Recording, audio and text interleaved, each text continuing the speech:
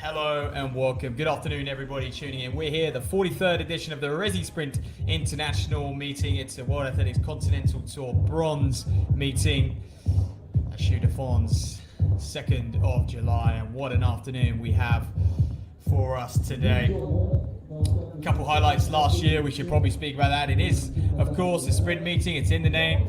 And a couple highlights last year, 3 men under that 10-second barrier. We've already seen some great performances today in the pre-program. Zoe Hobbs running 10.97 over the 100. She equaled her personal best, and what is she, ranked 12th or so in the world right now. And it's interesting, throughout the afternoon, I will try and keep an eye on the road to Budapest rankings, because of course there is the world rankings, which is done off points, but it's probably about that time in the season where we do start to focus on the road to Budapest, where we look at where athletes stand in that world ranking system when you take out when you only include, three per country, because of course the World Championships in Budapest mid to the end of August, there will only be allowed 3 athletes from each country, 4 if an athlete gets that auto qualification mark. That wildcard spot, of course, that's given to Diamond League winners and previous world champions as well. So there'll be a few of those, of course, in every event, but not sure we'll see any wild cards today, but a very exciting afternoon in prospect for us regardless. And I'll run you through the timetable as well, because we will be on air from 1 o'clock for about 4.5 hours or so, 1 o'clock to 5 at least. The last event going off at 4:30, but that's the international 200 meters for the women. And here's the triple jump on your screen. That's going to get started, due to go off at 12:45, so any minute now. So I'll keep you posted on that. But we will start with the men's 400 meter hurdles, and then followed by the women's 400 meter hurdles as well. Then the flat 400 takes over, back to the sprint hurdles, and then we'll go to the 100s and the 200s to crown off the afternoon of sprints here in this very intimate, lovely track here in Switzerland. It gives off the kind of low-key meet vibes, but it doesn't stop some electric times being recorded at this meeting. Over the years, we've seen some international superstars come down here. For me, it falls at a perfect time of the season as well. We think many have their national championships just around the corner to look for that qualification mark. And here's Nessa Burkhardt then on the runway to get things going. First attempt, round 1, shall I say, in the triple jump. And let's see what she could do here today. Beautiful, the sun coming out. It was overcast all morning, and the sun coming out here.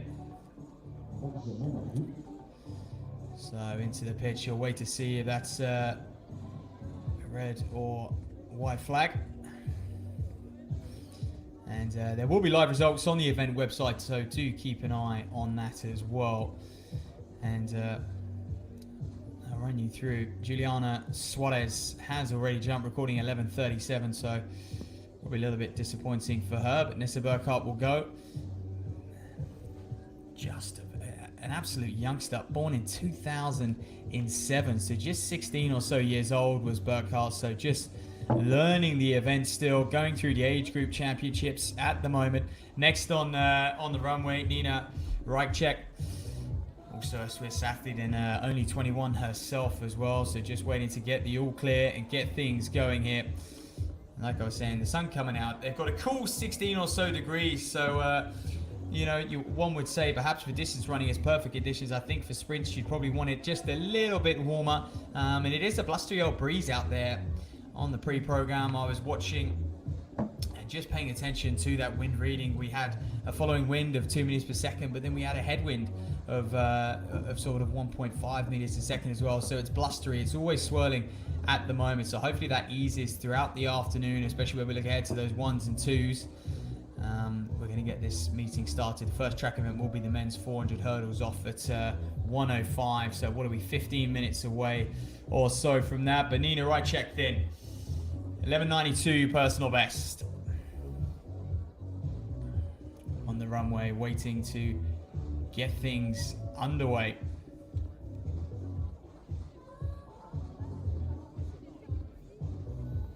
But this competition some way off, of course, the sort of world level. World Championship qualifying mark of 14:52, so we're quite a bit under that. And it's worth actually mentioning while we have a little bit of time to talk about the qualification period. Closes the 30th of July, so a lot of athletes have still got a month, so really coming into their peak season to try and gain qualification for that. But different events allow a different number of athletes to compete, and that has affected standards and made it very difficult for some of them. So a good jump, foul, unfortunately, and just sneaking into the pit there. Well, she'll have to be careful of that in rounds to come. I doubt they're probably jumping off that 11-meter board. Oh, she had a good bit of it's just the angle I was getting the images on. Clearly into the pit there.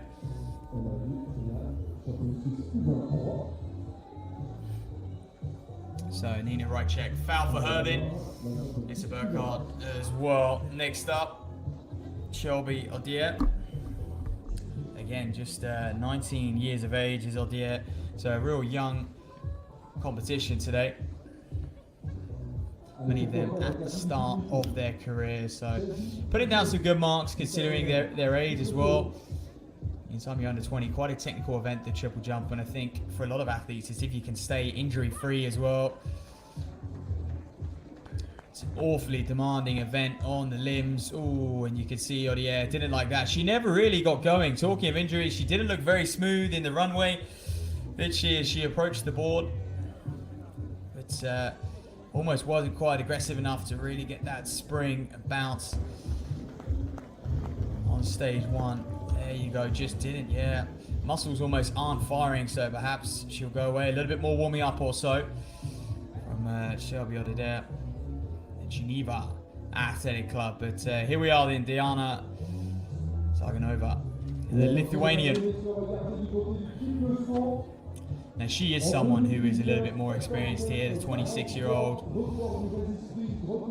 Been on the circuit for a while as well. Look at that, personal best of 14:43. She will be looking at that World Championship qualifying mark, just what, 9 centimeters shy of that. Okay, a season's best of 13:18, but all you need is one jump, one competition for it to click, and you go sailing through the air and get that mark. So Zaganova on the runway. She's one of the standout candidates in this competition. The Lithuanian.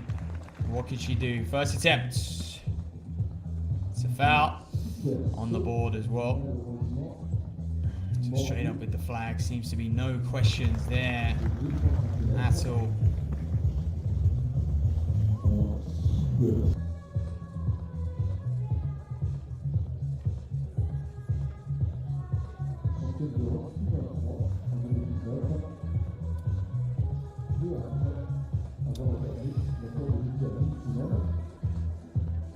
Back to her, right check. Here we can see the images. Just setting herself future jumps as well. Of course, they got 6 rounds ahead of them, these women. Next on the board will be Davili Kilti, another Lithuanian as well.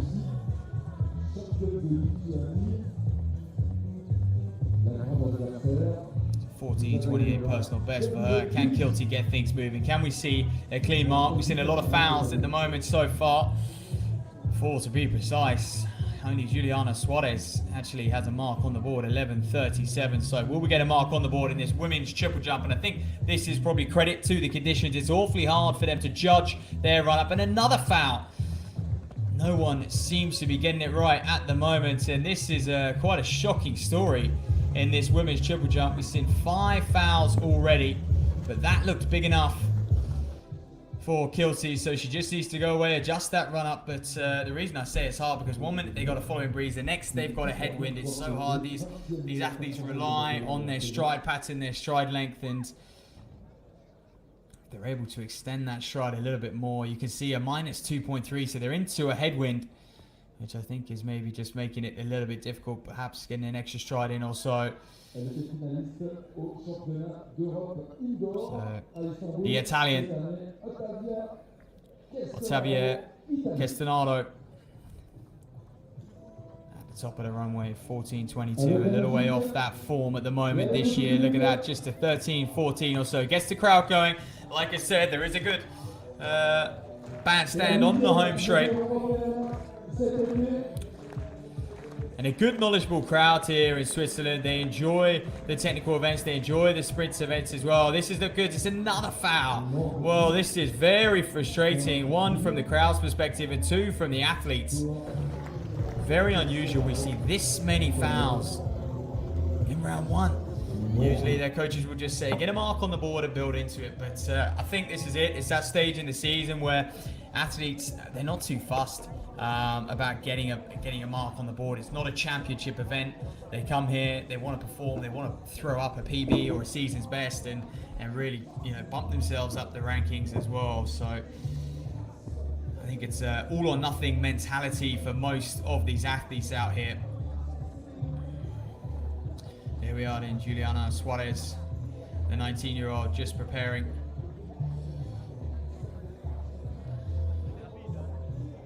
Talking to a few officials there, the Swiss native as well.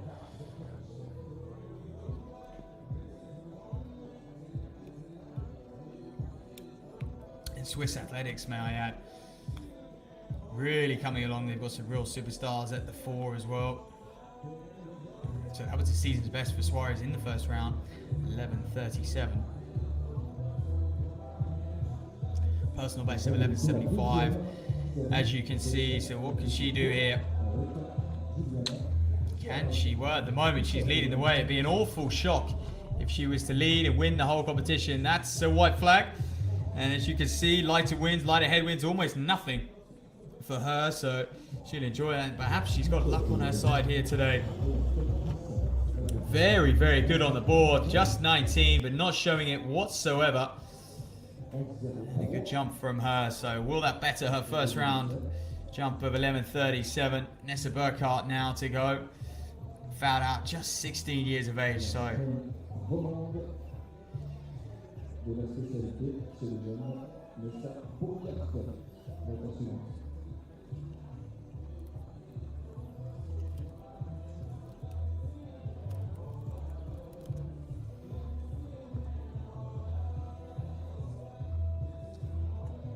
here she is, geeing herself up on the runway, choosing not to get the crowd engaged. Sometimes athletes don't like to be put off by that. But quite a powerful triple jumper is Burkhardt. Ooh, she won't like that one either. Just not quite firing today then. But still 4 rounds ahead of her. And if it takes you 5 rounds to click right at the end, I think it was a competition just a few weeks ago.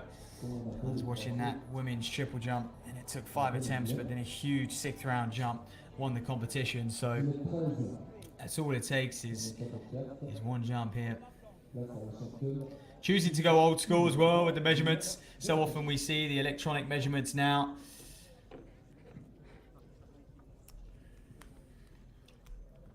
But good to see the old tape measure and a man right on the board, seeing if they smudge that plasticine or not. So Nina Rychek next up to go, rattling through this women's triple jump competition. Just 8 of a minute at the moment, and I can say Nika Burkhardt, that mark she got, 10.13. Juliana Suarez didn't improve on her first round jump of 11.37, just 11 meters and 3 centimeters for her. So, but still leads the way in this competition. To her surprise at this point, I'm sure she's well aware of the talent that is to come. Looking at Diana Zaganova as well.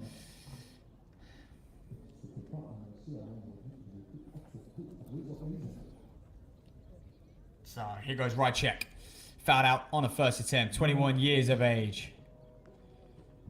Good smooth run up, good on the board as well. Unfortunately, it's a foul again. A little shake of the head and a wry smile, as you'd expect.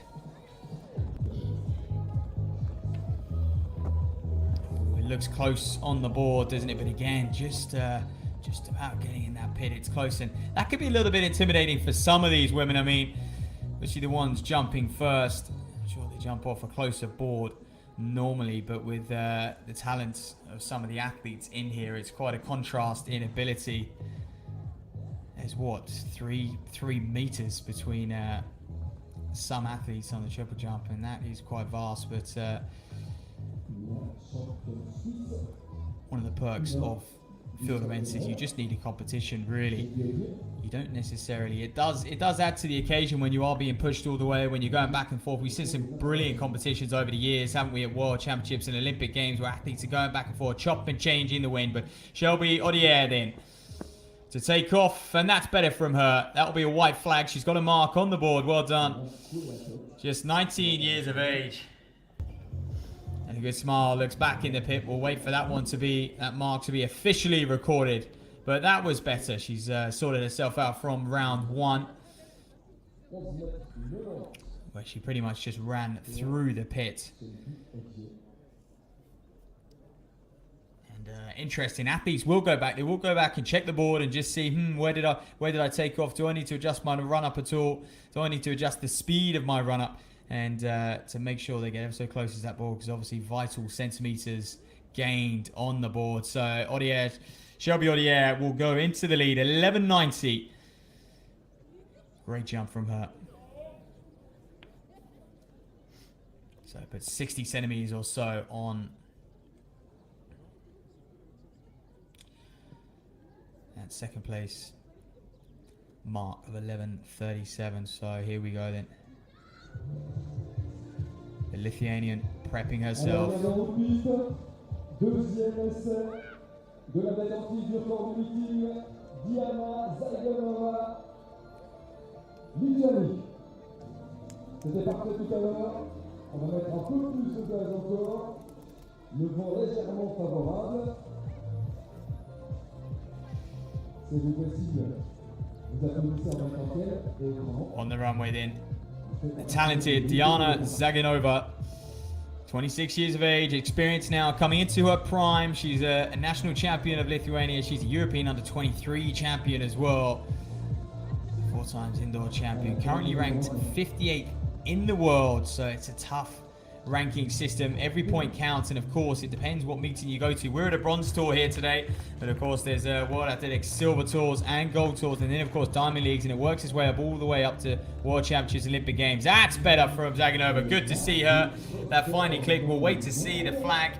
I don't think we got a glimpse whether it was a foul or not. It looks ever so tight on the board, but you could just tell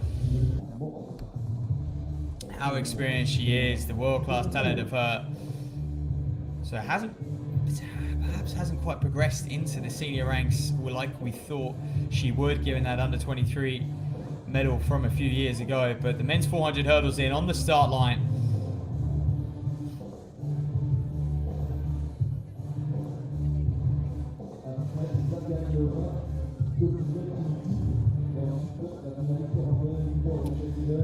We have still got Kilty up on the runway. Can she get a clean mark? Running through the men's 400 hurdle is going to be off in just, well, 2 or 3 minutes or so.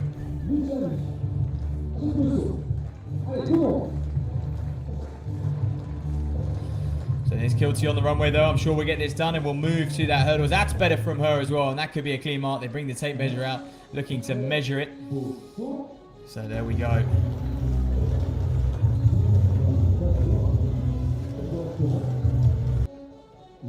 That's it, she'll enjoy that, and that may well contest for the lead in this women's triple jump competition as we're about to move into the 3rd round. We're not too far away at all. But, we should probably get some images on that men's 400 hurdles about to come. We've seen a couple races already. Fastest time previously recorded today, 50.07. Swiss athlete Julian Monvin. Good jump. Good race from here, right down near his personal best time. But will we see a sub 50-second clocking in this 4 hurdles? We sure hope so.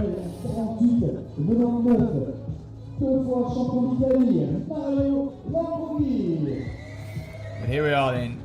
Ottavia Castanado on the runway.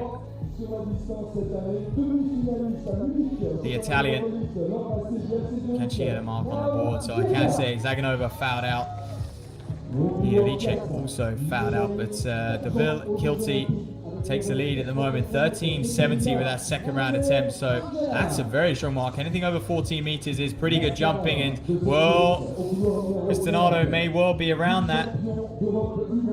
She looks content. She doesn't look overjoyed at all. She just looks content at the moment. But here we are, then, the men on that start line in this 400-meter hurdles. Let's quickly run you through it. There we are on the inside. Leo Cordorfa, Mario Lamborghini, Nahum Yerger as well, Ramsey, Angela, Nick Schmidt. Watch out for him.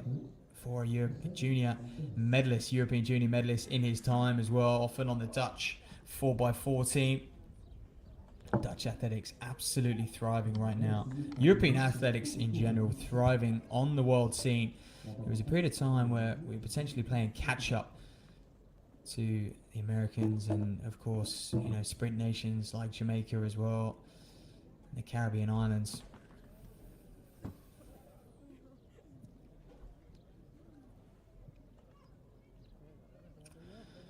So these men take to their marks right on the outside as well.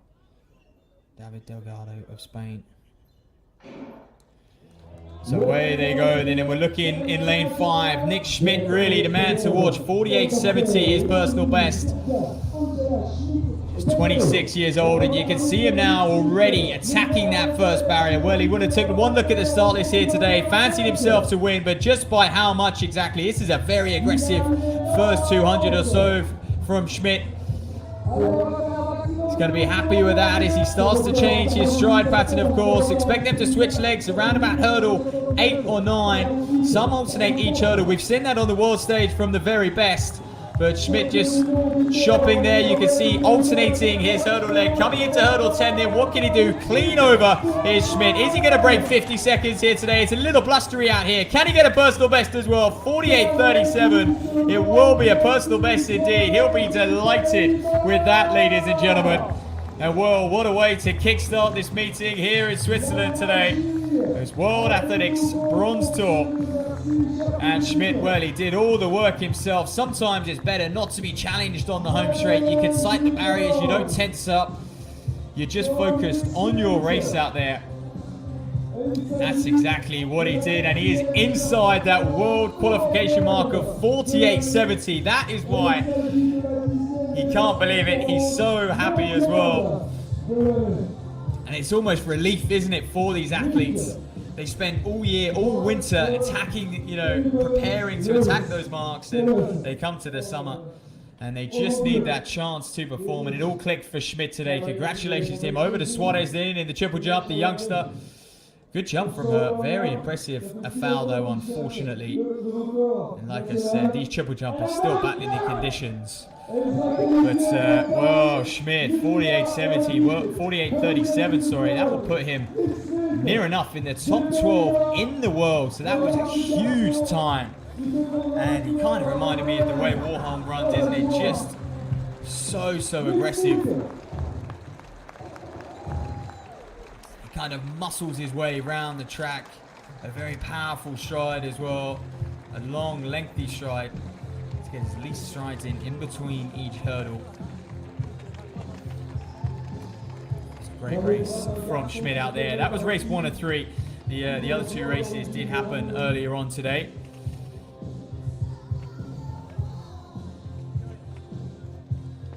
So here goes Burkhardt. Good jump from her. Lands in. Taking a tape measure in, so it must be surely a white flag. See on the board, can't quite see the official using the flag, but nonetheless she'll take one look back and wait for her official mark.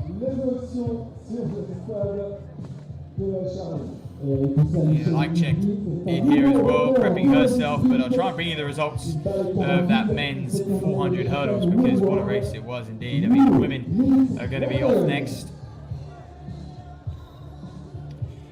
1:20, so we've got a little bit of an interim until then. 3 women's races to go off.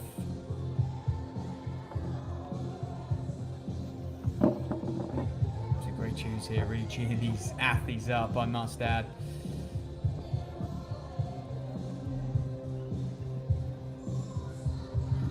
But it was Nick Schmidt with the personal best, 48.36. Julian Bonvin was the man in second, 50.07. So Schmidt, the only man, you can probably tell by that winning margin, to break 50 seconds here today, which is a barrier for these gentlemen over the 4 hurdles. And I wouldn't say it turns you world class once you break that barrier, but it certainly puts you in a kind of league of your own. So right check on the runway. Can she better her mark from that second round attempt? No, she can't. Straight through the pit. She unfortunately fouled out, so just hasn't got things going here. Right check today.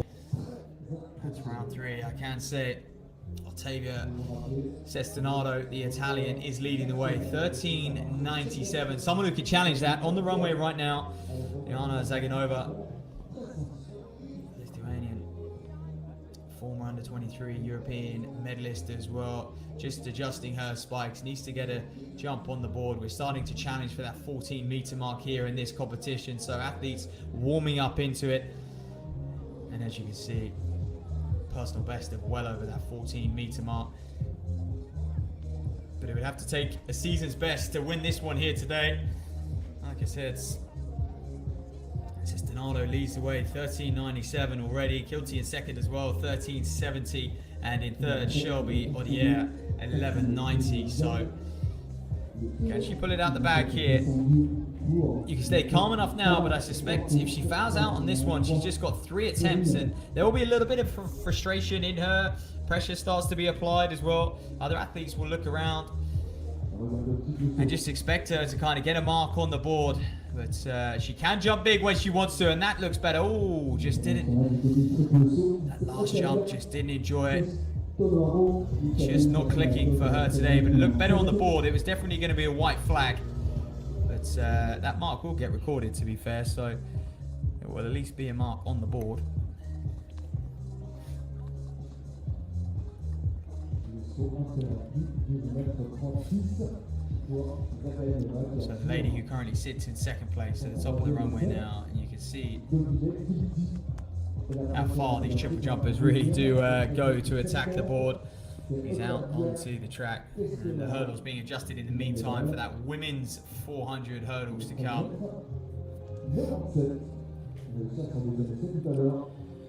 And there she is. That is second round attempt of 13.70, which for a short while she was leading the competition until Cestinato improved her mark. 27 centimeters indeed. So Lila Kilty getting the crowd G'd up, getting herself G'd up. She needs to attack this and challenge. She's better than 13.70. She'll know that. We all know that here as well, and that's better. Well, that could well challenge for the lead. We'll see what it comes in at. Ooh, it could be a foul. I did see them bringing the tape measure around to get a measurement on it. I'll keep you posted here. Live results, of course, online. And Diana Zaganova, by the way, 12.36 she recorded, so she's at least got a mark. Look at the crowd, enjoying themselves, waiting for that women's 400 hurdles to start. Very knowledgeable crowd. This is a good meeting, and it's 43rd edition, can you believe it or not? So many of these European meetings have been around for many, many years. They've witnessed some super talent grace the track. I mean, last year as well, we had Isaac McQuarrie down here, almost broke 45 seconds, 45.0 in the 400. So more on the sprints to come a bit later as we still focus on this women's triple.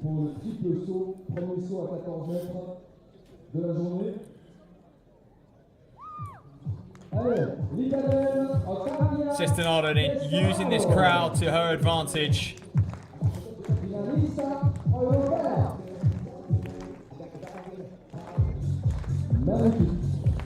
Patience. Takes it in. Triple jumpers do a lot of visionary work as well. Mental exercises to make sure they nail that jump. That looked good, good distance, but I think it was a foul. She knows it. She would have felt it on the board. Not to worry though, she still leads the competition at the moment. 13.97. I can say though, Davili Kilty is hot on her heels, improved her mark of 13.70 to 13.94, so just 3 centimeters separating the top two. There you are, your women 400-meter runners on the start line, just waiting very patiently off the 1, 5 minutes or so, and just not wasting any energy, are they? Look at them all just sitting down on their boxes.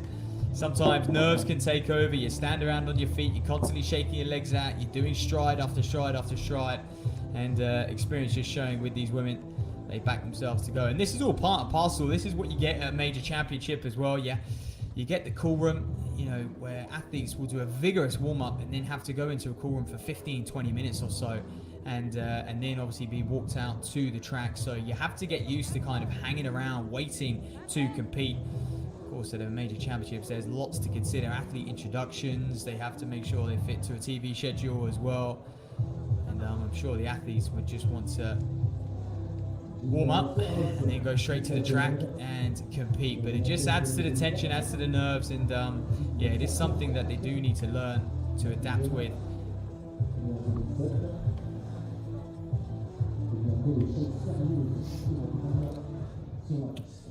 But a few names to watch then, I suppose. Lena Kloster, Norwegian, she's going to go in lane 2.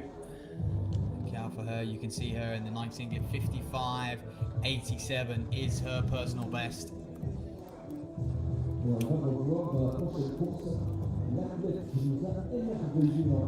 Warming up in Norway with some huge talent at the moment. She's 33 years old.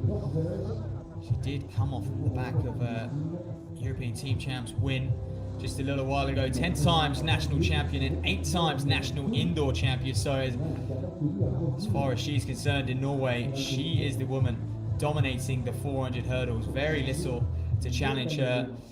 And a class as well of Belgium, 54.75. Here we are, start this on your screen. So just, 5 or so of them in this. Maybe Likinen as well, the Finnish athlete. Former under-23 European medalist as well. Kathleen Peters of Netherlands and Yasmin Geiger from Switzerland right on the outside, 55.48 personal best. So quickest in the field is maybe Likinen.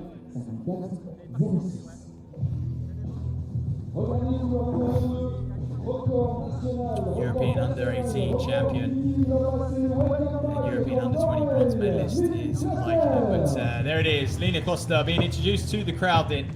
A 53.91 personal best. Well, I'm sure she'd love to get back to that form. But a lady who is in form in this year is Hannah Klaas, you just saw on your screen. Personal best and season's best this year, as well as this one. Maybe like in a building as the year goes by as well. Finland again.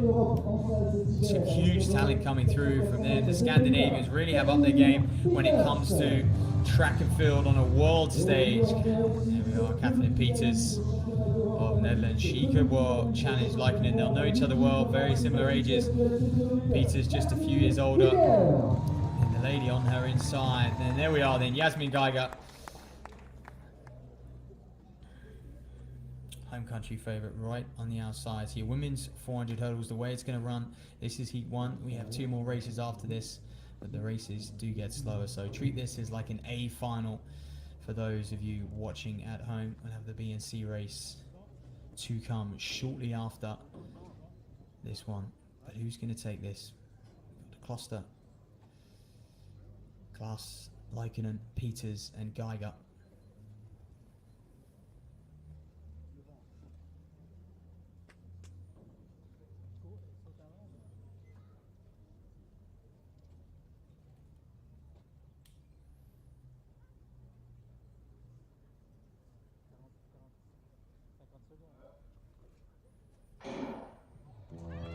So away we go then. I was going to say as well, this track just 6 lanes, so some of the bends are a little tighter than what these athletes may be used to, especially those who can compete on the world circuit, like Likinen, who's rising very well indeed, already up on Geiger and Peters on her outside. So Likinen having a very aggressive, very good opening 200 here. This is similar to Nick Schmidt we saw in the men's race just a few minutes ago. Attacking that, like I said, she'll look to change her stride pattern, just altering a little bit into that hurdle. But the rest of the field, nowhere to be seen. She's got a good, comfortable gap, but this is the challenging point. On her inside then, Hannah Klaas of Belgium, closing up. They're neck and neck now, coming into hurdle 10. The final hurdle. Oh, and Lion as well on the inside, but it's going to be Klaas who's going to take it. She's going to come through and take like that. That's an upset, ladies and gentlemen. 54-34. And that's going to be another PB this year for Hannah Klaas. She will be delighted. She's the woman in form at the moment. 32 years of age as well. So it is an event where you get stronger as you age, as long as you can stay injury-free. We're starting to see it more and more with technology, new spikes coming out as well. I guess better track surfaces. And just more intelligence when it comes to training and preparing for these events. Athletes are able to prolong their career. And also, chatting to someone the other day, there just seems to be a little bit more money in the sport. It's meetings like this on the World Athletics Continental Tour stage where athletes can pick up a bit of prize money and appearance fees as well. And it just allows them to continue to race and perform. And she is delighted with that, and rightly so. Hannah Klaas, ladies and gentlemen, gunning down Vivi Laitinen of Finland on the home straight and taking the win. But quickly we move back to this women's triple jump then. Diana Zaganova still with a fourth round foul.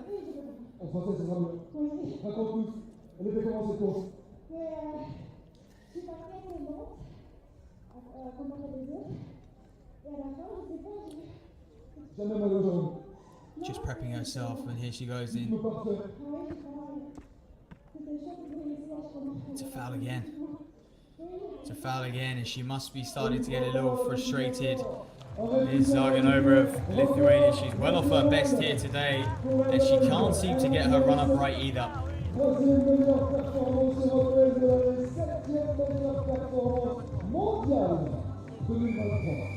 wonder if her coach or someone who is in the crowd to just kind of advise her on it. I'm sure she knows, a very experienced athlete. That's why it's surprising me that she's really struggling to get somewhat of a honest mark on the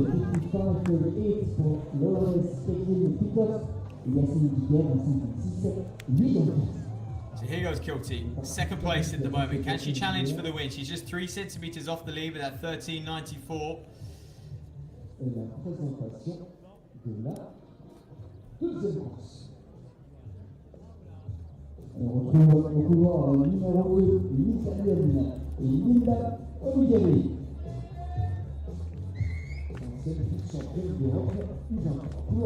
Also Lithuanian, he was a European champion at the under-23 level in her time. Under 20 medalist as well. Oh, that's better. That could world challenge for the win here. She seems happy with that one. They're measuring it out. We hope it's a white flag, and we could well see a new leader here, ladies and gentlemen. Very happy. Good on the board. Yes, and she's got a great long jump as well. Has Kilty 6.14 in the long jump. That was from many, many years ago. Obviously hasn't had the chance to do it, but I wonder if she did dabble into the long jump. Could she improve on that mark as well? So over to this next race in the women's 400-meter hurdles. This is the B race. Linda Olivieri of Italy goes in lane 2. 56.05, season's best for her. Alice Marraro, also of Italy, just 23 years of age, 56.22. So those two very evenly matched. They'll know each other well, so watch out for lanes 2 and 3. Looking at the ability of these athletes, they are really the ones to watch. So where they go then is they cruise round this first bend, this bottom bend on this nice, tight, intimate track here in Switzerland. We've got an overcast day here today for these athletes, but that hasn't stopped us from seeing some brilliant performances. I mean, Nick Schmidt ran a world qualifying mark in the men's race, 48.37. And just look on the inside, then Olivieri moving very well, already up on everyone going into that hurdle. Lena Wenley on the outside, the Swiss athlete there, 57.88, her season's best, coming into hurdle 7. Just stuttering a little bit. The camera's focused on her. She will be the hometown favourite. The crowd will be behind her coming into the home straight. But at the moment, it looks like Linda Olivieri, she's got a faster personal best and a faster season's best as well. A little bit more experience, perhaps too, over hurdle 10. Hardly stuttered or faltered into that one, and she's going to win here today. 56.47 unofficially, just outside her season's best. Well, Burnley put up a good fight, didn't she? Especially through that opening 300 meters or so. I'm sure Linda Olivieri, your winner there, would have enjoyed that competition. She had someone to aim for, someone to gun down, especially coming into the home straight, and then she just cruised away over the last 2 barriers. Olivieri. There we are, official time, 56.47. She was your winner in the women's 400 hurdles B race, and the C race to come next as well.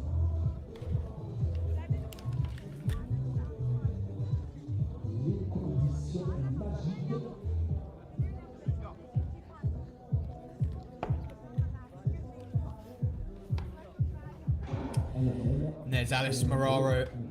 Perhaps a little bit disappointed from her. She would have been a second or so off her best today. There on the track. What a demanding physical event, the 400 hurdles. Some say the hardest event of track and field.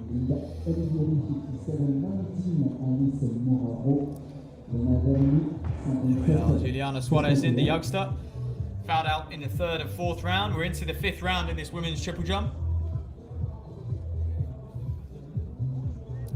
Measuring that one out. So they've got a flowing wind on the home straight now, these ladies. I say on the home straight, on the runway, of course.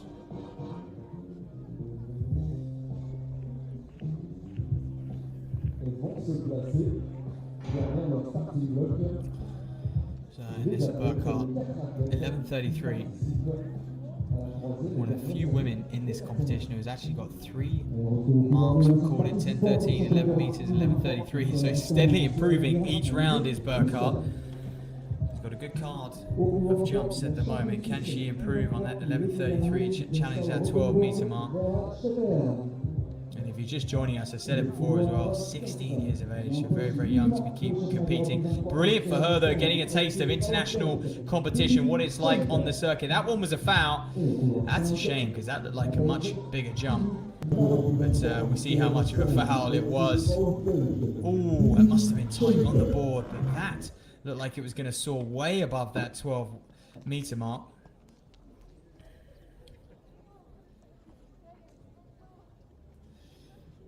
Okay, then the final race of this women's 400 meter hurdle. Just 4 of them to go in this one. Elise Rushka, Verda Stocker, Debbie Schenk, and Kylie Lambert to go. All with a personal best around about 58-59 seconds. And youngest in the field, the Belgian right on the outside, Kylie Lambert. She goes in lane 5. So interesting to see athletes deciding to stick to their lane draw and not move out. Sometimes athletes prefer those outer lanes, especially in the 4 hurdles. An easier bend to contest with. But you are there to be shot at, of course. And the fastest in the field is Kylie Lambert on the outside. So will anyone be able to go with her? Will they be able to key off her, or will she go off very, very fast indeed?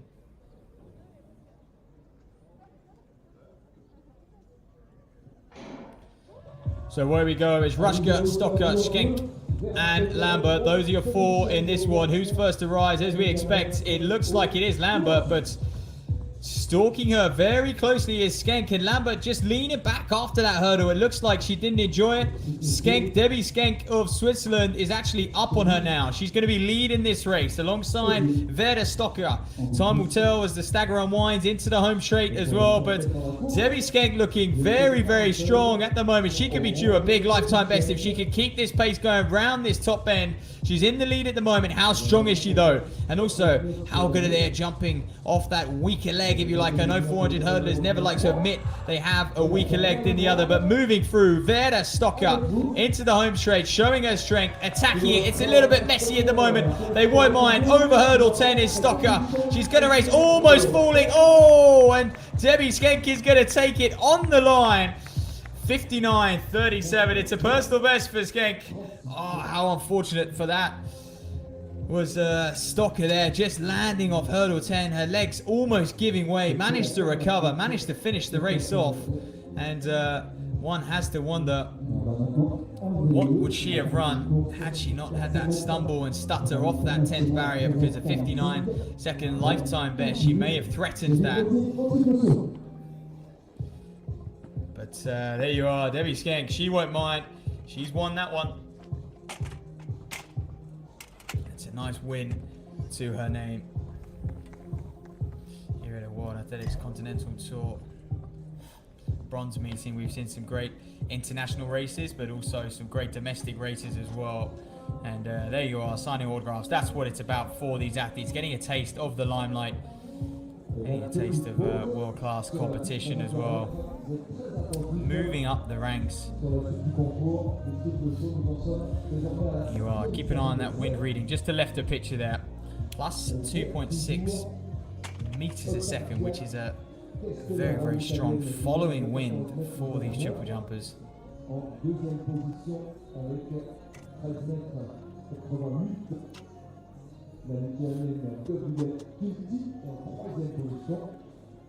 So, Zaganova in third place at the moment.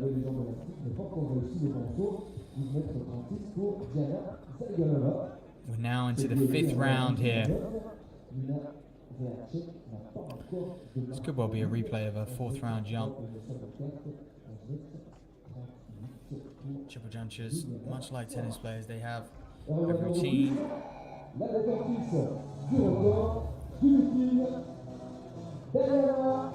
A kind of pre-jump sequence that they will do every single time. And they will try not to differentiate too much. It's more mentally to prepare them as well as physically. So here goes Zaganova. Oh, it's very good indeed. Right, what will we see? They're measuring it out. This looks better. I think she's finally relieved to herself. She's got a good jump on the board now. Looks like that was a white flag to me as well. No complaints there, but watching very closely, looks like she didn't even get near the board actually, so clearly adjusted her run-up. Right, well, we'll keep an eye on that. For her fifth round attempt, Zaganova has finally recorded a jump which could well challenge for the lead here, but a lady who's just 3 centimeters shy of that lead is Develi Kilti of Lithuania as well. I'll update you on Zaganova's jump once I get these live results refreshed.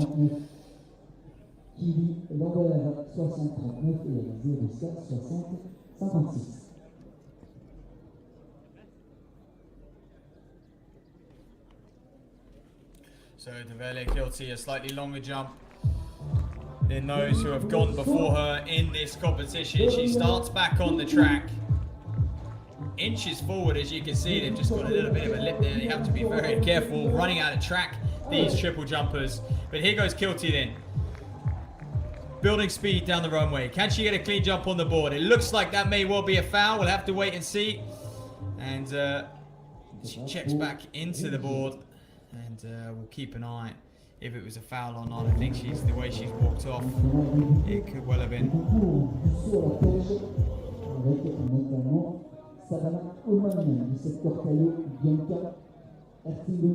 Just checking in with Coach then, as they're going to go into the 6th round, these women. So perhaps a little bit underwhelming at the moment that we haven't seen a jump of over 40 meters to really win this competition today. But I think that's credit to the conditions that they're having to adapt to out here. Sestinado then. Ottavia. She is your leader in this competition with 13.97. And after 3 jumps, they then go into, they then jump in reverse order. Who has the furthest jump, if you like. So Sestinado, even though on better her jump in the 6th round, she would have won this competition. So they've all got 1 jump to try and challenge for the win. She will be the last to jump in that 6th round.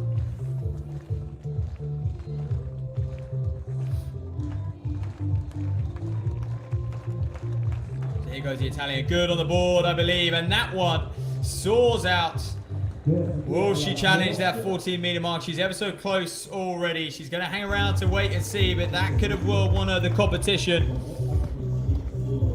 She's already leading, but she could extend that lead.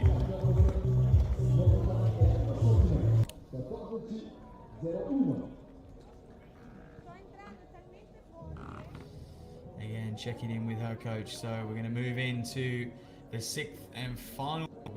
Juliana Suarez, I think, just prepping herself. In fact, it should be Nessa Burkhardt. There's Nina Rychek out there. I'm just seeing if she's even got a mark on the board at the moment because she's got 4 fouls as Rychek.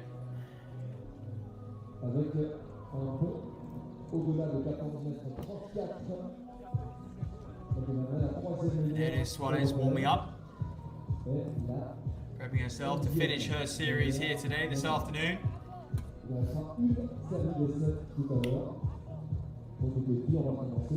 Paul Waters as well, warming up over on the back straight on the far side.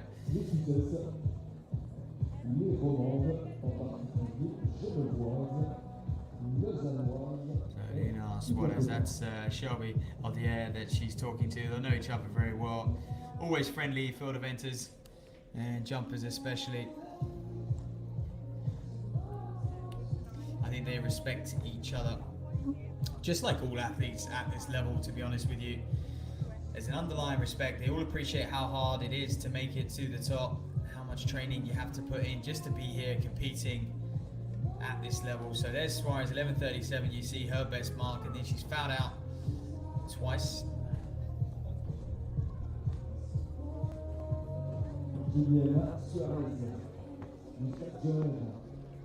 That's a very impressive jump. So her 6th and final jump. Ignore the graphic on the screen because we are into the 6th round here. And Suarez 11:38 in the 5th round. So that could well have bettered it. And I can say that Ottavia Sestinado's 4th round jump was 14:09. And that extends her lead at the top. So she's got, what, 15 centimeter cushion on 2nd place. I do apologise, we are in the 5th round of this women's long jump.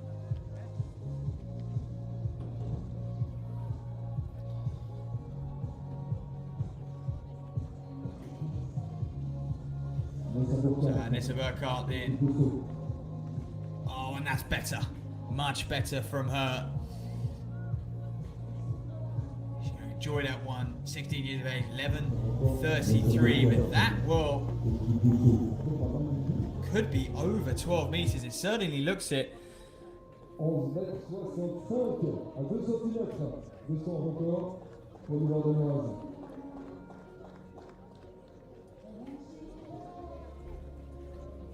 Results being updated round by round, you see. So we'll have to wait for them all to jump to see what that jump was. But it certainly looked like it was over that 11:30 mark from what we've seen before from Nessa Burkhardt.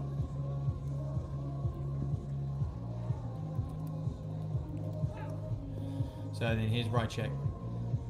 Things haven't been going her way at the moment. As you can see, 4 fouls into this 5th round. Well, it's starting to get quite important. She lands a mark here. If anything, just to see where you can come, because I'll tell you something, if you don't land a mark, it's clear as day, you're going to go home in last place and it will be a shame. to come all this way to compete, to prep yourself for a competition, to go through the taper process as well, to not get a mark on the board is one of the most disappointing things you can do as a jumper. And that again looked like it was a foul, and I think she knew the minute she took off. She knew, she would have felt it. These athletes are very attuned with their body, they'll know it. She looks injured, she looks hurt, the way she's kind of getting up and limping away from that. But yes, well over on the board there.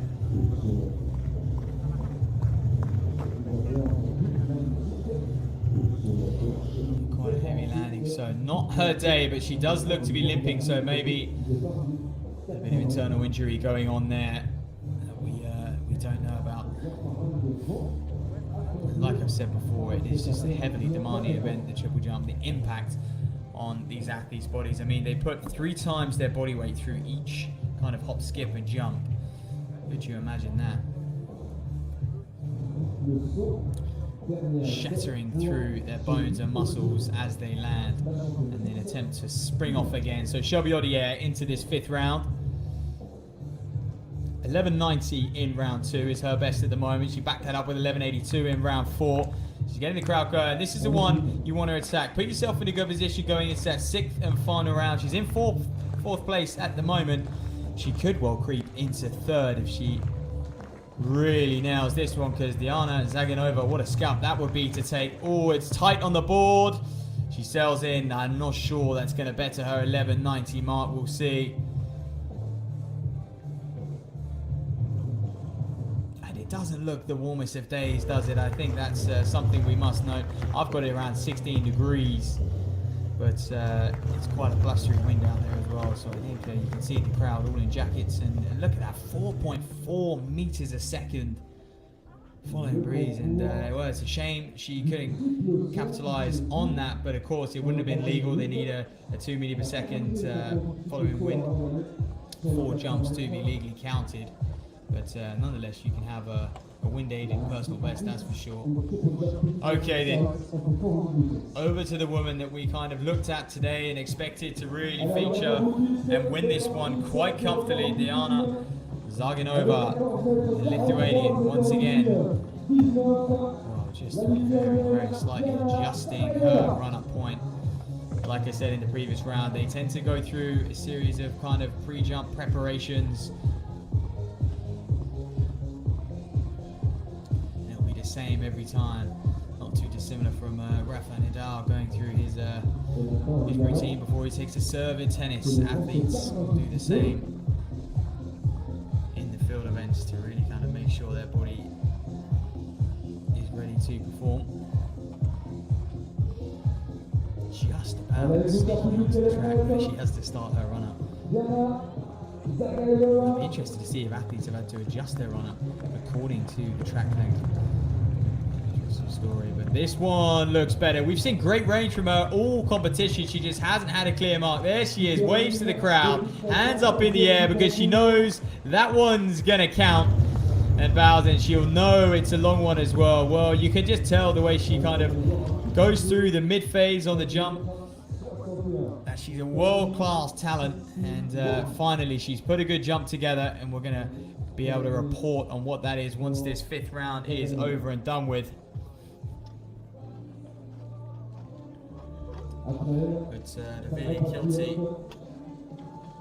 another Lithuanian, just adjusting her run up. And this is interesting because you can see, did she move it back slightly or move it forward? I mean, they're going to get that wind reading right on them, so they'll know. And she's just wasting. She's sussing out the wind. These jumpers have around about a minute to a minute window to basically take off, so they can leave it. You know, she could probably leave it 50 seconds or so before she takes off, but it does look blustery. You can see her hair kind of flowing in the wind. She's just waiting for conditions to turn in her favor, or at least just calm down a little bit.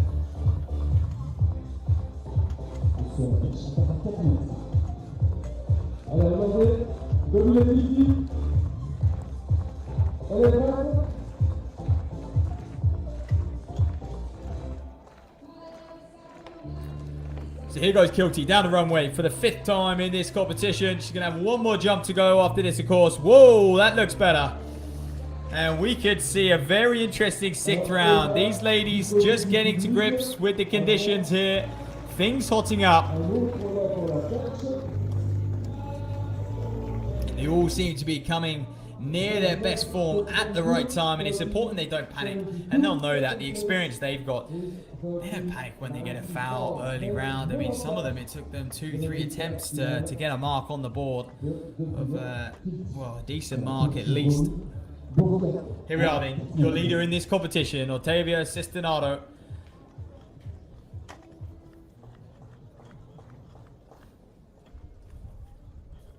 The Italian. She could well be looking over to her team, her coaching staff in the crowd as well, just saying, when shall I go? I think they'll have the measurements as well. She's hands out to the side, feeling that breeze, lining up. Here she goes and gets the crowd on her side to extend her margin. Can she better that fourth round jump we just saw as well, 14.09? Can she extend her lead at the top in this competition? She's led pretty much from the second round onwards.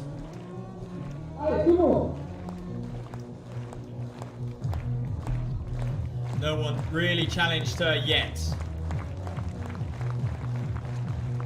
Good on the boards. Good jump indeed. She'll be happy with that. Hands up in the air, little clap. Well, like I say, we can see a very interesting 6th round ahead of us. And we'll try and bring you these marks as soon as possible, as soon as my system's refreshed with these live results. Congratulations to her, following 2.2 meters a second win. The next event on the track, as you can see, these men really warming up, getting ready for that 400 meters, just the flat 400. The hurdles are over and done with. We're going to have 4 races ahead of us in this 400.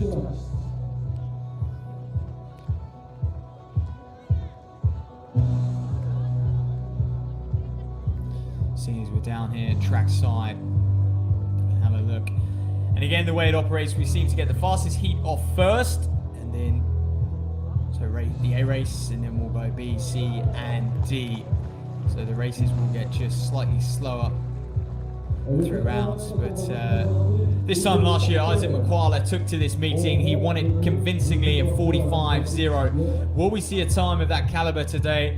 Well, we sure hope so. There's a start list on screen. Florence Marbeli, Samuel Garcia in there, Chick, Tadiane Duf also in there. Le Marvin Bonavaccia, the Italian, 45.06 personal best. Lorenzo Benatti as well, Davide of Italy, 45.54. I do apologise, Bonavaccia is Dutch, but getting on a little bit now, 34 years of age.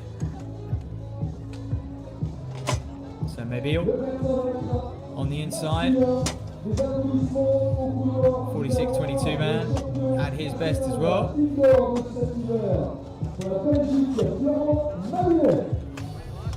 Yeah, sunglasses on, he won't need those today, very overcast. Sometimes it puts athletes in the mood though, doesn't it? Focuses them to get aside of these barriers. And look at this man, Sam Garcia, 45.00 personal best, season's best of 45.95.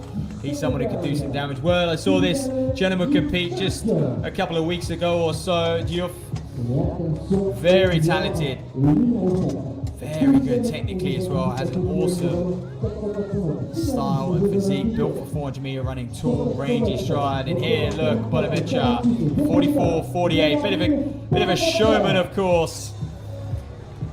Season best of 45.06. Lorenzo Bonatti choosing to take a slightly different approach, I guess, to Bonavaccia.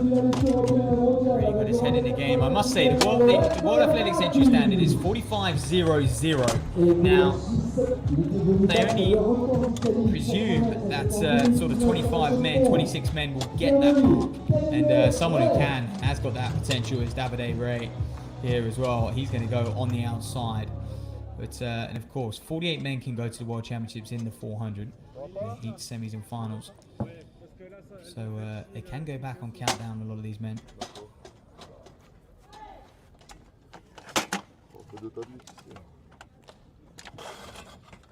For example, Bonavaccia, 27th in the world while on the road to Budapest, and he is the first man in outside of who hasn't run the qualification standard. So, and in the 400 hurdles, they take your 5 best races on points, of course. World Athletics points take into account the level of the meeting, the time you run, and the position you place.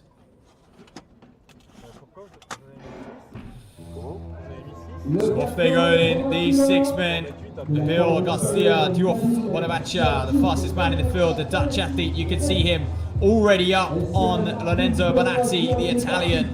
A very, very aggressive opening 200 or so. We've seen a blustery conditions here. We're not quite sure where this wind will affect them. Will it be on the back straight or the home straight? 400 runners don't mind the headwind on the home straight. They like to coast down the back straight, get things moving, bank a little bit of time.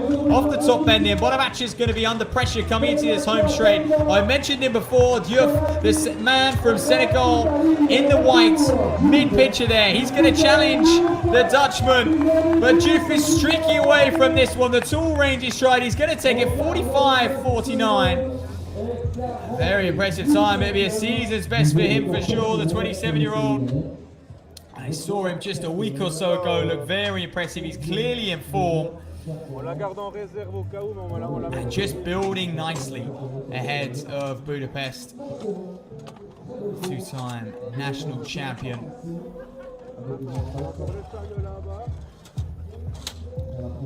There he is. That's what the 400 will do to you, ladies and gentlemen. But we'll take a look at the road to Budapest rankings, because I think it'll be awfully close to that mark when, of course, they take out 3 per country.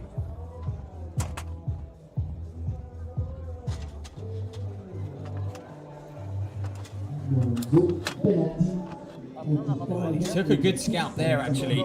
He's ranked 98th is Juth, but he took a good scalp in Bonavacia, and he won today, and he won in a reasonable time as well, so he should get some good points. Bump himself up on the rankings, because he's done a lot of races which have kind of been category F races, which is you know, World Challenge or below level.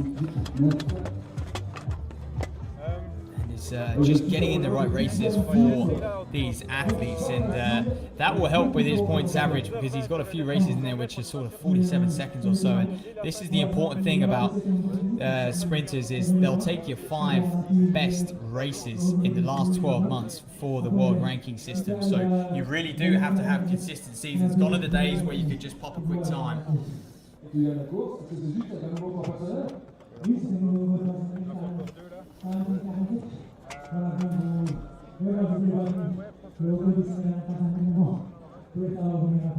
Après, et si tu n'arrives pas à le battre cette année, tu reviens l'année prochaine à la Chaux-de-Fonds. Allez, on applaudit bien fort le vainqueur, la première série du 400 mètres. Tidiane Diouf du Sénégal. C'est toujours une oreille vive qu'on a reconnu l'accent. Et dans la prochaine course, mesdames et messieurs, nous aurons l'immense plaisir. On va lui faire une ovation de retrouver celui qui ici même. There you are, the crowd just hearing from the man of the moment, Diouf, and perhaps a little bit disappointed there is Bonavacia with his run today. But he'll look ahead to the Dutch Championships and also look ahead to Budapest at the moment. He's ranked inside the top 30 of the world. The top 48 will go to Budapest, so and that's a nice lifetime best for Tidiane Diouf there. And a good win, and Bonavacia actually fading back to 3rd. And this is what I'm saying about these blustery conditions. When you get really aggressive over that first 200, will it come back to bite you? Just depends where he is in his season. Are they doing their kind of strength work? But hey, look, interested to see Isaac Makwala in this second heat. That's a big surprise, because this is a man who won this competition last year. And he won it in 45.03. So can he better that mark? Can we see him dip inside the 45-second mark? I can't see him at the moment down there, although he is due to run. He's due to go in lane 5, and definitely couldn't see Makwala, former world medalist, phenomenal runner over the 400. It's a very big name. But here we are, Zaya Klein from the Netherlands.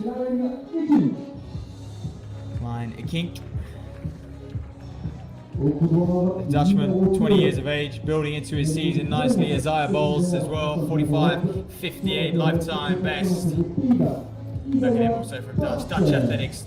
doing things very, very right at the moment. You know, we've seen Femke Bowl, but also, you know, we just saw Schmidt in the 4 hurdles at this same meeting. They really are becoming a strong nation, especially over 400s. They're looking to attack the relays as well, aren't they, on a global level at the World and Olympic Games. And a lot of European nations are very excited for the Paris Olympics.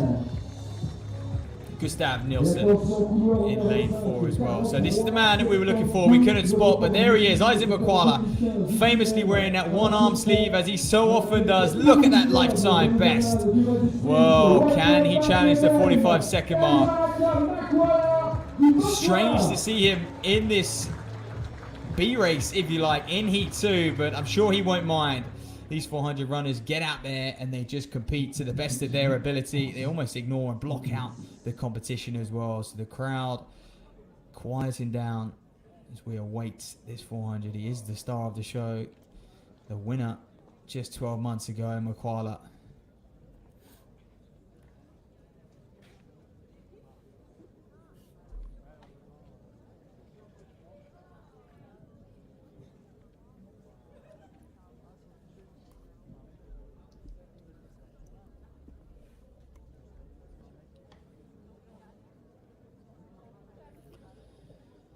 Still await the starters' orders.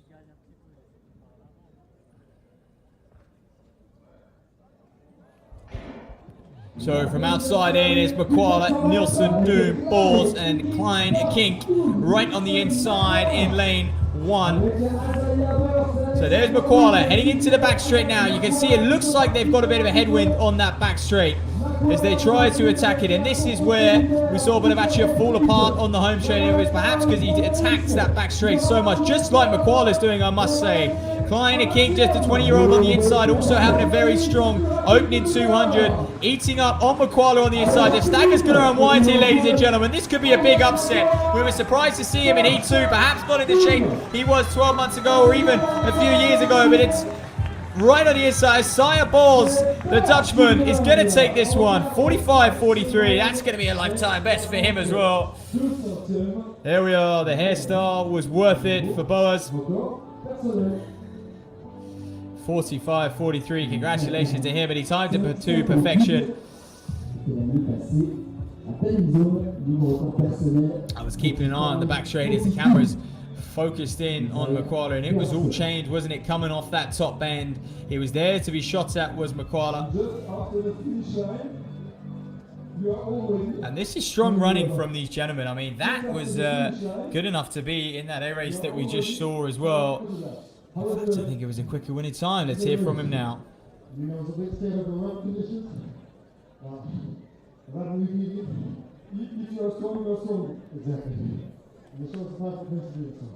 perfect place to do. La place parfaite pour faire des scores. On l'applaudit bien fort. On va faire la deuxième série. Azalia Burst, Pays-Bas. Well, there we are. I think Isaiah delighted with that personal best. There he is. Lots of autographs to all these kids. They're going to have a absolutely filled t-shirt by the end of the afternoon, aren't they? You see these women pole vaulters warming up as well. Drive another 44 today. Is that true? Yeah. Always tell me I know that I have to go fast. The homes to count as well, but we will have one more 400.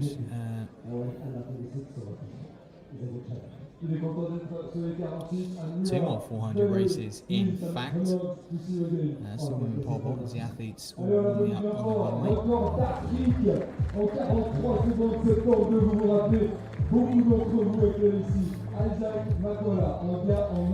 I can identify another Burkhardt in this pole vault, sister of Nessa Burkhardt, you one would presume, who was in the triple jump. So a good family of athletes. That is Umi Burkhardt, just 19 years of age.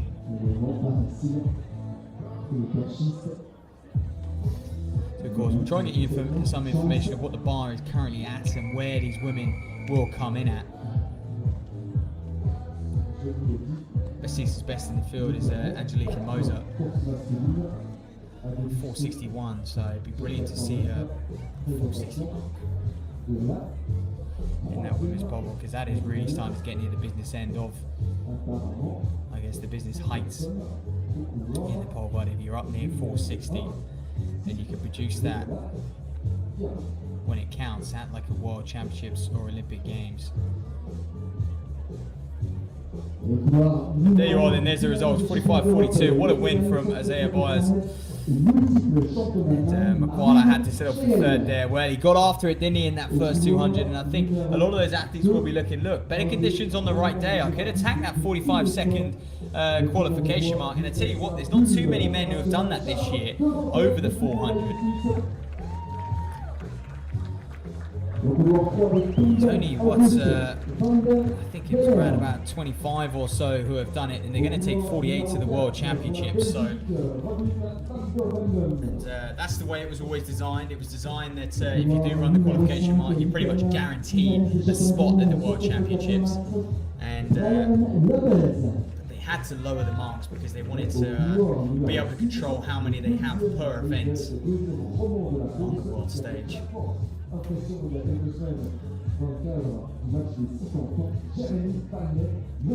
Let's have a look at this, start this real quick then. From inside out, we've got Marvin Schlegel, Charles Devante, August van der Witt, Robin van der Bemden, Brian Lopez and Jeremy Valnet.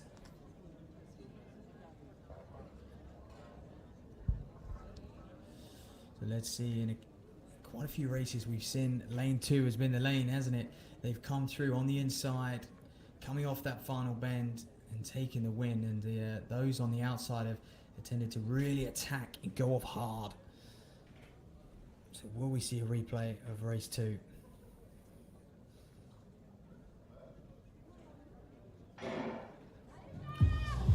So then all these men away safely, as you'd expect. Fastest season's best in the field is Brian Lopez of Italy. He goes in lane 5, and that could well be him moving very quick. But in the inside of him, Robin van der Bemden from Belgium, 46.50. That's him in lane 4. Very aggressive first 200. Will he pay the price for that? Because he looks phenomenal down the back straight. But we saw Makwala do exactly the same. And this is where the wind is going to hit them, that headwind in their face as they start to slow up. Who's the stronger of the two? Brian Lopez on his outside, and again coming through right on the inside, Marvin Schlegel of Germany, a 46.77 season's best. But we could well see Van der Bemden hold on here, or could we? Across the line in ever so tight, dipping inside 46 seconds. I can't call it. I'll have to see the side-on view. That's going to be a tough one for the photo finish, but it might well have been Lopez on the line. A grimace or a smile, a thumbs up. Spanati alongside him as well. I'm sure Italian teammate, they'll know each other well. Maybe even room together. I'm sure they have some stories. It's always good hearing these athletes rooming together on the circuit. And look at that, in demand already. As soon as he finished. I think he's saying, can I catch my breath at least for a second or two? These kids won't wait for that. They want an autograph. It's great to see. It's great to have that interaction, actually. How often do you see in these meetings that kids are allowed on the track, up close and personal with athletes? I'm sure they could ask you questions, photos, autographs. And when we're looking at the future generation, that could well mean some of them stick with this sport and want to grow up and perform at this meeting and beyond. World Championships, Olympic Games as well. But what a race that was, and in fact it was. Lopez on the line. I'm just looking at the results here. Brian Lopez on the line, 46.01. So the official time coming in just a little slower than the time we saw on screen. And Robin van der Bemden of Belgium, who had that very aggressive, and to be honest, he looked like he was going to win right up until that last 10 meters or so. 46.07 he was awarded. Marvin Schlegel, the German on the inside, 46.43, and Charles Devante, the Swiss athlete, 46.78 on the outside. And here we are then. This could well be a national champs. Look at this. 5 Swiss men will go. Ivan Belisa, Ralph, Karath, Nick Stolder, Vincent Gendry, Martin Fuchs on the outside. Most of these men very similar in age as well.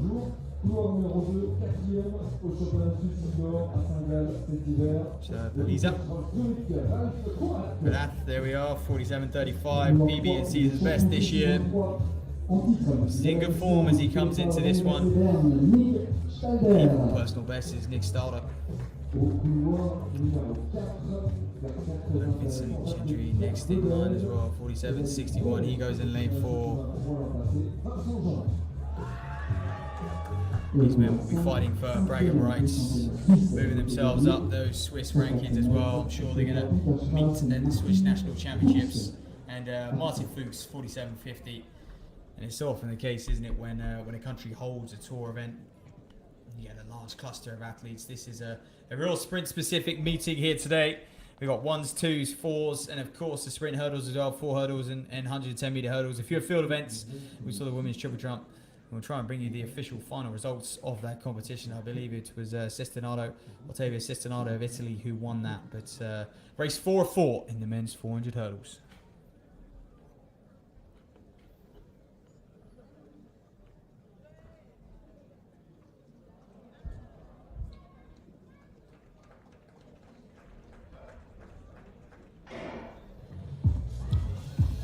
Well, off they go then. 5 Swiss men will battle it out over 400 meters or so. On the outside, Martin Fuchs seems to have got a good start. Attacking in the red there, center. That's Nick Stolder. Already up on that segment. It's very interesting to see here athletes attack this. And look at that athlete just having a dip out of the way. These men charging towards her as she warms up. But Stolder now leads the way on his inside. Is that Ralph Karath coming up on his shoulder, moving nicely. He's in lane 2, so he's going to come off the bend. In first place is Karath.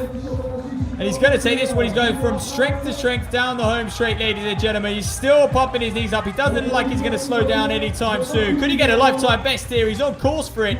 Oh, just outside, 47.47. The lifetime best of 47.35. He's in great form, and that's worth a lot, that performance, because it is windy out there. It's not the warmest of days either.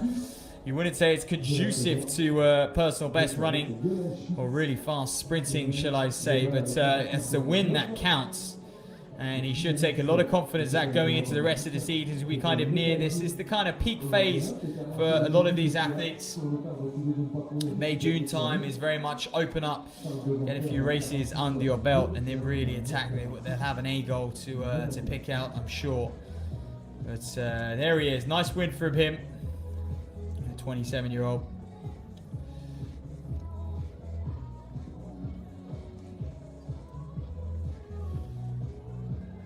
Just contemplating that victory, gathering himself. And we'll bring you the official results. It was 47.46. Second place was Vincent Gendry, 48.14, and in third place, Nick Stolder. So it was the theme of those 400s, and I wonder if these women have taken note, because it was the person who really attacks that first 200 could never manage to hold on. There's a horrible headwind on the home straight that these athletes have to battle with, I think, and or round that top bend, shall I say. That seems to be where they really struggle, and if you haven't quite gauged it right, you know, you're just running through treacle in that last 100.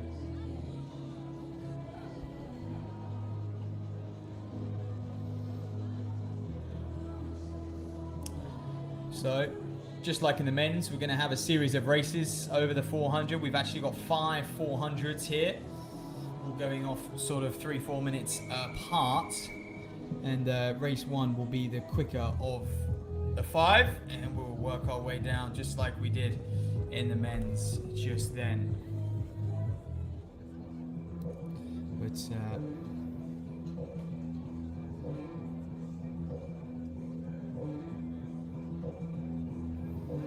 start this on screen there for and there's the results from race 4 in the men's 400. You can see it was Karath who timed it to perfection. A brilliant home straight, won in that one by over half a second. Convincing victory.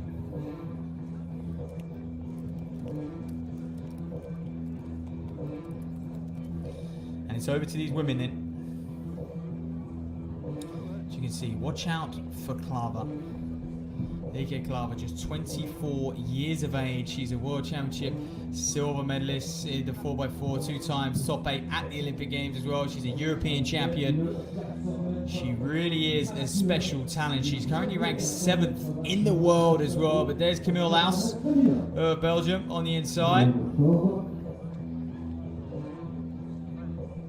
But this is what I mean about that Dutch 4x4 team. You know, we know Femke Bol is a strong member of that team, but it's not just her who is responsible for these medals, European medals, international medals, and top 8 finishes that the Netherlands achieve.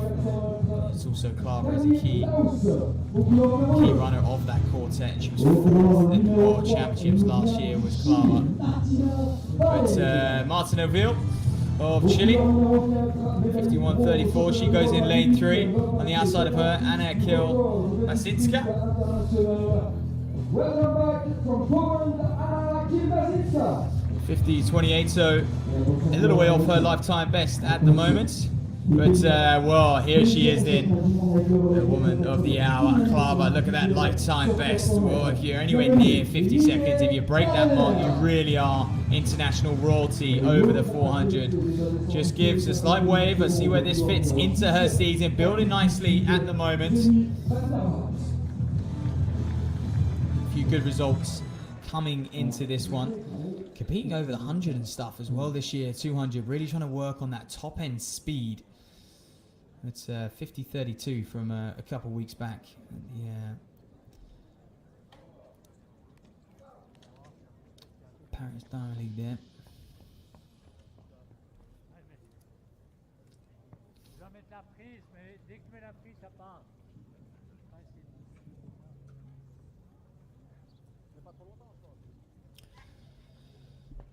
So inside to our Laus, Viel, Kilbasinska, Klaver, and Van der Walt.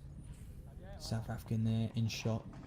Right on the outside, got a 50.8 season's best. Can she possibly challenge the likes of Klaver today? Because Klaver done a lot of competitions over the 1 and the 2. She is building towards that 400 personal best of hers. And I'm sure she's judging her season. She knows that we're still, 6 weeks away from the World Championships. But Klaver easing herself down the back straight, was straight up on Van der Walt. She's in front now. She's there to be shot at. How will she respond around this bend? She's very experienced, this one. She's a key member of that Dutch 4x4 team, is Klaver. Can she hang on then? She's right on the outside. It's a tough bend to be, especially when the wind is in your face. You're on the bend for longer. She's down the home straight. How's their strength getting on throughout this season? There's no doubt about the winner here. It is going to be Lieke Klaver of Netherlands. She's going to take it 50.41 world, just outside her season's best. And you know what? That's a very strong run. Considering the wins here today, she'll be happy with that. Get her in a Diamond League. And, well, perhaps you'd expect it. She's done it on the international stage, 4th at last year's World Championships. And she's building nicely. And so often, it's about measuring your season, especially when the World Championships falls in August. There's Camille Laus, strong run from her as well. And 50.40 the official time for Klaver.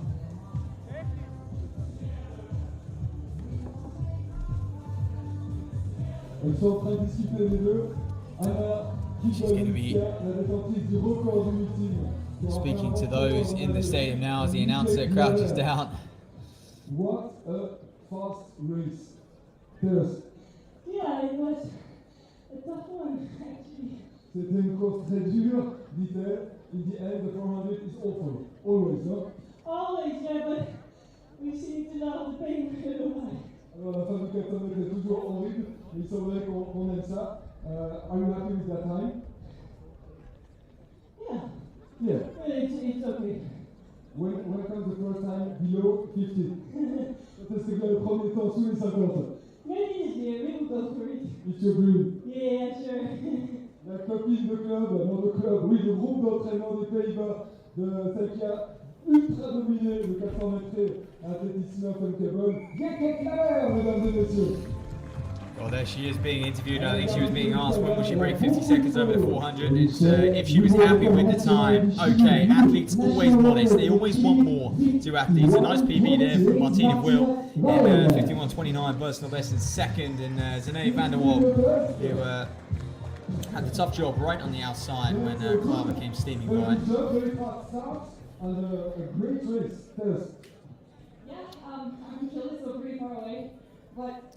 Well, here we go. There's Heat 2 on your screen now. Evelien Salberg of Netherlands, she would have taken some inspiration from Klaver. Like I said, they're doing something right over there because they are producing some serious talent over the one lap event, whether it be the flat 400 or the 400 hurdles. They really do know what they're doing. We've got Victoria Tachuk as well of Ukraine, Naomi van der Broek of Belgium, Julia Sen as well, and Victoria Hurgu right on the outside of Great Britain. So here we are then. Evelien Salberg, a little way off her lifetime best, but building nicely is the Dutch athlete.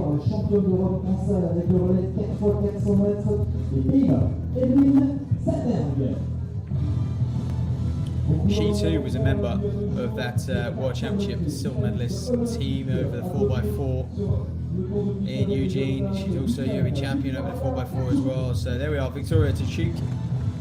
I don't think it flashed up on screen, but comes into here with a 51.85 season's best. Naomi van der Broek, 51.73 as well, personal best. So she could contest for the win. And well, race 1 and 2, they all could be in the same race really, but there's not enough room on the track. Of course, just a 6-lane track here. And it's very intimate. Good atmosphere, good energy meet here in Switzerland. And Julia Sen getting some good crowd support indeed.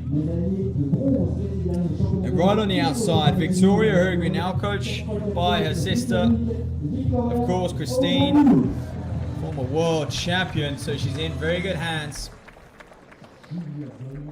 British athlete. Can she improve on her season's best mark of 52.22? Well, although we haven't seen electric times, we have seen some very, very credible performances, so it's showing it can be done. And Victoria Hurgu has an absolute stash of global medals in the 4x4 as well for that British team. It's second at the Commonwealth Games last year, 50.72. She has the ability to pull out something very, very special. So Hurgu on the outside, there to be shot. It's a difficult position, especially when it's a blustery track as well. And already up on her shoulder there, you can see Julia Sen. She's going to push her to the wire, but, you know, Victoria Hurgu, if you remember Christine from a few years back on the World Championship, she was very good at judging her effort. She would time her kick in a 400 to perfection. It would be the most measured 400 race you'd see. She would never get out too hard. Victoria runs quite a similar way. They don't get out too aggressive, but what they do is just hold strong. They're very, very strong. These are Hurgu. She's 30 years of age now. She's on the outside. She's in the lead at the moment. Can she stay there into the home straight? Then on the inside, Evelien Salberg of Netherlands. Watch out for her. She's closing hard. But as I expected, Hurgu has another gear as she prepares. She was second at the Commonwealth Games. Well, 51.68. She's building nicely. She's going to have the British Championships next weekend as well. Well, she'll be happy with that. She'll take that back to Britain, of course. And that improves her 52.22 season's best. Almost knocks a second off of it. That's all she does. They peak at the right time. She really is good at that. But impressive performance from her. And I wonder how she would have fared up against Klaver as well. Someone else to kind of key off. Quite tough when you're out there in lane 6 on your own. Salberg with a very good top bend. They would have been rewarded with second place there as well. She just kind of gets herself up off the track. And in fact, it was Naomi van der Broek of Belgium, who got second place. 52.26, the official time for her, but 51.67 for Victoria Hu. So that is the official time.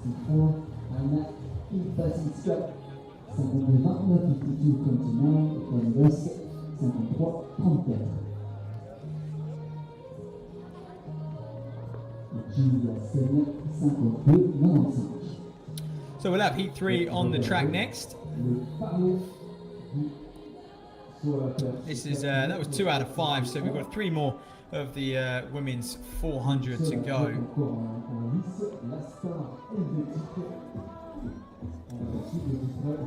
Some strong runners in that one, all of them in that 52-second mark. There's the results from that race.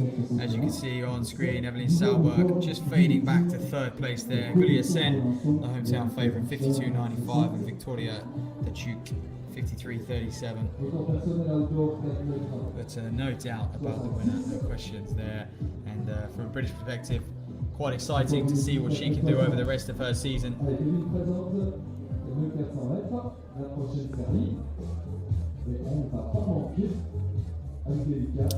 There's a start list for Heat 3 then. I'll run you through that one when the camera pans down on to the track. But 51.00 is the qualification mark for these women. So Hurugu is just shy of that at the moment.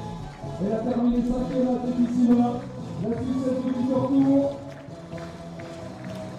continue to look to really attack it.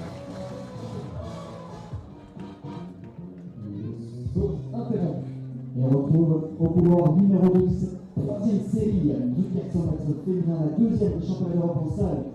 So there we are, Eleonora Marquinado.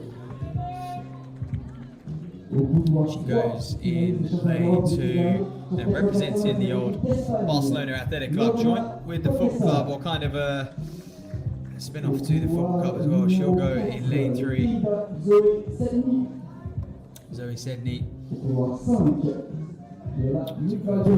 on Zoe Sedney. She's got a season's best of 52.50. You can see it on screen. Julia Nederberger, 52.62, season's best as well, and personal best. And right on the outside, Helena Ponnet of Belgium,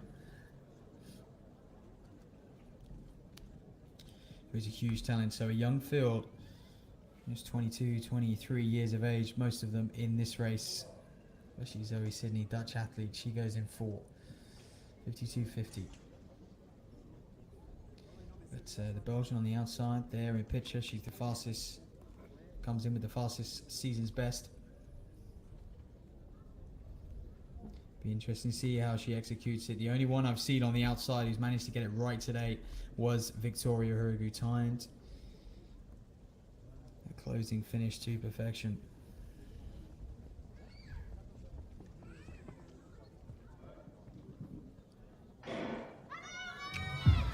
So where they go then, round the bottom bend, all fairly evenly matched at the moment, especially Sydney, Nederberger and Ponnet. As I say that, Sydney is up on the both of them, and she's looked to be just on the shoulder of Helena Ponnet, who's just holding her off on the back straight. In fact, it's going to be interesting what's going to happen around this bend. Has Zoe Sedney gone off too hard, or is she just measuring her effort? She inches into the lead. I don't think Ponet's done by any means yet. She's the quicker of the two on paper coming into this. Has she timed it right? Zoe Sedney, and she's going from strength to strength now, ladies and gentlemen. She's just easing away from the field. This is it, a good head-on shot. It doesn't tell the full story though, because coming right back on the line, Helena Ponnet. Oh my goodness, what a finish, 52.21. Just outside her season's best, but goodness me, the last 40, Sydney was just running through treacle. She really tied up.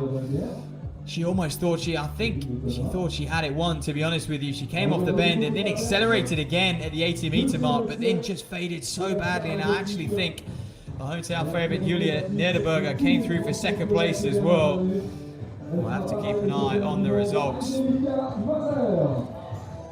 But Helena Ponnet, 52.20 officially. It was Julia Nederberger who came through for second place, 52.57. And, well, Zoe Sedney and Netherlands going to have to wait and see. But again, just getting a bit excited round that top end. such a hard race to judge. It really is, and all athletes prefer to attack it differently.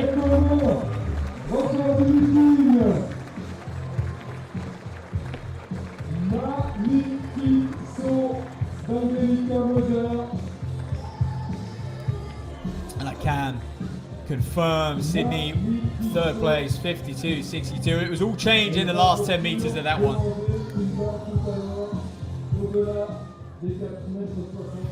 These women still battling blustery conditions here at the meeting La Chaux-de-Fonds. Right on that French border as well, so right in the heart of Europe. Very overcast, grey day, and we're going to move on quickly. The action coming thick and fast. Here's the results of Heat 3.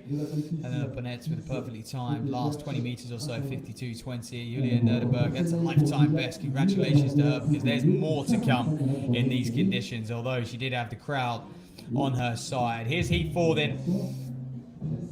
Giancarlo Chevazan, Elisa Leglina, Lula Thiel, Britt de Blau, and Andrea Boom.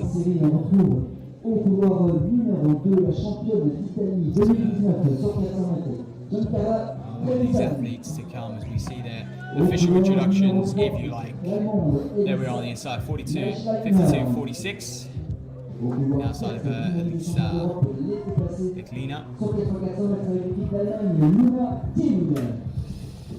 Nina Thiel as well, 51.28 lifetime best. Can't get near that at the moment this season, but all it takes is one race to kind of build that confidence. Perhaps struggling with injuries as well out on the circuit, and you really can't afford to have too much time off in this sport. I know a lot of athletes face frustration through the winter months when they get that setback, and so perhaps building towards the latter end of this season. So inside out. Chevazan, Leglina, Thiel, De Bloor, and Boomer.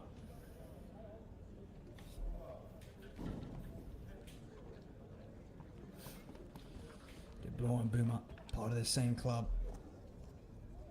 5 years separate them in age though. De Bloor, the younger of the two in lane 5. Camera focusing on Andrea Boomer on the outside. Both very evenly matched in personal best. It is the youngster who's quicker on season's best though.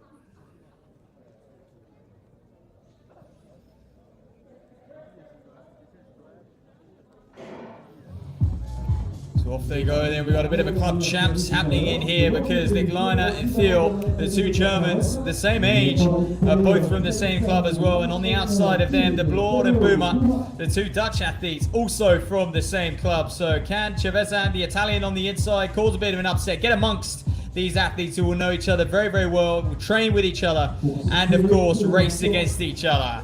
At the moment, it looks like Luna Thiel of Germany is just looking to edge into the front. You can see them all tying up a little bit already. 150 meters remain in this race, and how evenly matched is this? Lane 2, Leglina of Germany though, she's got the quickest season's best in 53.01, but right on the inside, I mentioned her before, the Italian Chevazan.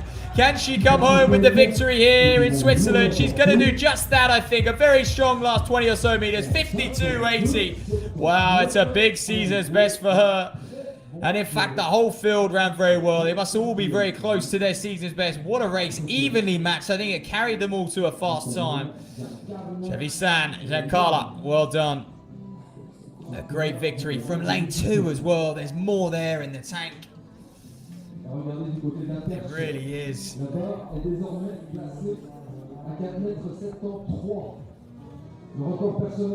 There she is, a smile, a wave to the camera. She'll be happy with that and take that back to Italy. Good run from the rest of them as well. They did the early running, but just quietly coming through on the inside, reminding me of Kim Collins in the World Champs in 2003. Of course, but yeah, she is the Italian champion. But, well down on the rankings, so getting back to her best is the Italian. Bring you those official results. But it was Giancarlo Chevazan 52.80. Elisa the Gliner 53.08. De Bloor 53.38. The Dutch athlete Lena Thiel 53.45 in fourth, and Andrea Bulma in fifth, 50.41. There you are, results on screen. So a couple of seasons best in there. Be happy with, just at the right time of the season. July really is the peak of track and field. The races just come thick and fast. They're almost every other day, aren't they? Especially on the European circuit. You've got your national champs to contest throw in there as well, and then August tends to quiet down a little bit, of course, because the world champs takes over, and that's going to take place mid to the end of August. I think it starts on the 17th of August, that world championships. But here we are, lots of Swiss athletes in this one. Personal best of 53.44. That's Laura Hoffmann.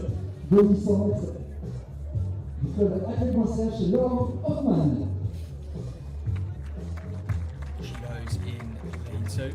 On the outside of her, Aline Yule, 54.61, personal best and season's best this season. So building nicely. Can she attack that mark? We've seen them run well inside that already. What can she do? Michelle Grobli has just pipped inside 54 seconds this season already. Can she do it on a windy day here in Switzerland? Katia Gubelman actually sits at one of the quickest in this field in lane 5, and on the outside of her, Marina Schwab. Look at that personal best though, 50.91. That's world-class running. But like so many sprint events, this event tends to get harder. The older you get, you're doing well if you're still at your best. Into your late 20s, 30s, but Karina Schwab has got a few more years ahead of her, that's for sure. Just 24 years of age. We'd expect her to really beat July out Paris and the major championships after that, but perhaps just a little bit nervous. The crowd not settling down here, enjoying themselves, especially on the home straight. They got a lot of action. They had the triple jump. Now they got the pole vault to look out for as well. So engaged and knowledgeable crowds here meeting the Chaux-de-Fonds. So there you are, Michelle Grobli, another Swiss athlete. So the only non-Swiss athlete is Schwab, right on the outside. Perhaps a little bit of a chip on her shoulder for being put into this race. She could well have contested race 2 or 3, to be honest, with her lifetime best, but you can only go on season's best form. I think it's rightly so. It's only fair. You're only as good as your last race, as they say.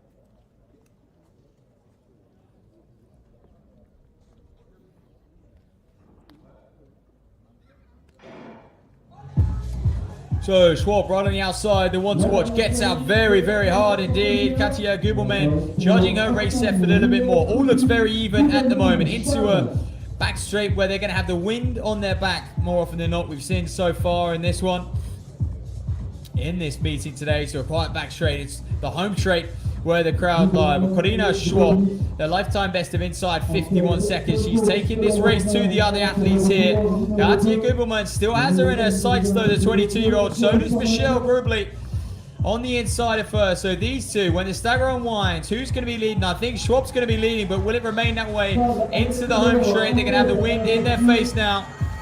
But Karina Schwab holding strong. I think she's got enough of a gap to take this one. The experienced German, she's tying up on the line. She's going to be gunned down, but she is going to take it at 52.92. It's the season's best, and she's getting back to her best. She's not there yet, but she's getting there.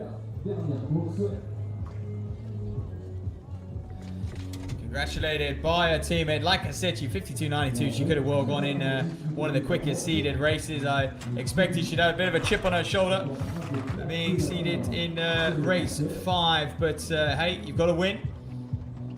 And you can never complain with a victory, that's for sure.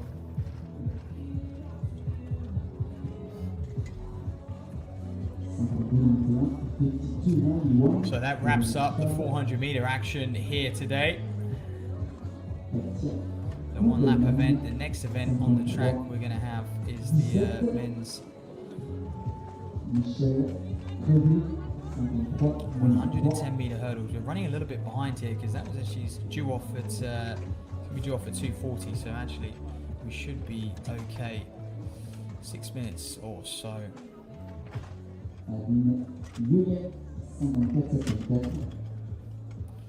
To go, but here's the women's pole vault. Pay a little bit closer attention to now. Those 400 races are wrapped up, over and done with. Got a little bit of a break in the program.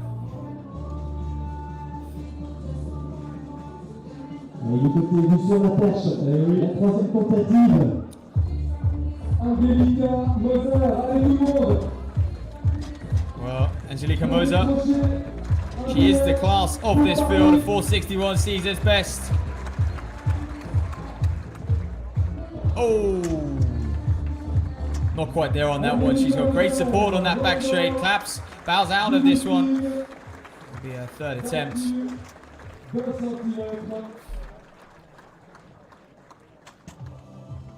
I believe that was 473. So failure at 473. Presume it often goes up in 10 centimeter increments, the pole vault. So perhaps 463. So perhaps the season's best to win the competition here today.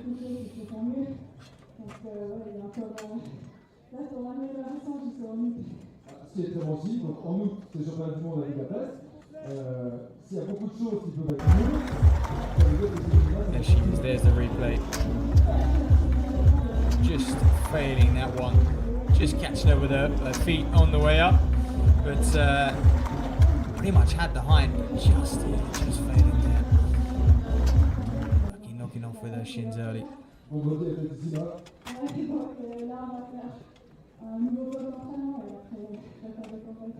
Nous, on a envie de savoir, une des premières personnes à qui tu as parlé, c'est Nicole Buchler, la co-détentrice du record du meeting. Qu'est-ce qu'elle t'a dit? Est-ce qu'elle a parlé de ton record? En fait, c'est pareil, j'ai parlé à Nicole Buchler d'abord parce que depuis cette saison, c'est lui qui me coach sur la perche.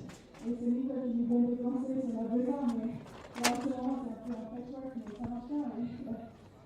Une très bonne équipe. Allez, on applaudit bien fort. Merci à Nicole Buchler, merci Nicole Buchler, merci Angelica Moser. Elle a tout gagné chez les jeunes. Tout qu'on pouvait gagner. Well, congratulations to her. She's the reason many of this crowd would have come here today to watch her compete in the pole vault. Angelica Moser, comfortable victory, really. It's yes, being introduced to the crowd there.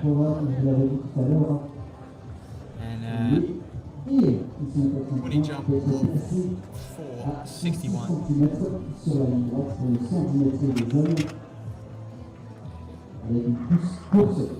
So we'll wait for this men's 110 meter hurdles. We'll have to, well, the women's will go after. That's the theme of the afternoon, really. Men's events, men will race first, women will follow, and so we've got the men's 110 hurdles. And there's the results from Heat 5, 5:05 in that women's 400. Karina Schwab spoiling the Swiss party there, 52.91 for the victory. 53.70, nice lifetime best for Katia Gubelman in second place though. That's for sure. Cameraman getting into position. They're going to want to see, we're going to get some tight finishes on this one in the 110 meter hurdles. You always do. It's who can perform over that last 10 meters or so. But there's the series results from all heats. And like I said, Victoria Urugu, very impressive. She went in heat 2, 51.67, fourth overall. Martina Ville with a PB for second place, 51.29, but no doubt about the winner, Mika Klaber in first. So a few PBs here today, which is great to see because I know conditions aren't in the athlete's favour at the moment. So there's more to come. 52.80 season's best for Giancarlo Chavisan as well. She took heat 4. Quite nicely coming through on the inside, and there's the rest of them as well, crowning off that women's 400 metres. So there's one man I'm very excited to see, and that is Wilhelm Chan of France, 28 years of age, and a huge talent on the world scene. He's a world under-20 champion way back in 2014. He ran 12:99 then, given over a slightly lower height. So these men will jump, will run over 106 centimeter hurdles, which is no joke. Go down to your local athletic tracks, put up that hurdles to the highest setting, and you'll see just how high these are. You often have to be built, you have to be well over 6 foot in order to really do this event, to make them look smooth. And you have to have incredible speed, power, flexibility. It really is one of the most athletic events out there.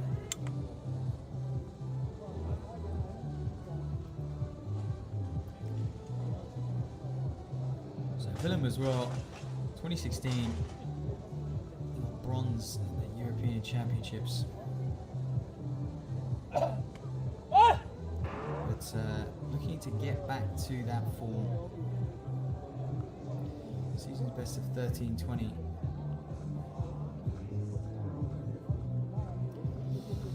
Already this year, and it's worth noting actually what the World Athletic Qualification standard is, because there'll be a few men who will perhaps be eyeing that mark. 13:28 is the standard. They're going to take 40 to the World Championships in Budapest in 6 weeks or so's time, and so Willem is inside that already on his season's best, as you'd expect, probably from a European bronze medalist or former European bronze medalist. But if you really want to challenge outside of the, if you're not inside that qualification mark of 13:28, you're looking at around about a world ranking points of, well, in the sort of 12, just a fraction over 1200, just, or even just a bit below actually. So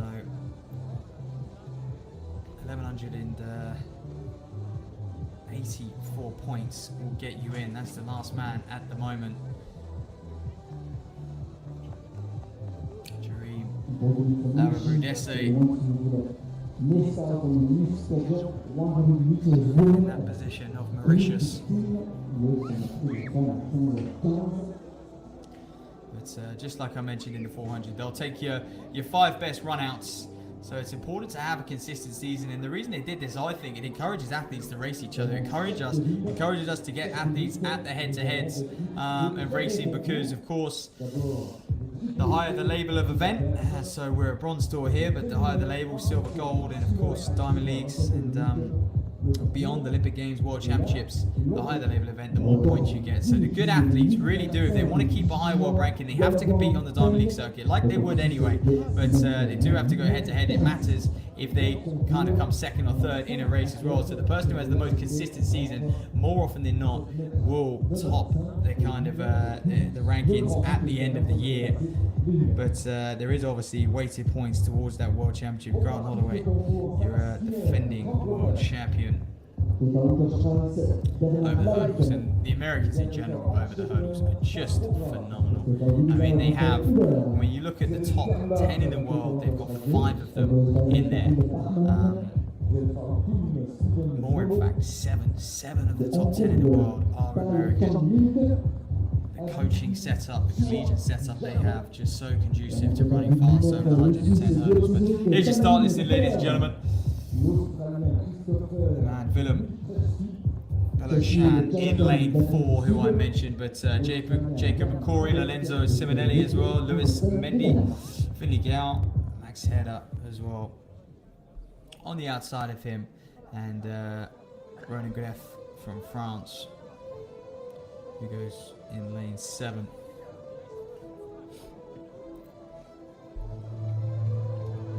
So we'll be able to get some wind readings as well, finally see where this wind is at. It's blowing around in this stadium here today, but these men will hope for a following wind, not too much so. It can be can affect their stride pattern and their rhythm over the hurdles if it is a very strong following wind. There's Jacob McCory in, the Aussie.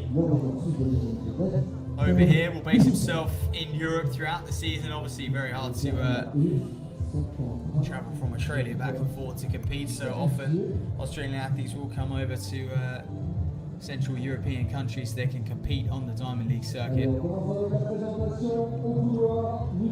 But having a good season is McCrory.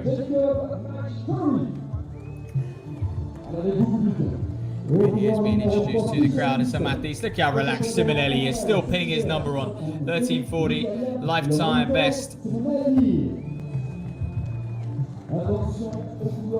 So just checking it, whatever, some athletes, very different. They like to take their mind off it, stay relaxed. And goodness me, whoa, Willem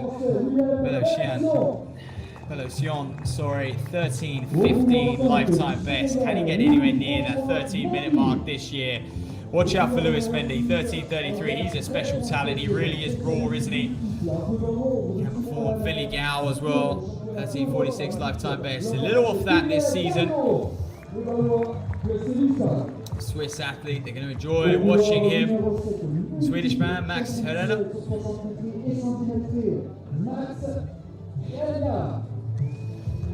13:47, a little nod to the crowd. Cool, calm and collected. And Ronan Greff on the outside, the Frenchman, 13:53. He's going to be up against it if he wants to compete here. All eyes on the centre, really. We're looking at Velocian and Francis Mendy from Senegal on the outside of him, but on his inside, Lorenzo Simonelli of Italy. They're your ones to watch. Those three men, all very similar in ability, all the quickest in the field. So expect the challenge to come from lanes 3, 4, and 5. McCrory, Simonelli, Velocian, Mendy, Giao, Helena, and Greff.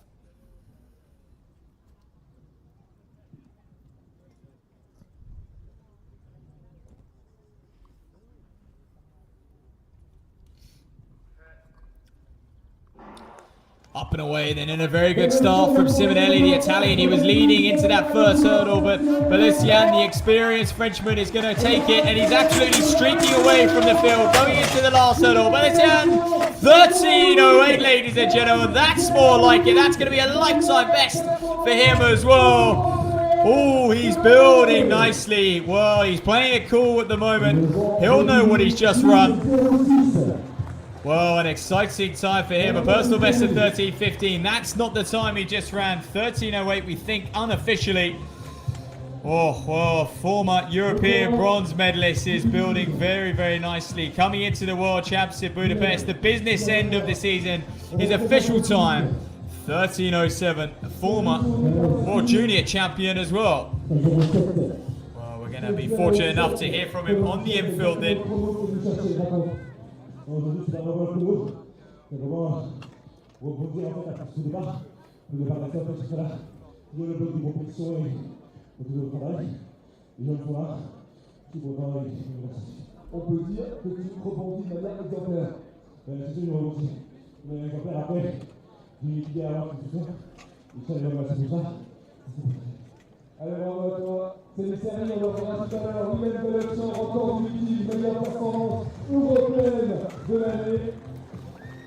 Plus rapide, un petit mot, plus rapide que les jeunes de date, notre Suisse. C'est ça le mot. Ça aurait été bien s'il était là. Ça aurait pu prendre son direct. Et je vais faire encore une course. En tout cas, voilà, force. On se revoit tout à l'heure. L'innovation en France. Well, there he is, the man at the moment. Willem Velocian, 13:07, a phenomenal run. I can say in second place as well. Max Helena, a lovely personal best for him. I said he was up against it on the outside with 13:43. Francis Mendy, who had a good start, but Lorenzo Simonelli down in fourth, perhaps a little bit disappointed. He had a very good start into that first hurdle, but I think the way Velocian just blew past him in those early flights, he just kind of, well, lost his form, lost his going a little bit, didn't he, and faded back to fourth place. There's the results for you. Ronan Greff as well, down in fifth. But those top two getting rewarded with some nice personal bests. And in fact, look at the win, 0.6. You can't ask for better conditions than that, actually. And well, a low-key meeting here in Switzerland. that time will not be low-key at all, because on a world scene, that's going to push him right up on the rankings as well. In fact, we'll try and inform you where that will sit him in the world. 13.07 will push him right up to 6th in the world, ladies and gentlemen. So you are witnessing one of the very best to take to the 110-meter hurdles in 2023. Watch out for him for the rest of the year. It's over to Heat 2 now.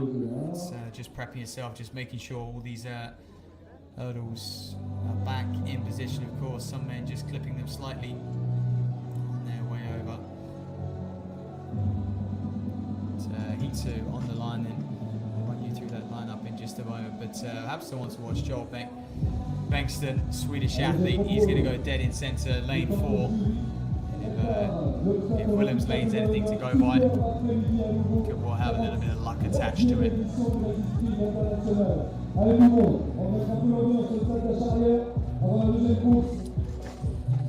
Swedish national champion, just 24 years of age, is Bengtsson. But there's Stefan Waltzer, right on the inside, 13.72 lifetime best.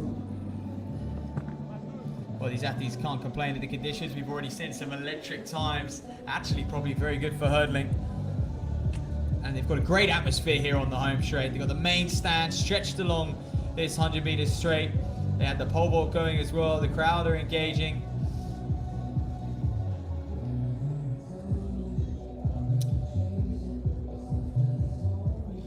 Timmy Costa, Dutchman.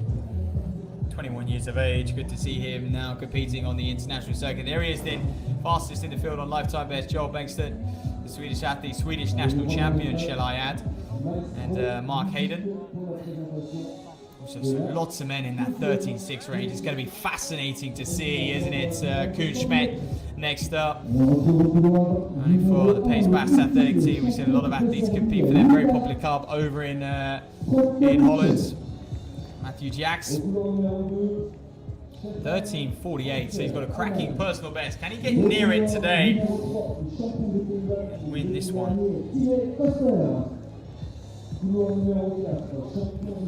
Right on the outside, Portuguese man, Yao de Oliveira.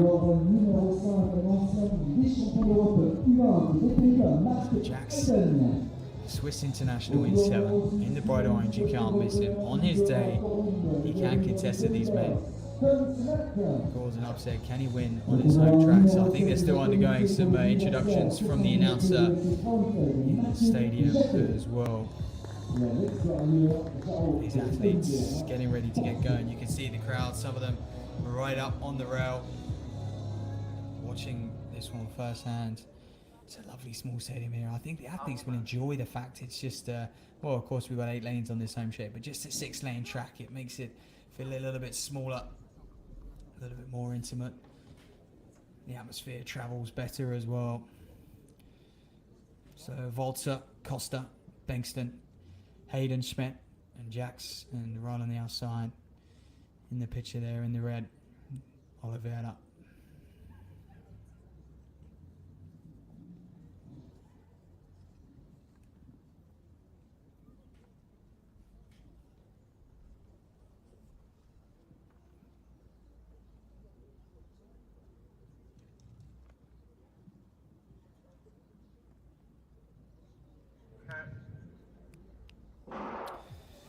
Whoa, who's first to rise? It looked like Waltzer, Stefan Waltzer right on the inside. He's neck and neck with Timmy Costa, the big powerhouse.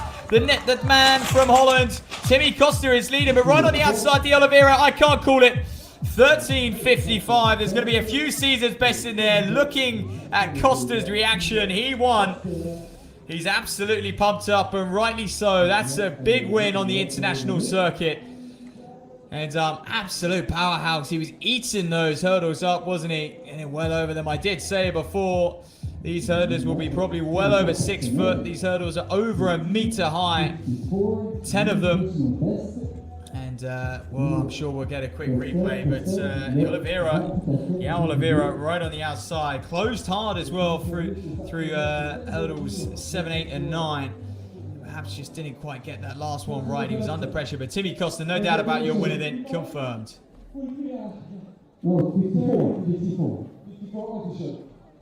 Very happy. Très content. I think for me, last few years too, but I'm sure I've heard about the magic. Thank you. J'ai entendu parler de la magie et c'est devenu vrai. Congratulations. Good job. Tina Lester, Pays-Bas. J'ai entendu parler de la magie à la suite. Mark Hayden, 13:65. Wow, he was happy with that. He just wanted to double check the time, didn't he? He asked the announcer what was I rewarded. 13:54 was the winning time. Mark Hayden is second, also from the Netherlands in 13:65. Equaling his season's best. And João Oliveira then just fading back to third place. I say fading, he was coming through very strong. Just slightly messing up that 10th hurdle, 13:73.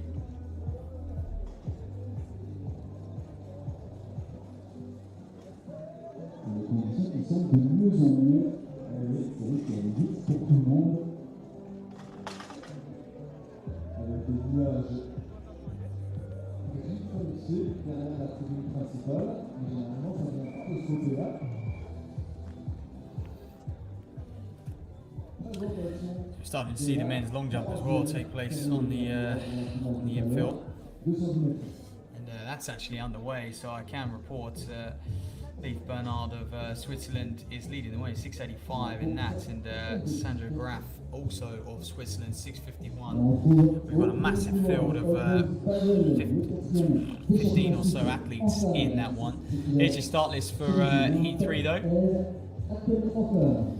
This is the third and final heat for these this men's 110 metre hurdles.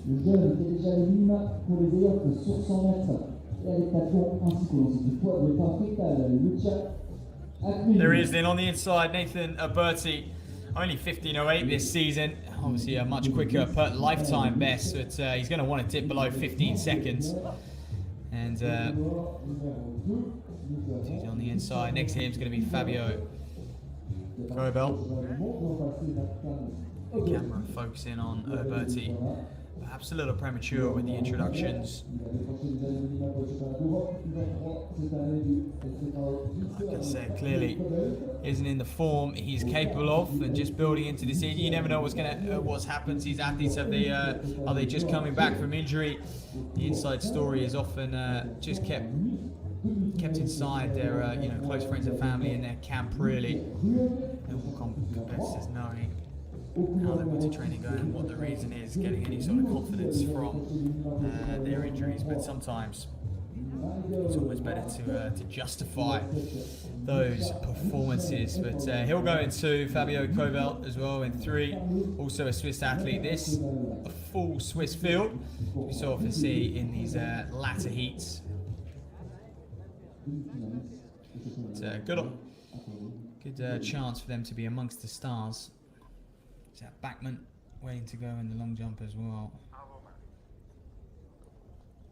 think he's waiting for the start of this 110 hurdles to go. We've got Noah Deje in here as well, Nick Rook, Nigel Wright, Mika Slider, and Brahim Pina right on the outside. All these men around about that low 14-second mark. One man has broken 14 this season, and that's Nick Rook. A little bit of nerves, a little bit of tension. And Rook will go in 5.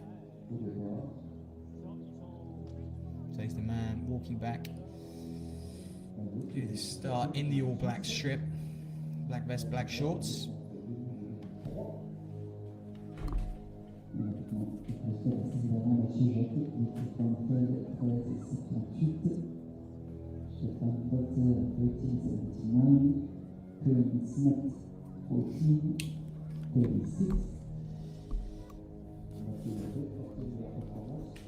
So, who's going to take this one? Can Alberti cause an upset? Interesting fact, everyone bar Pina on the outside is born this side of the millennium, either 2000 or later. There's Lockman going in the long jump.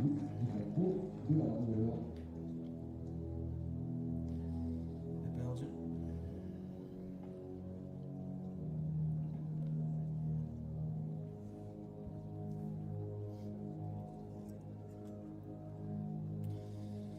dramatic music for these gentlemen. Starter just coming over, just saying it's a green card for everyone, as you'd expect. Really, they weren't even in their blocks before they were up and out.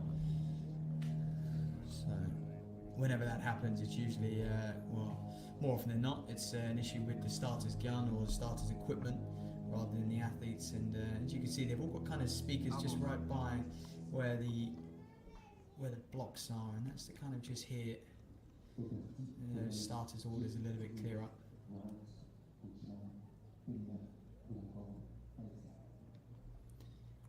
So Bertie, Cobalt, Leger, Rug, Wright, Slider and Peanut.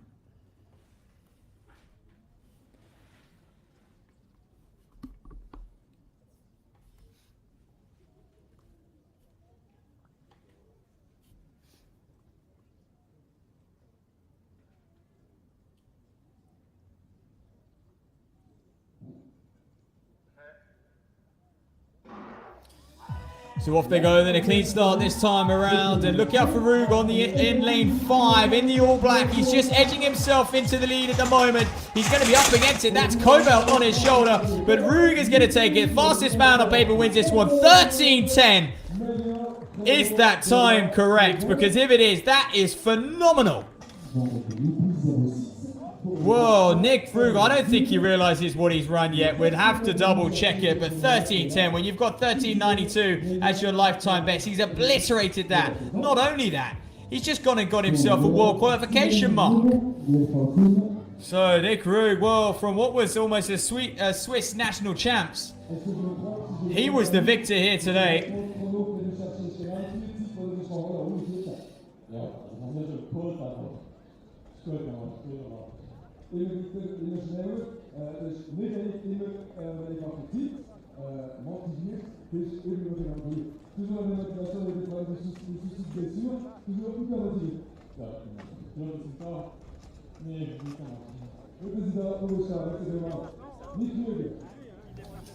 Well, there he is, a short but sweet interview with the announcer in the stadium. And there we are, the official time I can report, 13:98. So he dipped inside 14 seconds. Good running from him, but for a minute we saw 13:10 flash up, and that would have sent shockwaves through the world, that's for sure.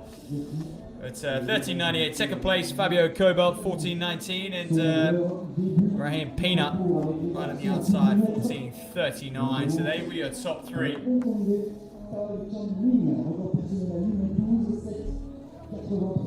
Alright, Ming Tai Chan on the runway for the men's long jump. Like I said before, we got a very, very big field in this men's long jump. First round though, things just getting underway.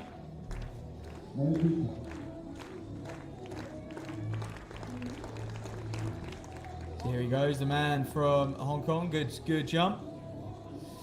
Clean on the board at least, and it should count, should have a mark to work off.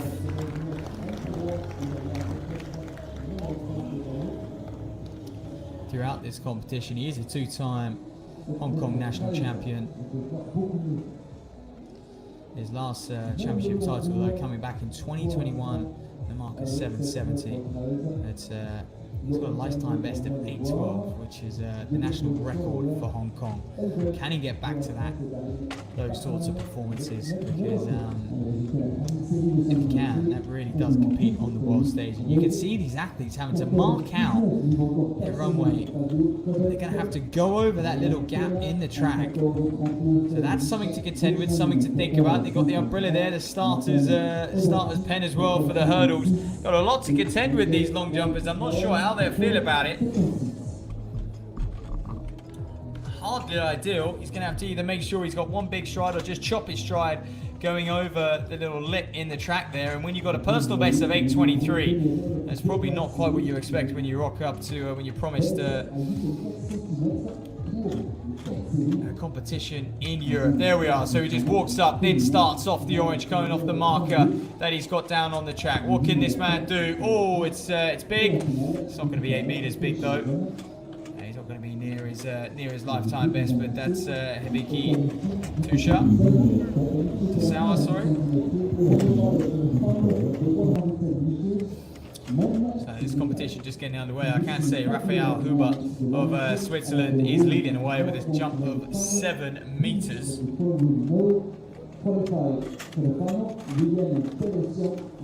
Those hurdles, ladies and gentlemen, getting adjusted for the women's hurdles is going to be up next. Will we see some impressive performances just like we did in the men's? Will we see those World Championship qualifying marks go down?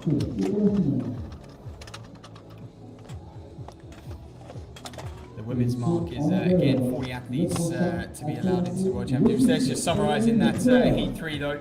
Nikoduk, 13.98, 14.19. Oh, good personal best for Fabio Kobeld, and good few seasons bests in there as well. And we did see Noah J just clatter, what was it, barrier 3 or 4, and just could never recover from that, and finishes up with a DNF by his name.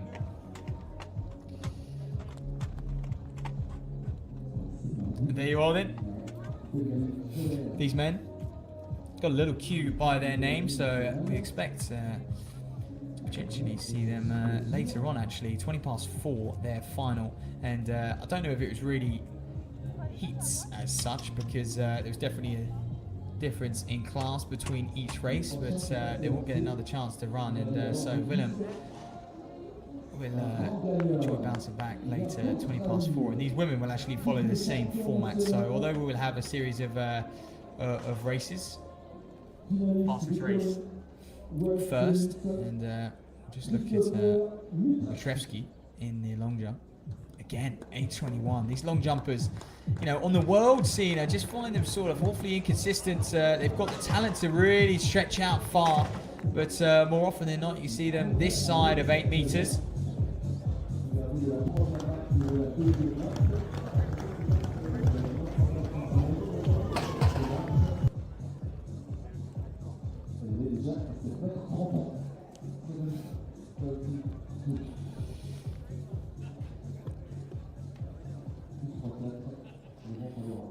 As well, Johnson as well, very long 8:26. So we have got a very, very good long jump field, ladies and gentlemen. And I can report that Chan Ming Tai, the Hong Kong national champion, 8:12 jumper at his best, is leading this competition. It's 7:13, so way off the mark at the moment.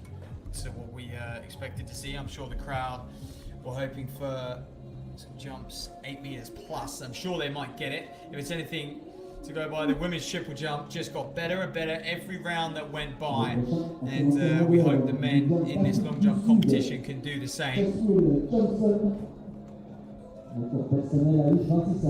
Here's Jeswell Johnson, 26 years of age.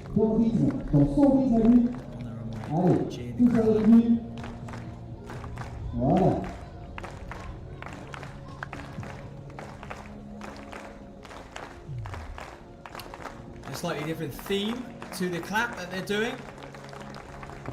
Very fast, isn't he? Approaches the board his speed is excellent. And South Africa has a rich history of long jumpers. It really does. It's one of the events they do enjoy in that nation. They've, well, we saw years ago some great world champions, didn't we? It's under 2017, those two going at it.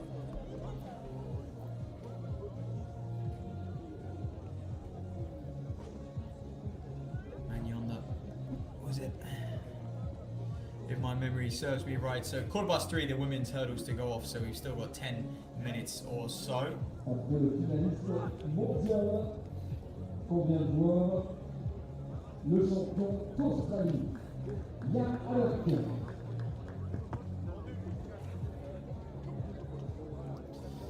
The men look like they're having a similar problem to that women's triple jump. I mean, look, Liam Adcock there. 8:15, but well under that, but also a foul. So I think a lot of these men just need to adjust their run-ups a bit, and it took, like I said, it took the women triple jumpers a while to really understand, you know, the speed they needed to approach the board at, just to get a clean jump, just to get a jump on the board, and then from there they were able to understand the conditions a little better and really stretch out and start performing and getting up near their lifetime best and season's best as well. So this is heat 1 of 4 to come. As you can see, we'll dive more into this start list in a little bit because we're not off for another 5 minutes or so. You can see them just doing their final preparation, just warming up out there. It's fastest in the field at the moment is Meiki Tina Lim, and Tina Lim is a Dutch athlete, 12:85 season's best. Huge talent at the event, and just outside that qualification mark for the road to Budapest.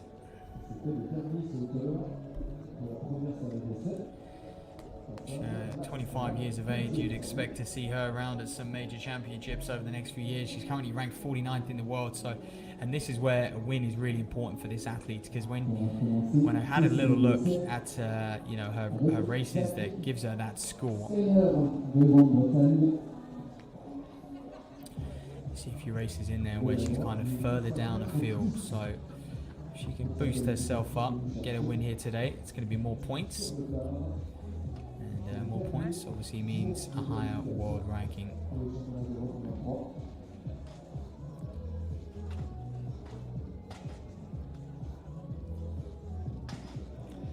But this year has been very consistent. Hasn't broken 13 this year, despite her personal best being 12:85. It's Meiki Tina Lim.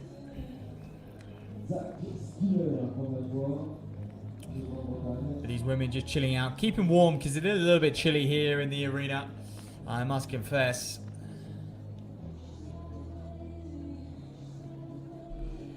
You can see they've all got their tights on, t-shirts, jumpers.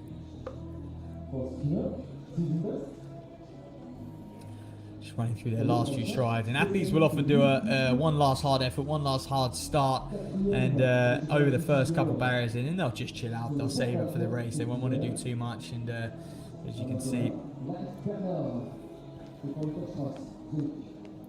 taking full advantage of the lane boxes.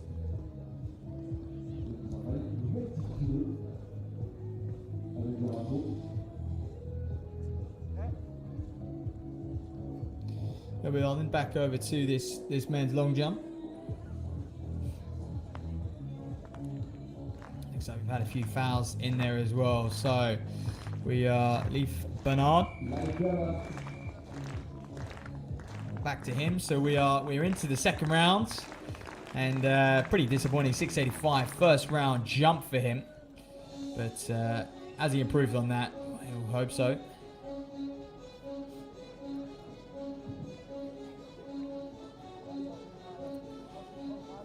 Bernard, most importantly, I think it was a green, white flag.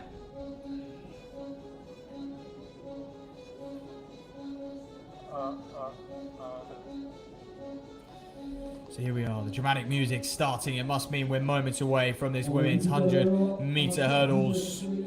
Look at this start. It's on the inside. Sasha Alessandrini, 13:05, season's best.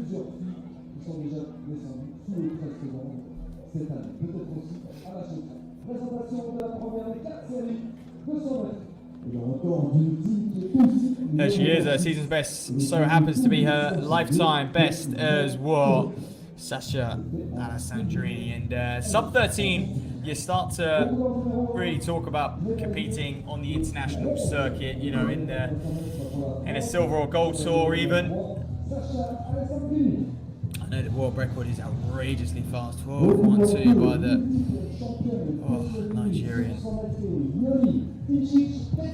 Sue at the World Championships in Eugene. That was absolutely outrageous. Elena Carraro, 12:89. One of the few in this field to dip below that 13-minute barrier. 13-second barrier. I do apologise. Getting mixed up with my 5,000 metre times on the with the elite men. But here she is then. The lady I've mentioned before, 12:85 lifetime best and season's best. Meiki Tina Lim. Looking, she ran that mark in Belgium. Whoa, just a week or so ago on the 24th of June. She had a following wind of 1.3 seconds, and she won it as well. She's been winning races as Tina Lim. And Harara Lotta.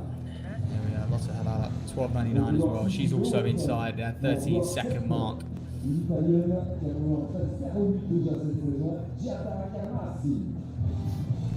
Kamasi, very good Italian on her day, and Iowa Sin, also very strong athlete on her day as well. It just depends, and she get a clear run, how's she going to find it all the way out there in lane 8. So Alessandrini, Tomacic, Carraro, Tinadim, 40, Harara, Kamasi, and Sen.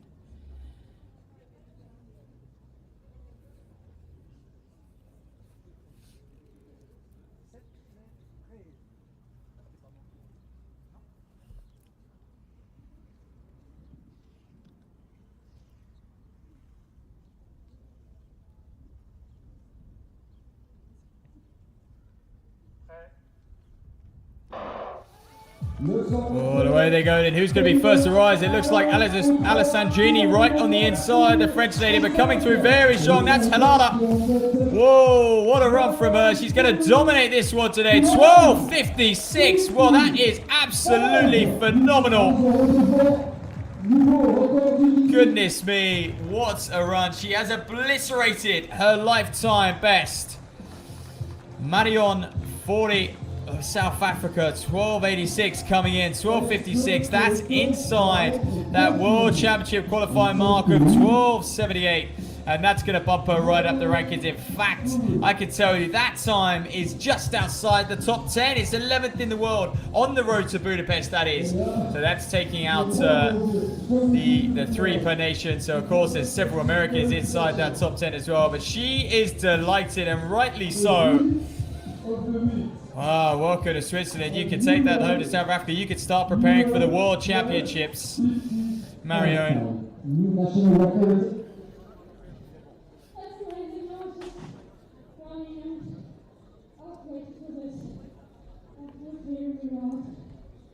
Elle a attendu un chrono comme ça depuis très longtemps. New personal best was 12.86.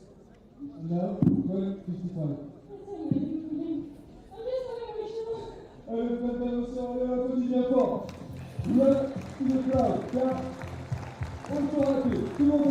Oh, there we go. Anna, well, officially 12.55. And she's absolutely chuffed. She thanks the crowd here. I'm sure she'll be back. She has enjoyed her time, and sometimes athletes just have very few words after performances like that. They're in a state of shock, aren't they? And, well, she shocked me. I'm sure she shocked you at home as well. But Marianne 40, one for the future, the South African. 12.55 over the hurdles, and that puts her up, well, on the World Budapest rankings up to 11th. So she'll maybe have one eye on making the final come Budapest in 6 weeks or so time. Daryl Backman then. He's going to look to improve on that first round effort, that's for sure. Backman, just 6.97 in that first round. He's much, much better than that. Almost half a metre better than that. Opting for a much shorter run up than athletes we've seen. Some starting way back on the actual track, but he's a bit of a shorter run up. Oh, didn't like that one, did he? No. Just couldn't execute that flight phase in the air to come Backman. Which is strange because he seemed to be good on the board. It's something just going wrong in that flight phase. So we have seen some superb times. I mean, just like in the men's race as well. Willem from France, really showing us what can be done here. But here's heat 2 of the women's 100-meter hurdles. Display on the inside. Isabel Meyer, Catalina Cueto of Portugal in this one as well. Monika Sapalska, Merit Baumgartner, Karin Sermetz of Austria, Victoria Intoxication of Luxembourg, and Sandra Rodolfin right on the outside, the Swiss athlete. All these athletes in that kind of between 13.2 and 13.6 mark. So it could be awfully tight. It just depends who has the cleanest run.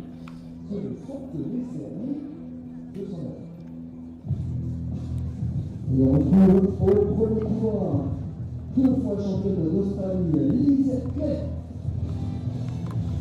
Well, there's Claydon, a lifetime best of 12.71, and the timetable scheduled in a final for these women as well. So, but it's not your traditional heats where it's kind of seeded and favoured to the best athlete. We're just these races are seeded in ability and on season's best mainly. Monica Sapalska, 13.13, lifetime best.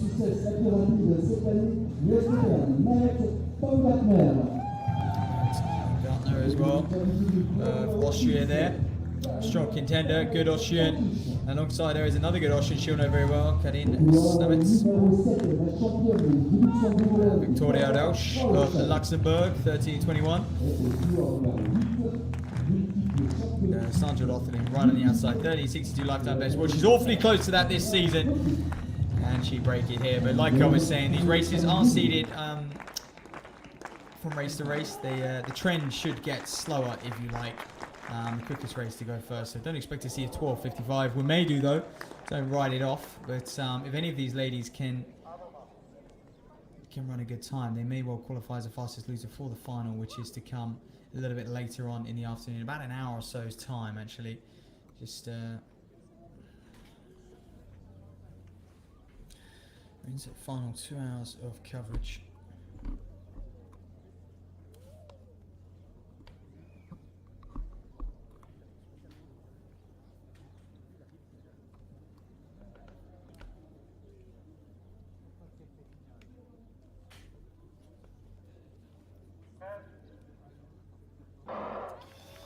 Okay, then a nice clean start, and there's no doubt about first to rise. It is Liz Clay right on the inside. We saw a threat from them on the previous one, but coming through dead center there. Is that Cueto or Sapalska? Who's going to take it on the line? Oh, and a little fall as well. 13.02 would be a very, very good run. And from Sapalska, and it would also be season's best. Well, Liz Clay got out very hard, didn't she? She was first to rise. Well, from what I saw anyway, but tumbling on the line, that may well affect her for the final, so she'll have to get that seen to. And just keep an eye on it. And lane 4 proving to be the best lane here today. Sapalska, we think she took it. It was awfully close to me. She was under threat from Karin Stamets as well of Austria. With you as well was Victoria Intoxication, so we'll have to wait and see for the results. They're not through yet, but I can report just over to this men's long jump just real quickly. Japanese man, good on the boards. Not bad. I mean, that's just a bit over 7 meters or so. Hibiki, 8.23 lifetime best, 7.95 season's best. He's not going to be happy with that jump there. But I can confirm we had 4 personal bests in that ladies race 1. And we saw Fori Moroni win in 12.55, but 12.66 for the flying Dutch woman, aka Tina Lim. Mentioned her before, but here's Benjamin Gola. Well, the season's best at 5.27. That's basically come today. So this is his first competition of the season. And you have to wonder what's going on.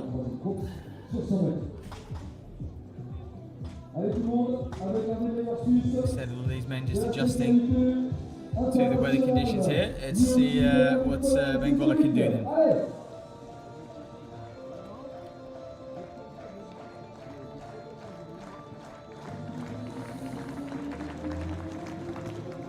Got a nice following breeze. That looked like a foul to me. Yes, not going to measure that one, are they? Continue to rake the pits. So, calm enough at the moment in this men's long jump. It's solid enough. It hasn't really got going, to be honest with you. We've seen numerous fouls, and the leader, Chan Ming Tai, although he is one of the best on paper, one of the favourites coming in, this is a field where all these men are capable of well over 8 meters. They've got a following breeze as well, so you'd expect to see a little bit more from them. But at the moment, the leading mark in this competition, 7.13.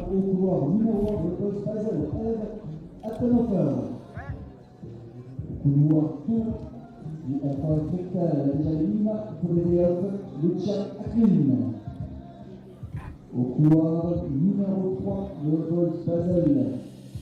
this is Petruski, I think, on the runway at the moment. Christopher Petruski of Austria. Makes sense, he's next to go after God, so he's just clearing the way. Prepping himself for his first round attempt. Good on the board, pretty good jump as well. They're going to measure that one. Good clap. Well, even the officials know what they've just witnessed, but I still think it's only going to be sort of 7.5 meters or so.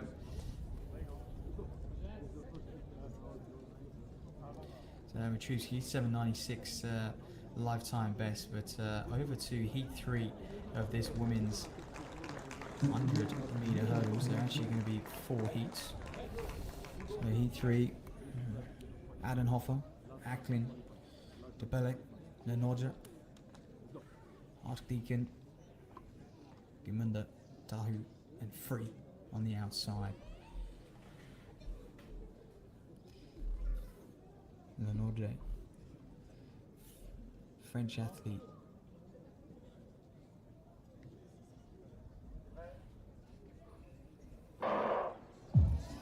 Well, away they go then. So this is a full Swiss field except for Lenoja, the French athlete. She goes in lane 4. She looks to be leading the way at the moment. On her outside is Gamunda. Is she going to take it all the way through? That's hurdle 10, and it's going to be... Ooh, well, Lenoja, I think, 13.68. Nice run from her. Well, smooth enough, wasn't it? Lenoja, so... Pretty sure that is Lenoja of France. The 24-year-old, a smooth run, and managed to hold them all well. The sun coming out here at meeting Chaux-de-Fonds as well. So they're going to enjoy this, especially when they've got to bounce back for a final a little bit later on in the evening. Well done to her.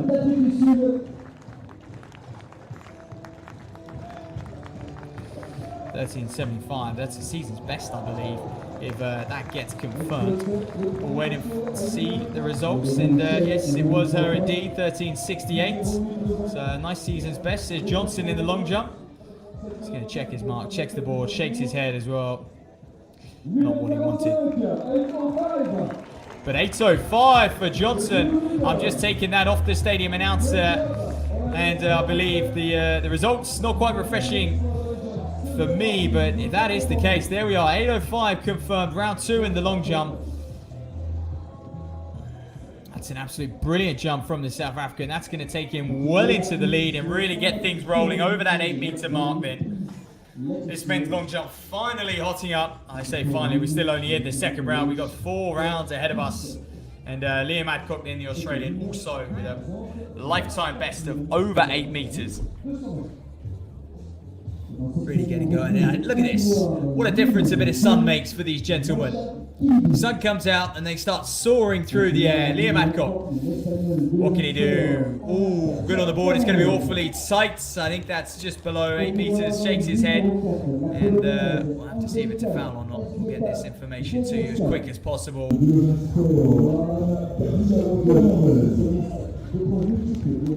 Well, they're going into measure. It's always a good sign. You can only assume that's a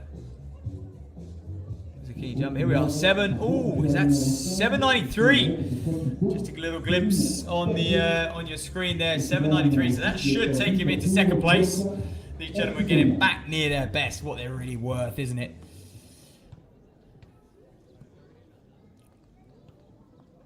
So we're enjoying the men's long jump. After this, we're going to have some sprint action. 3:50.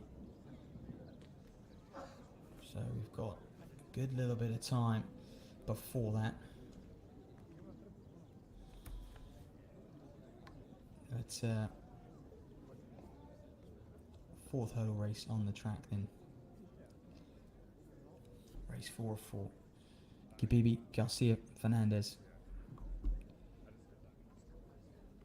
Berger, and Hekajonja in this one.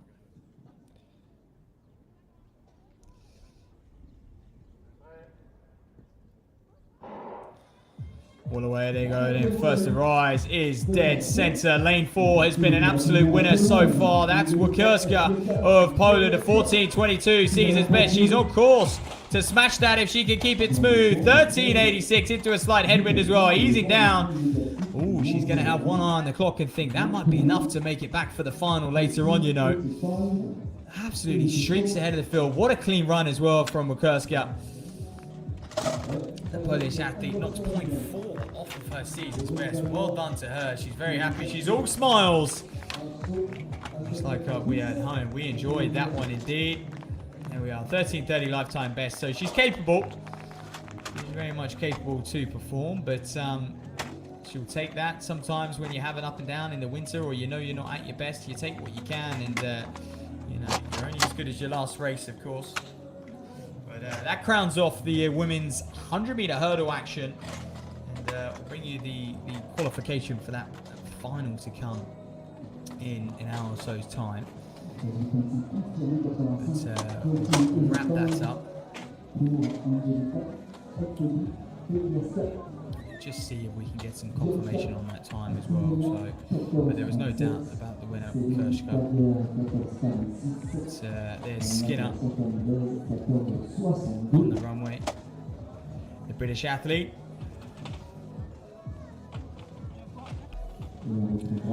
Zach Skinner, there he is, personal best of 7:16.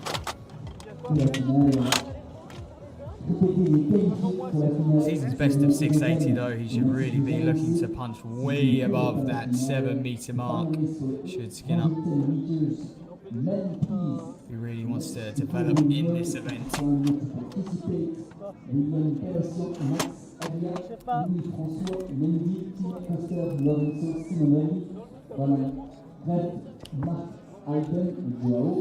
There he is.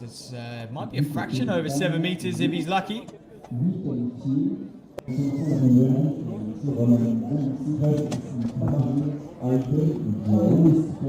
24 years of age, the man from Great Britain and Northern Ireland. Keep an eye on that result. This men's long jump competition, not quite refreshing. So that will be the final later on today then. No doubt about Marianne Forney. Will we see something special in the final? 12:55. I'm sure she just wanted to blast out in the heat to get that time. She may not even be too fussed about the final, but 12:66 for second as well. Personal best for those top three. Lotta Harala as well. Elena Carrero, Liz Clay, Monica Zapowska as well, completing that lineup. There you are. There's the rest of them who competed in those previous heats. We would have just had a glimpse on most of these. Alessandrini in there as well, 13:29, Swiss athlete. Arcadacciano. There we are, Gerska. Equal season's best for her. She won heat 4 of 4. Et on terminera, comme de coutume, avec les 200 mètres internationaux et nationaux. L'Elfhammer au fond en longueur.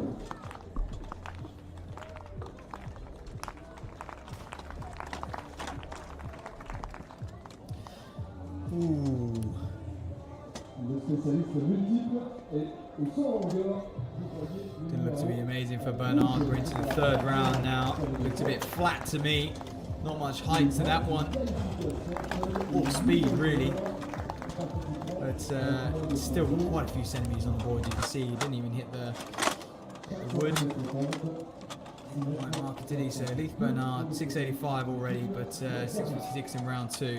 That mark looks somewhere around there. So Sandro Graf will go. He's got a best of 651 at the moment. That came in round 1.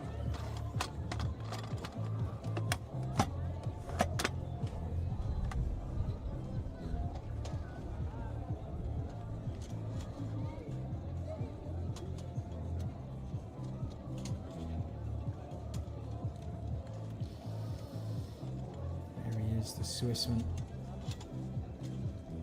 just calming himself down, just setting himself, keeping tensions low. You want to be hyped, you want to be aggressive, but at the same time you need to be as relaxed as possible to really kind of soar through the air, spring up, and obviously gain the most speed down the runway as well. That's what it's about.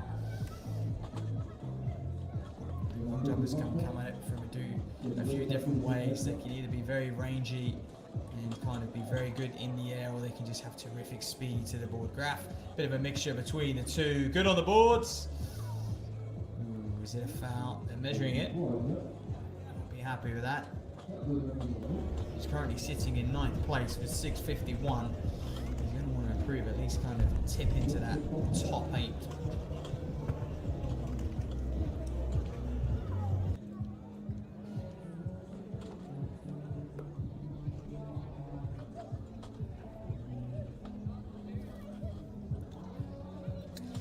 And it's interesting, isn't it? Because a few of these athletes, if they can pull a good jump out the back, they really can gain some good world ranking points. And the system at the moment, obviously it grades races on, you know, their stature. This is currently a bronze tour, and it's interesting to me because if you were really smart, you could almost play the system a little bit. Go to these kind of lesser meets, but you know, clean up, get a few wins under your belt, and you get 4 or 5 of those, you're going to have really good points. As opposed, you know, if you go to a World Athletic Silver Tour and come out the back door, finish further down the field, you might not get as many points.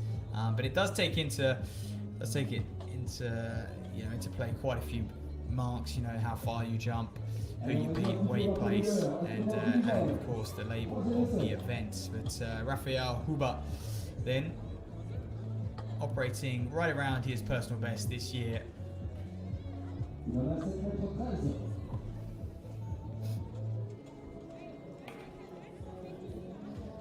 Can he get inside it? Very good speed. Oh, it was a good flight, wasn't it? But just dropped a little bit towards the end. So quick puff for the cheeks. Then he'll head into round 4. He's sitting 4th in the competition, is Huber. He's probably percentage-wise operating as close to his, closest to his best as opposed to everyone else. Because several men well over 8 meters haven't cleared 8 meters here today. 771 leads the way, and that's Tetsuya Hibikiki of Japan. There we are, still coming back then. Here we are, gets his home crowd going. He's going to need their support. Today, he's sitting in 2nd place. He's probably a bit surprised he's there, to be honest with you. But here he goes. Very rangy athlete. That's another good jump. Bit of consistency for him throughout this competition. He doesn't look all too pleased with it, but look, just keep operating around that mark, and you never know what you can pull out the bag. I think all it takes, I said in the women's triple jump, all it takes is that one jump for everything to click, to have that slight following breeze, good speed, feel good, and off you go. But back to this man then, Daryl Bachmann, Swiss athlete, just 21 years old, yet to jump 7 meters today.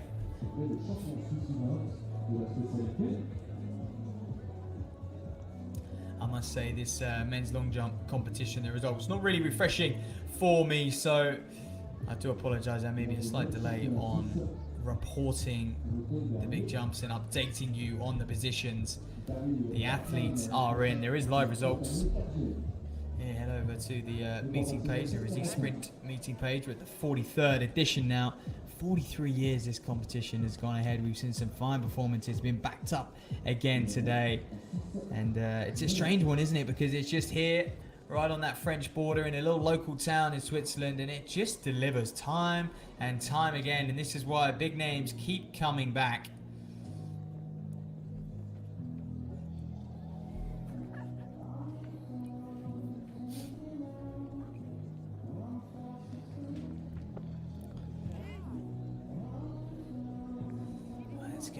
That's just going to be just over 6 meters or so for Bachmann. That's definitely not going to move him up the leaderboard at this stage.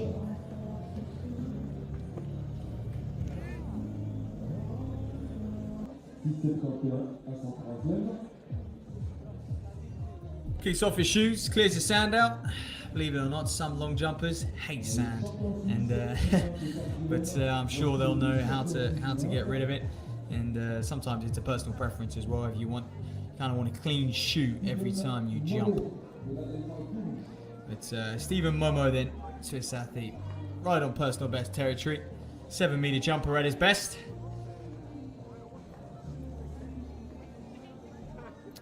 No jump from round 1, so looking to get a mark on the board at the moment. Here he goes, gets the crowd going.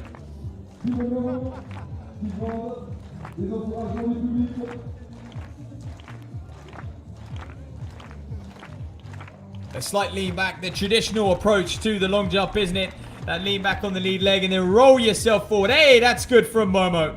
Whoa, he's going to be near enough 7 meters. The angle we're watching at, I guess, is a little bit deceiving. But good, aggressive run up.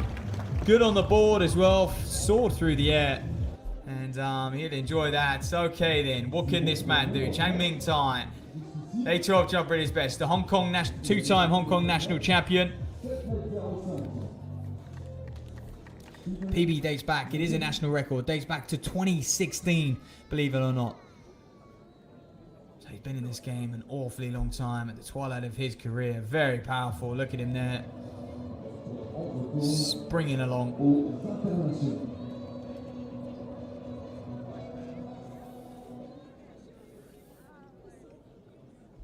Strutting back. He is someone who likes to have a slightly longer run-up.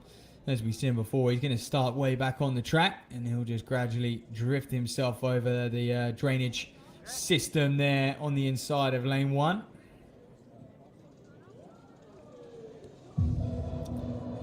And you go for it. Just as they start another song, he's going to have that to carry him down on the infield. And lovely, I must say, the bends are very gradual on this track, aren't they? Which is good for 400s, good for speed for sure, and also good for distance actually to have gradual bends. So I wonder if at some point they'll add the distance events to this meeting because it does a terrific job of hosting these sprint events. Got the real speedsters to come in 10 minutes or so's time. Look at that starting position from Chang Ming Tai. Quite unorthodox, isn't it? But that's 1 and 2 national titles. Oh, what's that going to be then? He's got 7:13 at the moment. He doesn't look to have improved too much on that mark.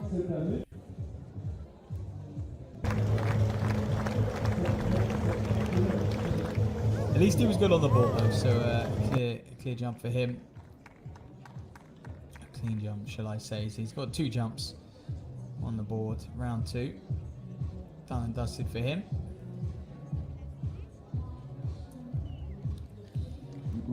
Okay, Hibiki Tosawa. Japanese athlete, one of the most talented in this field, I must admit. There's a rather long run up as well, just 25 building into this event. Look at that, 8:23. He's already a national champion, even at the age of 25, and has actually jumped 8 meters this season. But that was wind aided. That was in the in Osaka. 795 came in the International Stadium in Yokohama as well. That was back in May, so May seemed to be his time. I suppose he's got away, got a good training block in, and then headed over to Europe to compete on the international circuit over the next couple months before, I guess, preparing for the major championships. Or he may well stay in Europe. Often you see that. It's too much effort, it takes too much out of them to go back to Japan, and they'll stay in Europe until Worlds, of course, in Budapest, Hungary. That's better. That's not bad. Starting to extend out and reach, but doesn't look overjoyed, and he'll know, these jumpers will know internally how it felt and compared to how far. Sometimes they don't even look back and see how far they landed, they just know it was a long jump, and that was not the case there for Tosawa.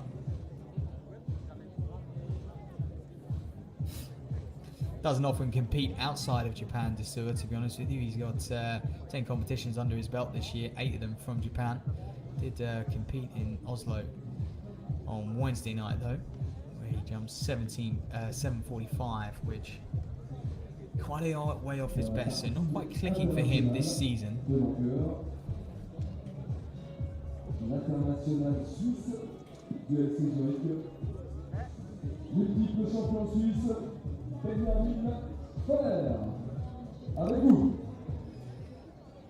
So Benjamin Goffler on the runway.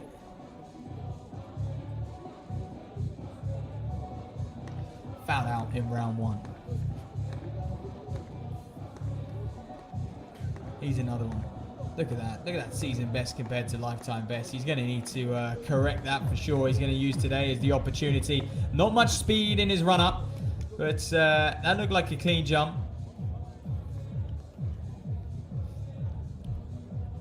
From Gola, he's not the quickest on the approach, is he? But what he is very plyometric base. He's got great spring in those legs. And he can really attack the board and sail through the air. Also, he's a good technician, is Gola. So here we are then. 7, what's that going to be? 7:31. That will move him up to 4th place. That's more like it. In contention, putting the pressure on those top 3. Matrisky, Kernbach, and Tasawa are your top 3. This man just got edged out of 4th place. Well, you can see actually been moved down to 4th place, so that's just maybe slightly delayed. Trevsky, the Australian, 27 years old, 7:33 already. Can he improve on that mark? Saut en longueur. Christopher Mitrowski, Australie.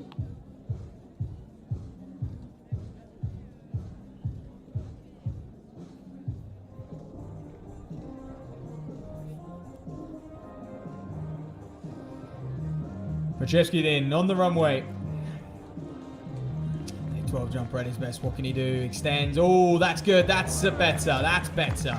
Straight up and out the pit as well. He's going to get back. Start preparing for his next round jump. The swagger these Australians usually have, don't they? They just carry themselves very well. They're an exciting bunch, is what they are. That's Maciejewski sitting in 4th at the moment. Has he improved on that 7:33? Oh, he's not, doesn't seem convinced. But here's Johnson. Cheers, well, Johnson of South Africa. 8:05 we seen his jump, so he is over that 8-meter barrier. He may well be leading the way. I haven't got a mark for him on my results system. It's just updated now, so 8:05. Cheswell Johnson, yes, he is the one leading this competition. Matrevsky, I can report, that was a 7:95 jump he just performed. So he's up to 2nd, and Liam Adcock, the other Australian, in 3rd. So those two in 3rd and 2nd. But can anyone challenge this man? Will he be the only one to break 8 meters today?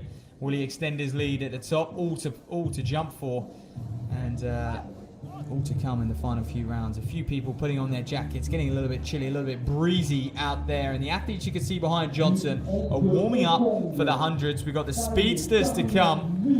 The blue ribbon event, I suppose, of this sport, really. Some traditionalists will fight against that and say, no, it's the 1500.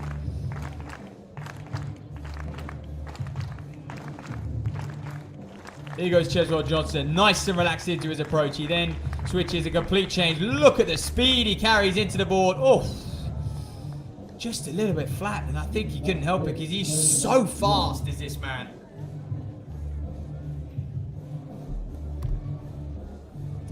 Takes a little look back, the South African. And that's Liam Adcock getting ready to go himself.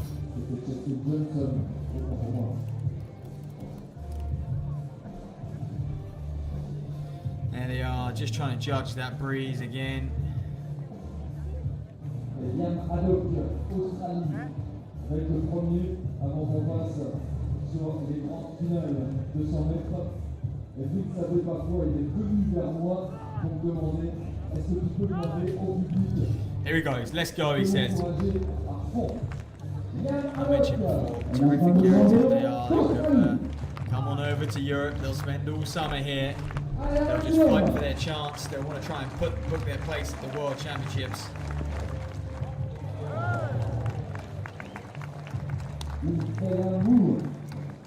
He's not happy with that, is he? No.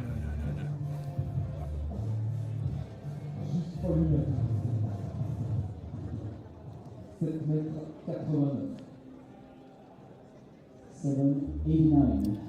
And that long jump also qualification mark for the World Champs, 8:25, which is just meteoric when you consider how many men have actually cleared that mark. 14 or so in the world, none of them here today. several Americans. I would say one thing about the men's long jump is it seems to be very international. It doesn't seem to be one country dominating. Of course, Australia actually have some very good jumpers. We've got Liam Adcock here today. He's his 23rd in the world at the moment on the road to Budapest rankings, but right behind him is Henry Frayne and Jalen Rucker as well in 4th and 5th, so he's in good company between his countrymen, and it depends how he performs today, because he could maximise his points here today. Oh, didn't like that one, did he?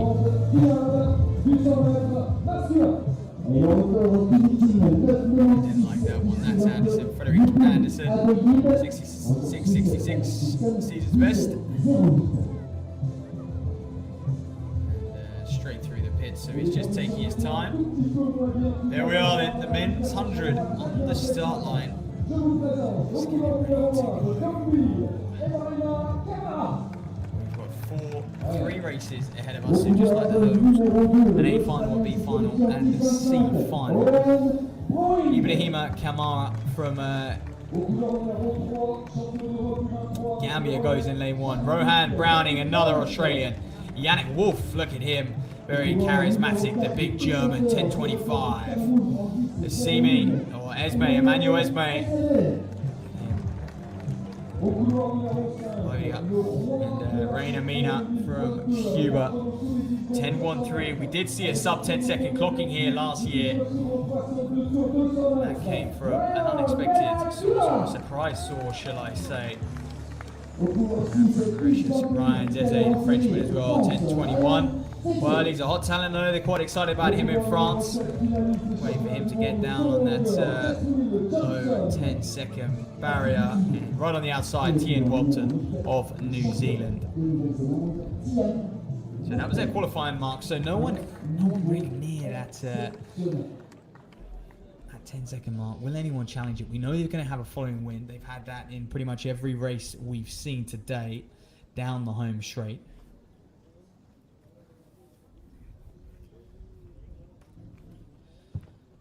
So on the starters' orders, Kamara, Browning, Wolf, Esme, Mina, Lise, and Walton.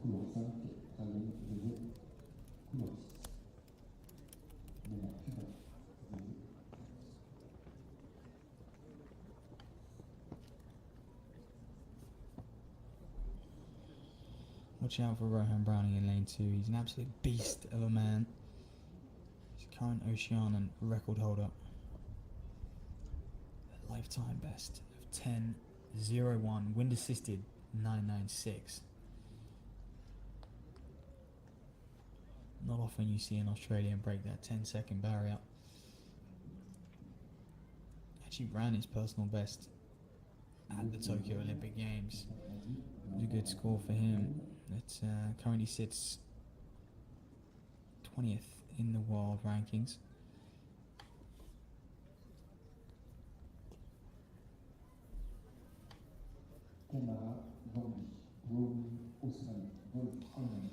So it's a long hold for these gentlemen. They're dealing with a few nerves as well. They would have done their heats earlier on today.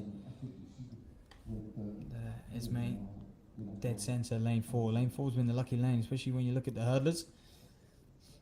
You're right there, you can judge the men either side of you. You almost have to block that out in sprinting though. You can't tense up, you can't really worry about the men next to you. If someone starts streaking away, you have to stay as relaxed as possible. It can be off-putting for them when they know they just haven't got the legs sometimes.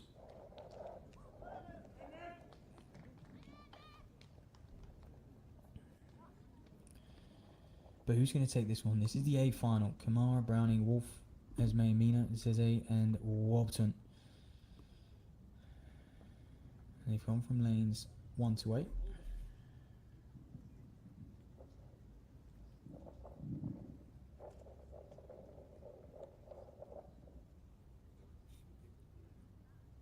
So a dead still picture.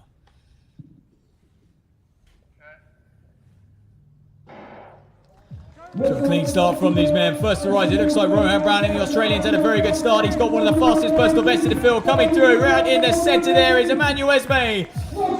Oh, 9.97, ladies and gentlemen. A sub 10-second clocking. Well, I said that would be phenomenal, and the heats didn't run anywhere near it. The weather conditions are playing their part. Well, we'll have to just keep an eye on that wind reading. Rohan Browning must be near his personal best of 10.01 as well. Esme just flew, didn't he, down the home straight. His last 20 meters or so, very impressive. Edged ahead and didn't look back. That arrow formation, 9.97. Well done to him. Well, we may hear from him in just a moment or so. I'm frantically refreshing my results here. I want to see what that wind reading was, and also what Rohan Browning got. He was a little further back, I believe. But here he is. Let's hear from the man, Esme, Emmanuel Esme. 9 secondes 26, record national. Ouais, je suis très content de cette performance. Vous savez, I really don't have words to say. I just say gladly. Thank you all for cheering me. Merci à tous pour vos encouragements. Merci. Et on attend le 200 pour voir. On attend le 200 pour voir. Bonne récupération. Bravo, bravo, bravo. There we are. Well, we just heard from your 100-meter winner here today at the Resisprint meeting, the 43rd meeting here in Switzerland. And it was all about Emmanuel Esme, wasn't it? We're still waiting for those official results to come in, but we believe he had 9.97 was the winning time. Hardly faded at all. Got a reasonable start. It was okay. But boy, did he just accelerate away from the rest of the field in that last 20 or so meters. He's going to enjoy that one because that's going to be right up there. We're going to see him at the World Championships, that's for sure. World Championship qualifying mark, ladies and gentlemen, of just 10.00. So you have to be, well, it's highly unlikely you're going to be a 10.00 runner, but if you are, that will qualify you still, though. You can run the time or below it. Yeah, 9.97, very impressive performance from him. And what will that rank him? We'll just see if we can see. That will rank him around about top 20 in the world, in fact. So, huge run, and he can look ahead and start preparing. And he was 25th, so that's going to move him right up. And he was one of the ones who is going to be able to qualify for the World Championships on points. Count back almost, but now he's qualified. That's a big auto cue, if you like. Et la présentation de la deuxième finale, pour dire de manière tout à fait. Et on retrouve. And what's more, he's going to have a good head-to-head against Rohan Browning because that was a man ahead of him on the rankings. Quite interesting, really. Au couleur numéro 2, le Suisse qui monte, vice-champion suisse d'or à la surprise générale, c'est un spécialiste de longueur, c'est Chaux-de-Fonds, Enrico Duperte. Au couloir numéro 3, qui faisait partie de l'équipe des Pays-Bas. Well, here we are in Heat 2 on the start line, quickly rattling through the start list for this one. Just trying to find Emmanuel, actually 9.96, so congratulations to him. Rohan Browning as well, Tian Wapton in third, 10.14. Ryan Zeze, 10.15. There are your results from that previous heat. But all eyes on this B final then. Michael Zeze of France. What did you see? His brother Ryan just performed and finish up with 10.21, so I wonder if he can better that. Time will tell. So look at this man, Zana Kamanga, the back of Denmark. Look at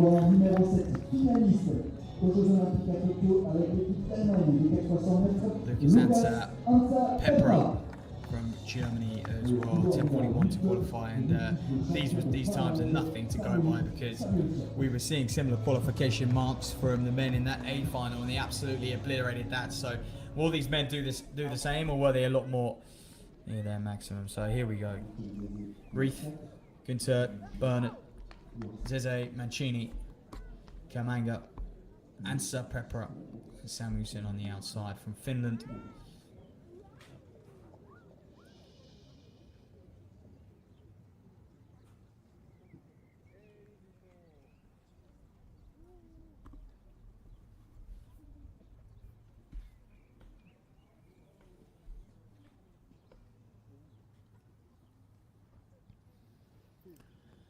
Patiently waiting. Nerves building. Ooh, full start, and I'm just trying to even see who it was. It was very, very tight. I couldn't tell at all. Well, you can see the official in the red jacket there. It's not the official starter. It'll be the second official, just to kind of keep an eye on things. They're straight over to the reaction time. Up on that screen in that little box with that umbrella is. They'll get their reaction times. They'll be able to see, and anything under 0.01 is actually considered as human or impossible to humans to react that fast. So that's considered a false start. And I wonder if it will be a green card for them all, because it was so close. If it is the case, but these blocks kind of all rigged up electronically as well, and that's. Is that a yellow card? Well, I haven't seen that before. I think that's pretty much just a warning to that athlete. No disqualification here. It was Kevin Reith of Germany on the inside.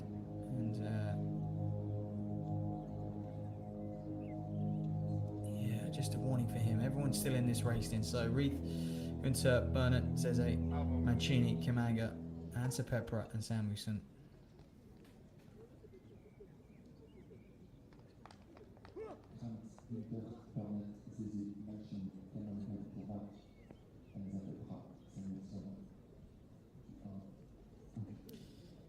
Second time around then, being watched over like hawks. Look at the man in the white right over. That's Reith. That'd be a little bit off-putting. I think he's just checking, but they're good to go.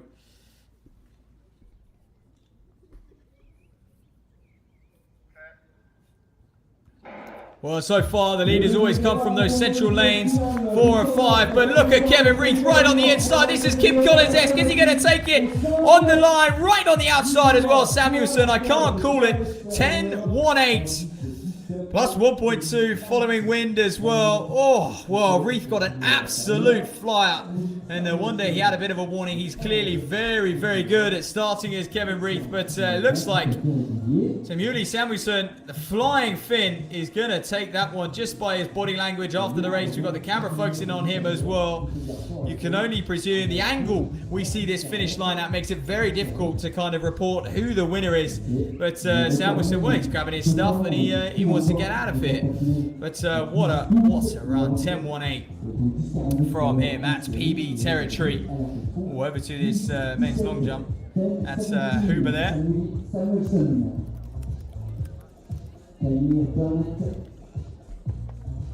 Good bit of heights, perhaps too much.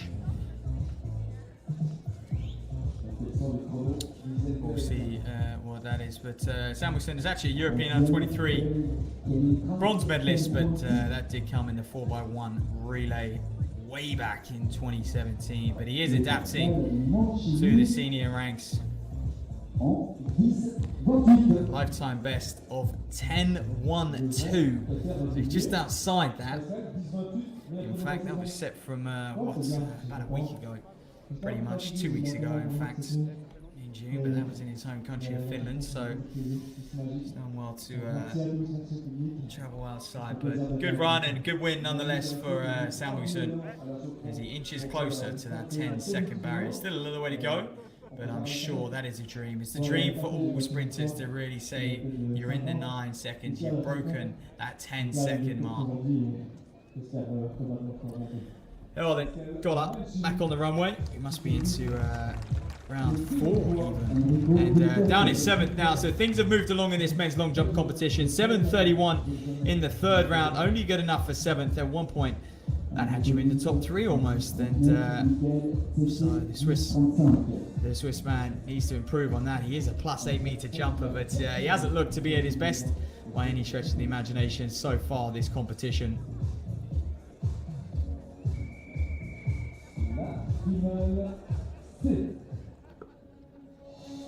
Et juste avant la finale B, regardez Benjamin Foller en longueur. Well, what can you do then? Oh, and he hasn't liked that at all. And I'm not sure if there's any particular reason either. he just couldn't get going. Maybe he just realised he was never going to get near top speed. His run-up was going to be off, and he was going to foul out. So that's a shame. It's his 4th round jump, done and dusted. On retrouve au couloir numéro 1, repêché pour la finale C, l'Australien Christopher Youssef. Au couloir numéro 2, multiple champion national du 100 mètres et du 200 mètres, Marcus Fuchs, Autriche. Au couloir numéro 3, d'Allemagne. Well then, moving on to some more 100-meter action. Marvin Schultz, here, the big, powerful German. He goes in lane 3. Luca Cassano of Italy as well. Flying through this, Maganga Gora, Julian Wagner. Another German in here. The Germans enjoying their time here in Switzerland today. Ruskin, Molinari and Wagner, the Italian. And right on the outside to complete the line at Matteo Meluccio. 10:54 in qualification.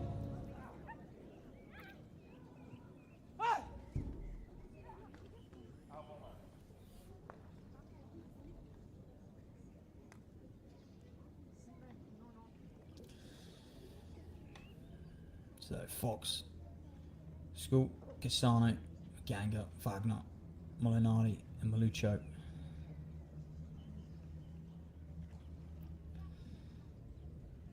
Anything inside 10.3 would be very, very good running for these gentlemen. Wonder if we'll see that today as they eye up the straight ahead of them. 10 seconds of running.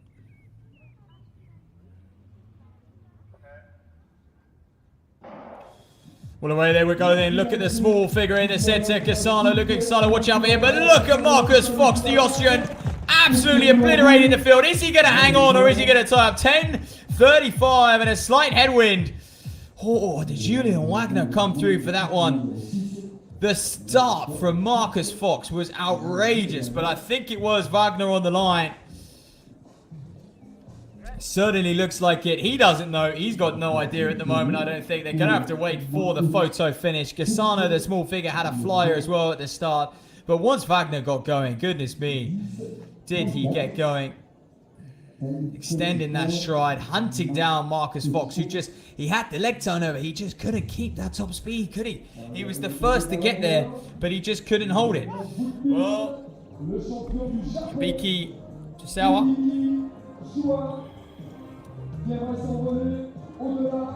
Here he goes. Preps himself. Over the drainage, down the runway. Shishawa. Huge talent, this Japanese man. Oh, that's better again. I don't think it's going to challenge the 8 meter mark though. But maybe 780, 770, something like that. Yeah, shakes his head. Nothing to write home about, especially the level he is.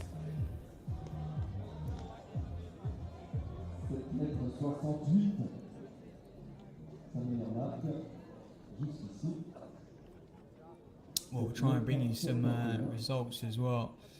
I can say Samuli Samuelsson of Finland, 10.17 in that B final. His jamming tight. Hong Kong national record holder of 8.16, warming himself up.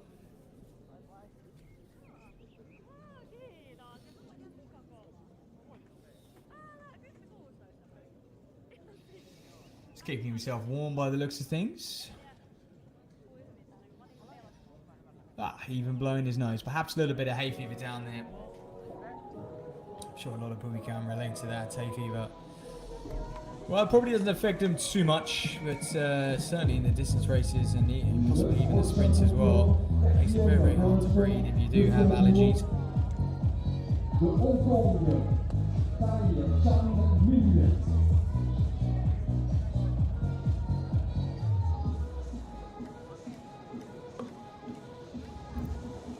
So Chan Ming Tai sits in 5th place now. We're into the 4th round. He needs something big. He's better than this. Come on, Chan, what can you do? He gets the crowd going.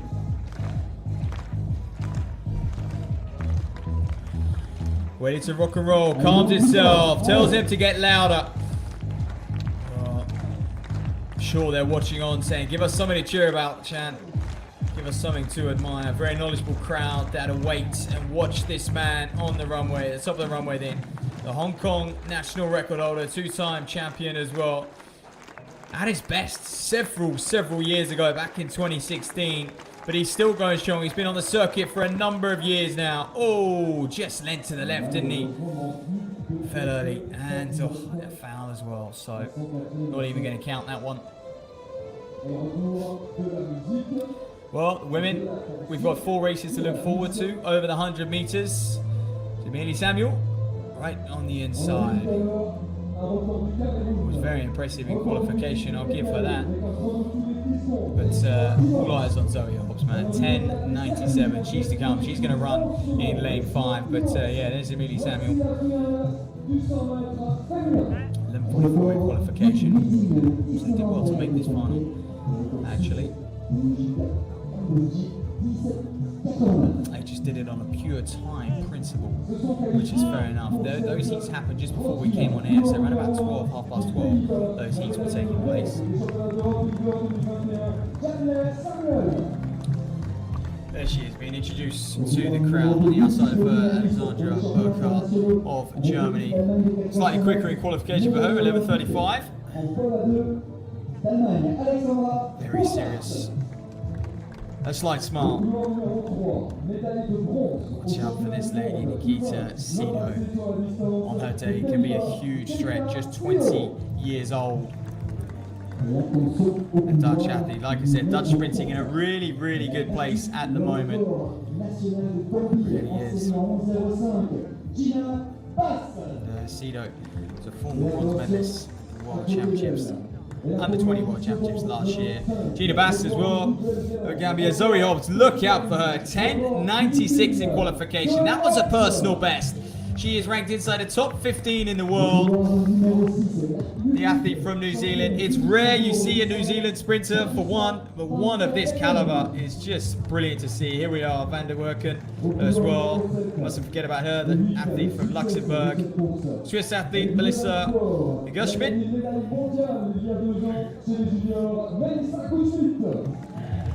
11.22 her qualification time, so nearing that 11-second barrier as well. So she's got a talent to go some. Geraldine Frey as well in here, 11.35 in qualification. So expect to see, this is almost, well, it was the Zoe Hobbs show in the heats. What can she do in this women's 100-meter final?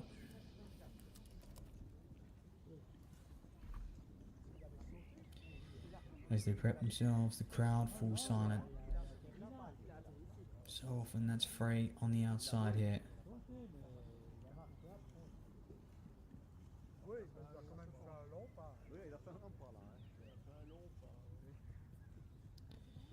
Hobbs only 6th in the Commonwealth Games last year, but has been improving ever since. Oh, it's a false start as well, and you know what? It looks like Gina Bass on the inside of Hobbs, I must admit. I think she knows it. I'll be surprised if this is anyone but her, but my eyes are just as good as yours, so do forgive me if I am wrong. But yeah, you can see how gradual the bends are here in Switzerland because they're starting awfully far back for the 100 start.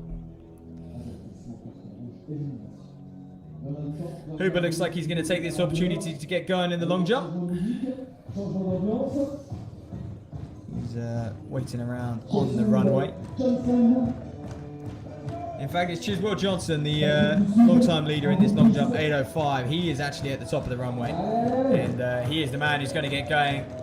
Well, he's a joy to watch, isn't he? So relaxed, incredible speed into the board, and perhaps just a bit too much tension there. Looks like he was a little bit tense going into that one. Well, all eyes on this women's 100 final. After this, we're going to have some 200-meter races to crown out the afternoon. But we've got 4 women's 100 finals.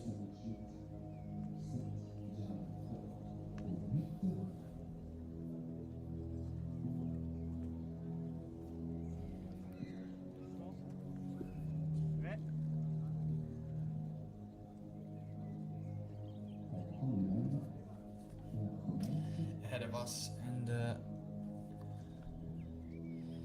quite interesting really, because they've all just had 2 opportunities to race basically today, which I think they appreciate. This is why it's such a popular sprint meeting on the European circuit.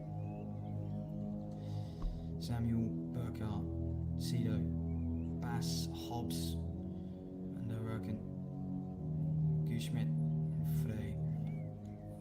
Those are your 8 in this A final as they await the starters' orders. No one actually disqualified, which is very surprising. Gina Bass, I thought, had a flyer, but is in this one. We saw it in the men's final as well, so clearly maybe a starter's malfunction over anything.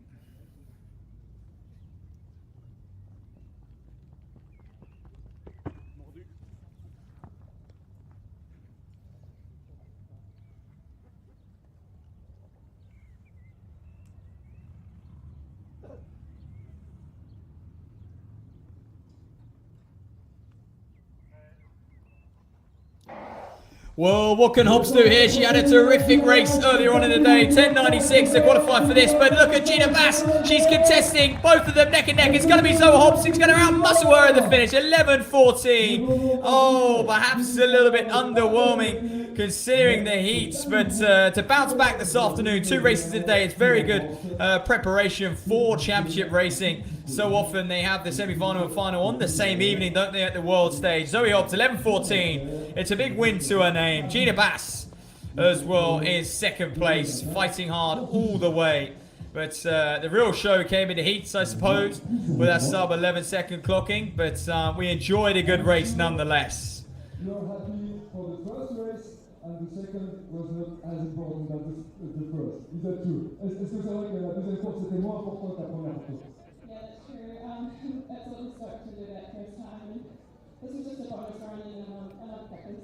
C'était juste un bonus d'avoir un deuxième exercice, and it was a second pleasure for us to see you. On applaudit bien fort Zoe Hobbs.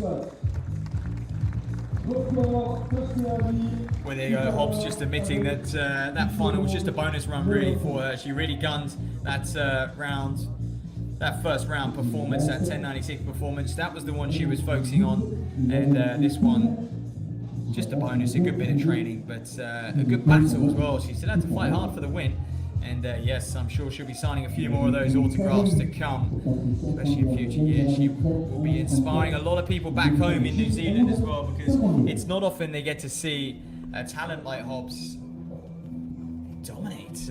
Well, she's not dominating world sprinting, but feature in world sprinting.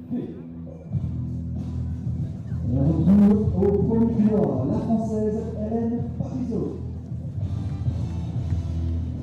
Au couloir numéro 2, la vice-championne d'Europe du 23, il y a 2 ans sur 200 mètres, Sofia Allemagne. Et au couloir 3, le membre du 406. Oh, Cyril Kerr back then. What can he do? Salomé Kara. Au couloir numéro 4, la 3e meilleure performance de la saison avec une seconde 26. Good bit of height. Oh, landed it a little bit flat, didn't he? Get the usual hitch kick going. It's not bad for him. Numéro 5, l'Espagnole. This Maria Isabel Perez. men's long jump competition, because it is rattling by in the background, and at the moment it's very tight at the top. Liam Adcock is in 2nd with 8.04. That was his 4th round jump, and Jeswell Johnson 8.05 in 1st, so it's awfully tight, and Christopher Mitrevsky is in 3rd. But look, here we are, the women's beat final on the line, then getting ready to go.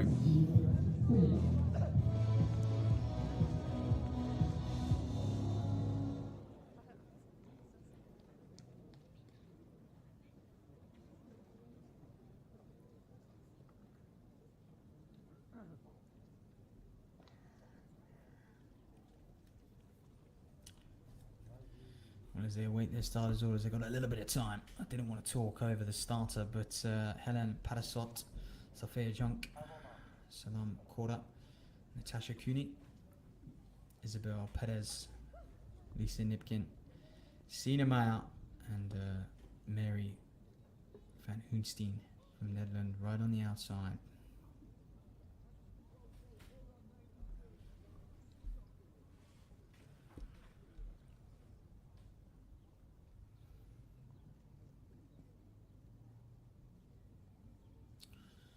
Main 5 looks to be vacant. Spaniard Perez doesn't look to be running. Like I said, these women all getting the opportunity to race twice here. Well, away they go then. Nice clean start, unlike that first race. Look out for those inside lanes. And oh my goodness, it's lane 3. Salam Kora, the Swiss athlete, smashing it down the home straight. Oh, is she going to get pipped on the line on the outside? And look at this wind. It's unpredictable. Minus 2.1. So they had a headwind, a stiff old breeze of a headwind as well. But it was Mary van Hunsten, the Dutch athlete, I think, who took it. Well done to her. Very, very smooth, and really with a late run as well. She's, I think she's still a bit confused herself, but how about that start from Cora? If anything, take confidence from that, because if you can start like that, you just need to work on that finishing piece, the strength. Go away, have another winter, but and then it will come together, you hope. But hey, no doubt about that winner. Look at Van Hunsten.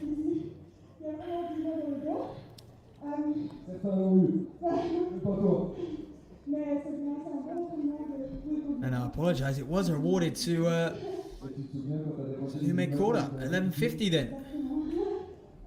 Well, there's a surprise. Like I said, awfully hard to see on the screen who wins this one. My eyes are as good as yours. I'm not in the stadium. I'm viewing it from a screen as well. So I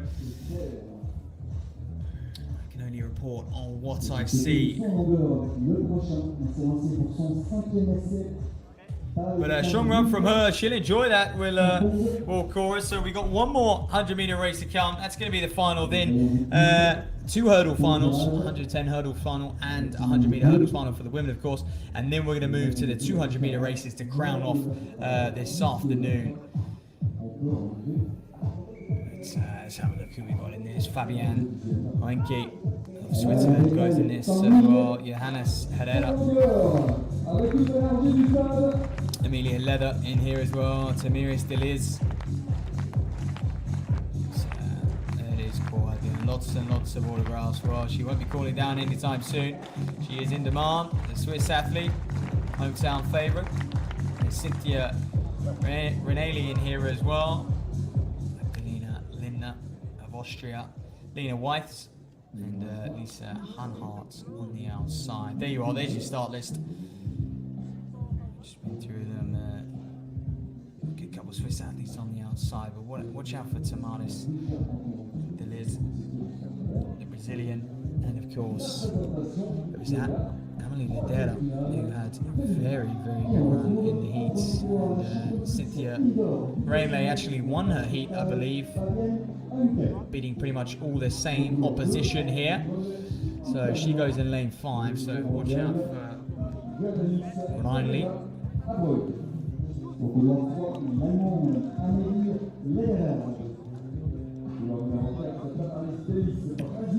See the way those starters all these women benefiting from 2 races, practicing that championship experience. Also, this is the chance that gives you a bit of a second chance. If you mess up the first race, you can go again. In this one, if you have a great first race, you can work on your endurance and bounce back, work on minor things. You can improve your start or that kind of mid-phase through the 100 and just avoiding kind of really tensing up. So a quick turnaround for them, only sort of 2.5, 3 hours recovery for them to come back, and the sun's out for this one as well, but a bit of a shame. The wind seems to have changed direction where they had previous races had a following wind. That last one had a headwind, so have to see if that switches itself around. But, these ladies just looking to improve through the ranks, really. I mean, world-class running, I guess, is anything near and around 11 seconds, and from there, further back you go. Obviously, the further down the rankings you go, but you can compete on a national level, especially some of these Swiss athletes that we had to compete on a national level in that kind of 11.4 range. So we see something around there, 11.5. That would be very, very good indeed. But this may come in at sort of 11.6, 11.7. We'll have to see. So Brazilian Tamaris in 4. It's Cynthia Reinley of Switzerland, 23-year-old. She looked impressive in the heats. She took a win there. 140. She goes in 5.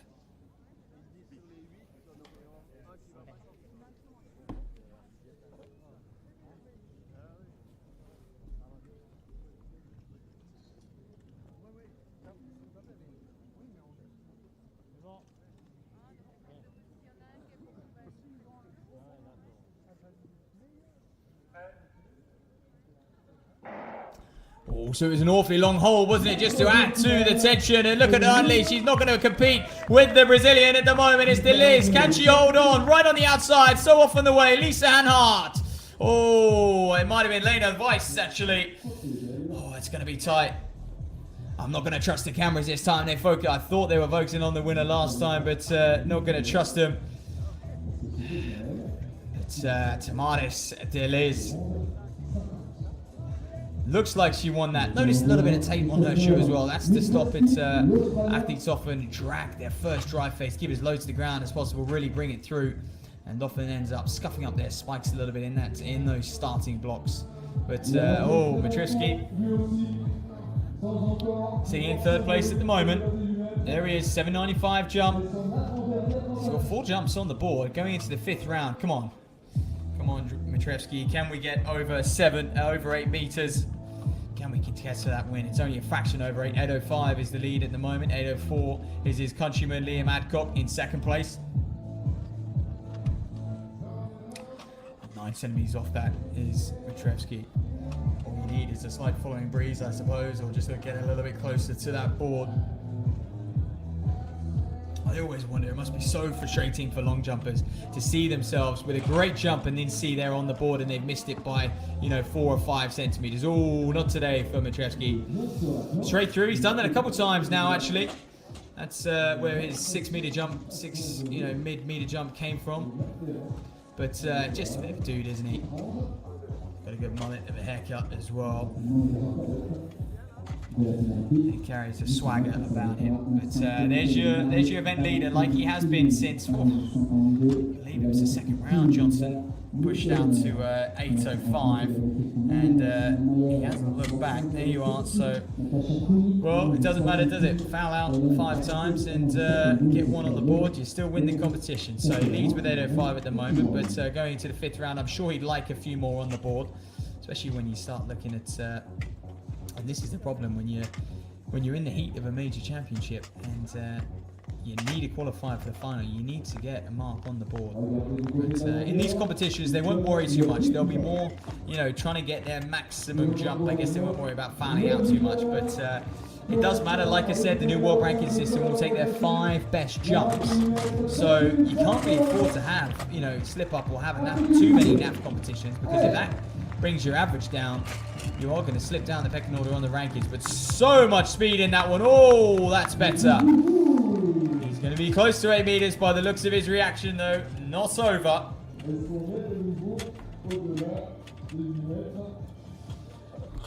Joswell Johnson, well, he's enjoying himself. He's waiting for the reading to come in.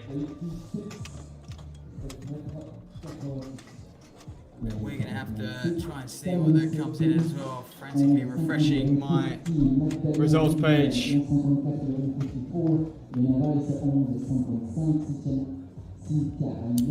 Raphael Huber then, he's got on a very modest 7.13 at the moment. He'll go after Johnson, so there he is in the yellow. Waiting to go on the runway. 7.13 his best jump, and a 6.66 in round 4.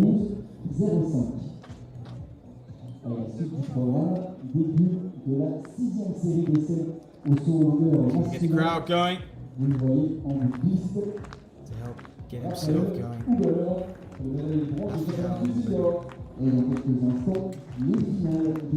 This is what I love to see. Competitors clapping each other,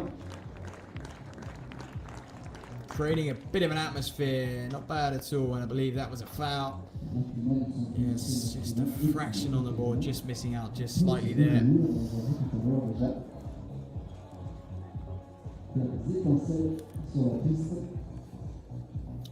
So I think we're running a little bit behind schedule now because, well, the men's 110 hurdles was due to go off sort of 7 minutes or so ago. I think those false starts potentially didn't help.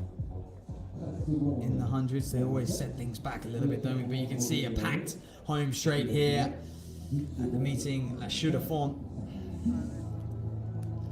Sun shining for, well, not the first time this afternoon, but it was very cloudy to get started. An overcast day here in Switzerland on that French border, but sun breaking through the clouds. There you are, summary of that women's 100. 10.96 with Zoe Hobbs. Well, they've taken her time from that kind of first race, if you like. They did 2 races. They called it a heat and a final, but they raced the same people, and it was just two race opportunity, if you ask me. And Natasha Cooney there, 11.46, good run from her. Solomon Corday, despite being in that third heat, punched above her weight, finished 11th overall as well, so congratulations to her.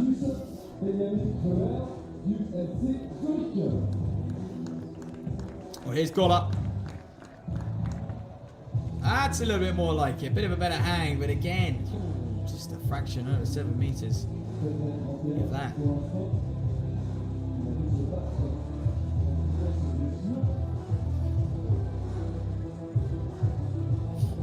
Just see what that comes in at. He hasn't really got going, bless him.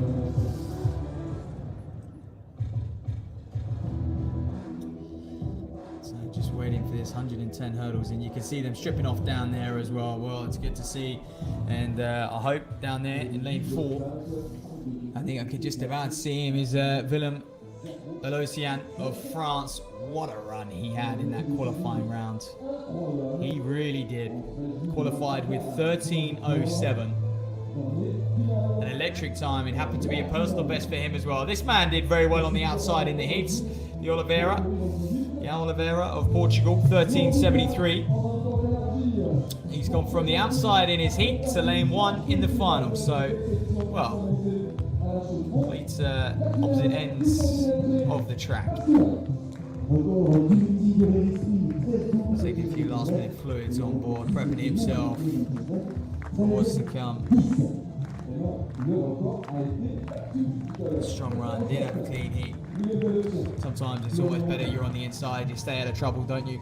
Can be off-putting when those around you are knocking barriers, clipping barriers. And especially, it's always interesting in the hurdles, if you lead with opposite legs to the guy next to you, your arms can often get tangled up. You don't see it too often, I suppose, at this level. But Timmy Costa, what a run he had in the heats to win that. Well, he was seeded in the second race, but he won it. 13.54. He's chuffed. 21-year-old, and Max Herrera as well. 13.43. He surprised a few. There we are. Willem Belocian as well. 13.07. Oh, it was supreme. He was streaks ahead of the next person. Put him up to just outside the top 10 in the world. Louis Mendy then, the man from Senegal. Lorenzo Simonelli. He was someone we saw in the heats. He had a great start, but he just couldn't quite maintain it. Clipped a few barriers, so he's going to be pleased to be in the final. Get a bit of redemption. Ronan Greff of France, 13.60 in the heats as well. And on his outside, Mark Hayden from Holland to complete the lineup.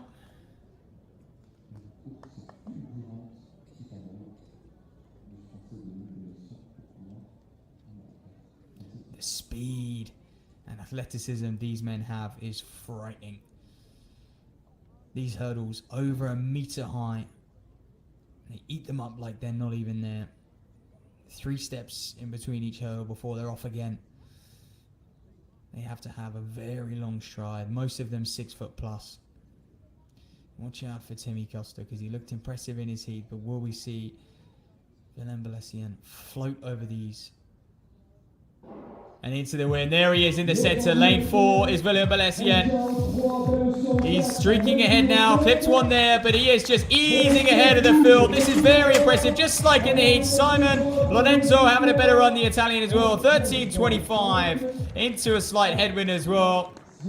And it was Lorenzo Simonelli having a better run in second place. That's more like it from him. We expected that in the heats. We didn't get it, but he's got redemption in the final. But no one's challenging that man today. 13.25. Neat running in the heats. And this is a race he probably, you know, yes, he was always going to show up, which is we're grateful for. We got to see the man twice, but probably a race after that heat, he just thought, well, I'm just going to coast it. I'm going to get through it clean. It's another chance to kind of practice my technique and practice my start as well. But and obviously his recovery time, so a good training session for him. But let's hear from the man.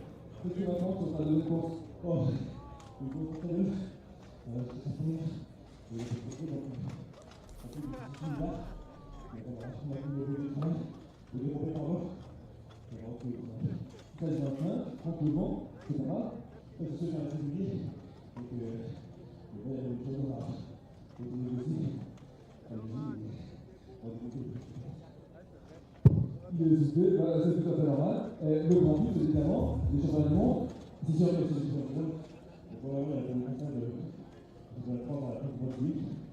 Voilà, c'est on félicite bien fort. Les applaudissements pour le nouveau meilleur performeur européen de l'année. There we go, you heard from William Olesian.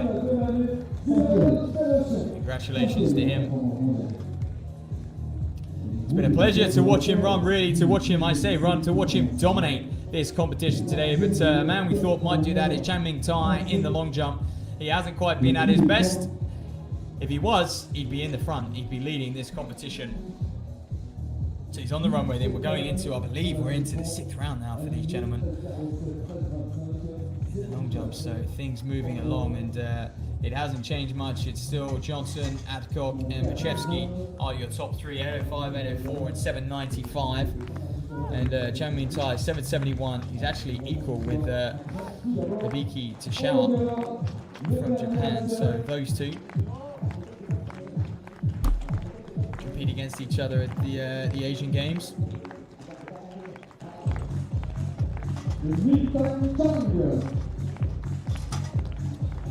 Chang Ming Tai, pop in the cheeks. It's an unorthodox start we've seen from him so many times. We enjoy it though, nonetheless. Very aggressive. Oh, just a little bit flat. Not too much height. Not too much height. There was a lot of movement in the air there, wasn't there?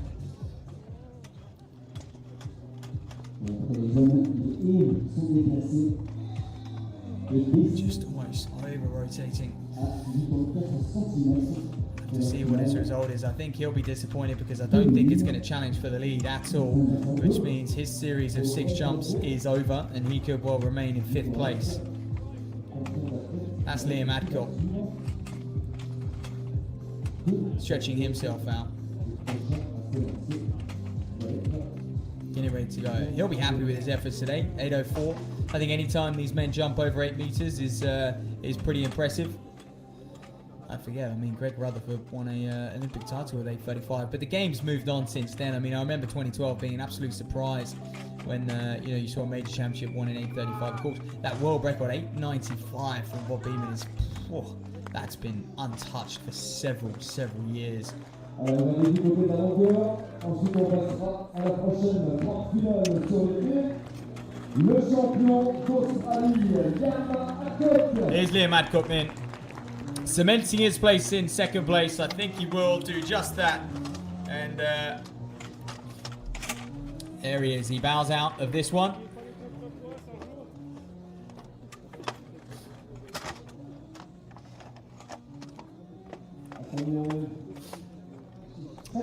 Christopher Matreski. And you can probably hear the hurdles in the background. That is the women's 100-meter hurdles, which is about to go. In fact, it should almost be off by now, to be honest with you, but I think we had a bit of time in between the hurdles and the 200s anyway, so hopefully they can make up a bit of time here at meeting Le Chaux-de-Fonds, which is into its climax now. We've got the women's 100 hurdles to go, and of course the men's and women's 200 finals, and that's it. We are done. Almost 4 hours of high caliber sprinting. We've been absolutely spoiled. Goodness me, we've seen some performances. Nick Schmidt's got a world qualifying mark. He's boosted himself up. We have athletes here inside the top 10 in the world in their disciplines. Here we are. Matreski, Christopher Matreski, good. Oh, and again, he's done it again. That's the 3rd time in a row. I think he's going to have to settle for that 2nd round jump of 795. He bows out of this competition. Not quite head in hands, but I think a little bit disappointed. Frustrated more than anything, I think, from Matreski. A little shake of the head and spikes off. All eyes on recovery now.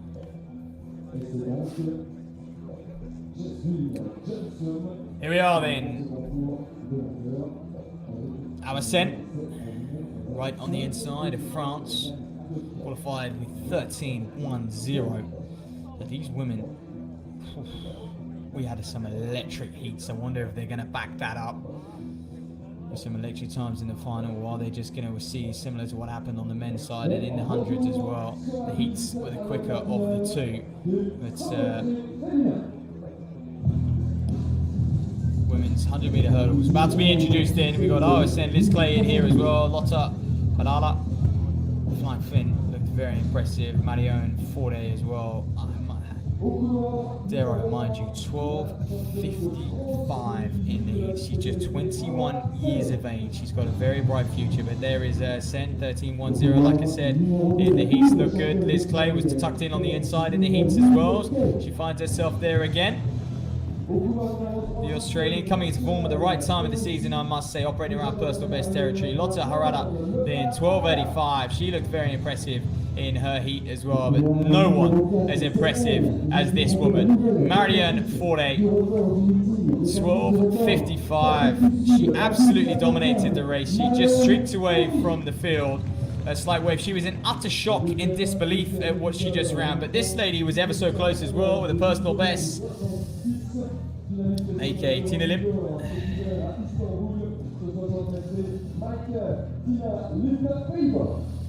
She is like Tina Lim and Elena Cadaro as well, 12.97 in her heat. So good running from the Italian. Finds herself on the outside now. Sapalska as well. Well, if these women can thread 13 seconds, that would be very, very impressive. And right on the outside, Yada Kamasi.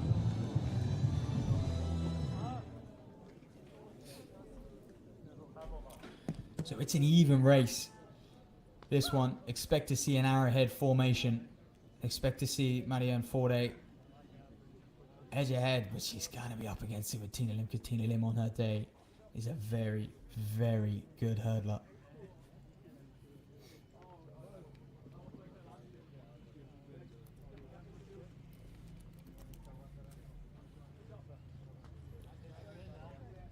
Sen, Clay, Harala, Forte, Tina Lim, Cadero, Sapalska, and Kamasi.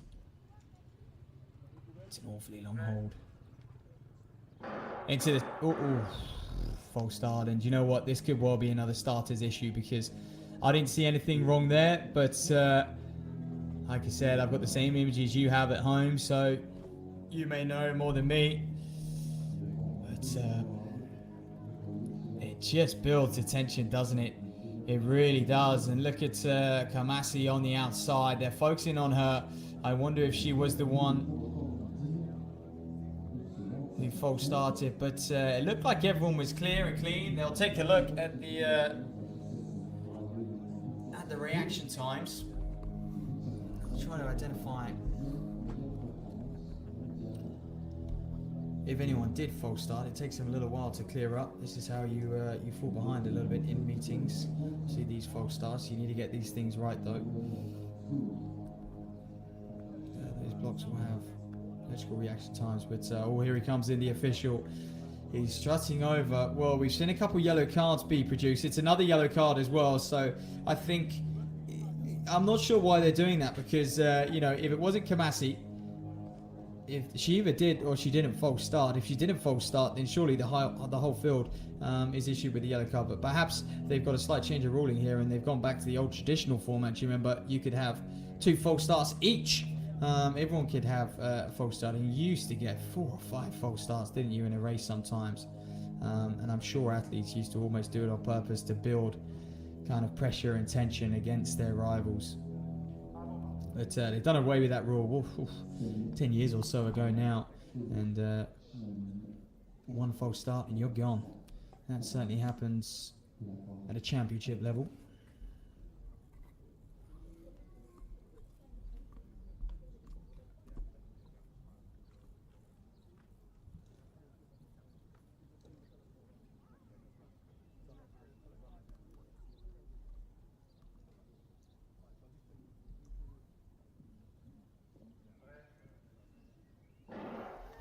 All right, then let's keep an eye who's going to be first to rise. We're looking out for Marone, who dominated her heat. She seems to be dominating this one. Not quite as much, though. Right on her shoulder is Tina Lim. Is Marone going to hang on? She is, just a tip of the line. 12.81. Not as quick as the heats, but still impressive. And do you know what? She had someone right next to her. Those two were neck and neck the whole way, battling it out. And I think sometimes that really does kind of not put you off. They're experienced hurdlers, aren't they? But it can just add a little bit of pressure. And you end up thinking about the people next to you rather than the race ahead.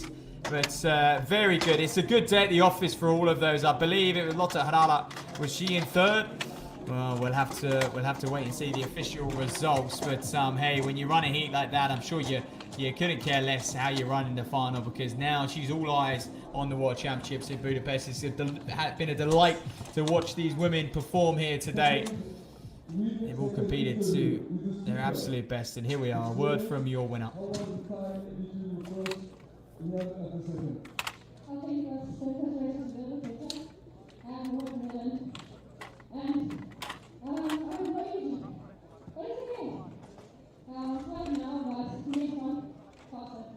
Et vous pouvez encore plus vite la prochaine fois. Évidemment, c'est pas facile. After there was a lot of emotion after the first race, of course it's not easy to manage. C'est pas facile avec autant d'émotions à quel exploit après la série.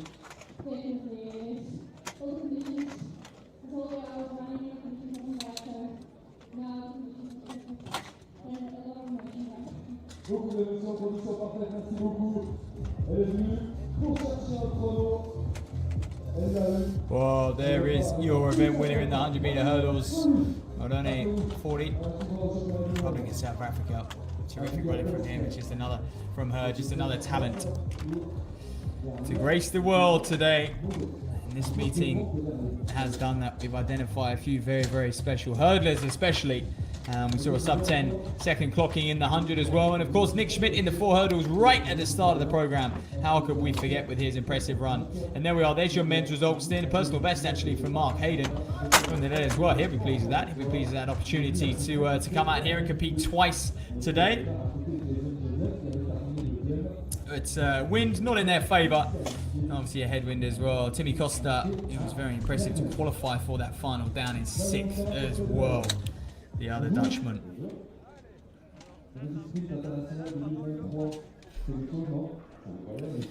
Okay, well, we're looking ahead. Off at quarter to 5. So any minute now will be this men's 200. We've got 3 races ahead of us. And an A, B and a C final. And then we'll finish with the women's 200 meter races, and then we'll be off there just a touch after 5 o'clock, 5 past 5 in that women's 200 meter final. So 6 200 races ahead of us. There's your long jump results. Cheswell Johnson, Liam Adcock and Christopher Matrevsky were your top 3. So a good competition, which perhaps didn't live up to the heights we thought it might, but some good jumps there for the rest of the field as well. You can see and sandwich in between those Swiss athletes, Zach Skinner from Great Britain, 681. And to summarise your women's hurdle final as well, so no one quite where they were in the heats. It's Marianne 48, 1280, Mary Tina Lim 1285, Lotte Harala 1301. Elena Carraro, actually, a good run from her on the outside. Liz Clare as well on the inside, so getting right amongst it. And your women's pole vault as well, summarising that performance. Angelica Moser, 461, equals season's best for her, and a lifetime best. Congratulations to Savannah Holman down there in 350.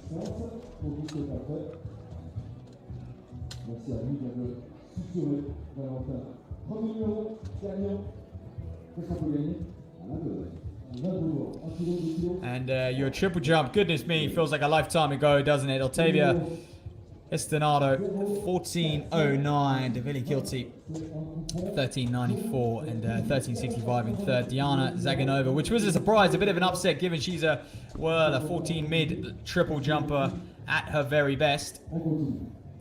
but could only settle for third today. And it was an interesting competition. Look, some people, Nina Lajcek didn't get a mark on the board, unfortunately for her. 0,42 Saki. 1, 2. So there's a good summary of what went down today.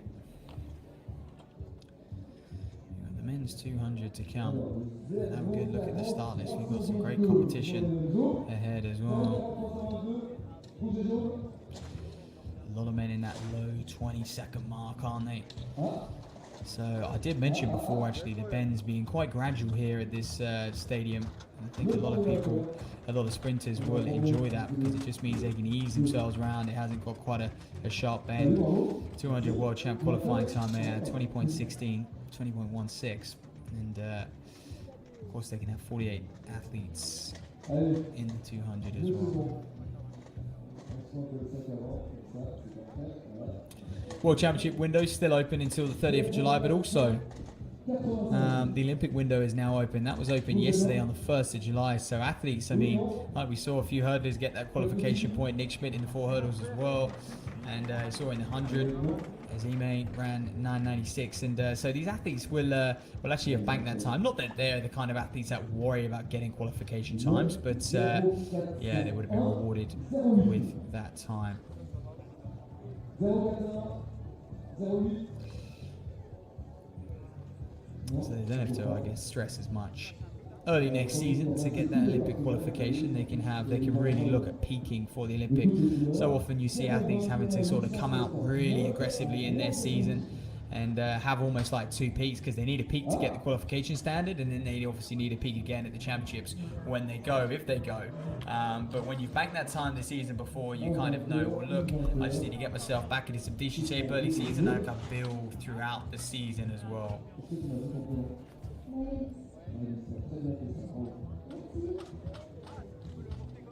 Bonjour madame. Félicitations.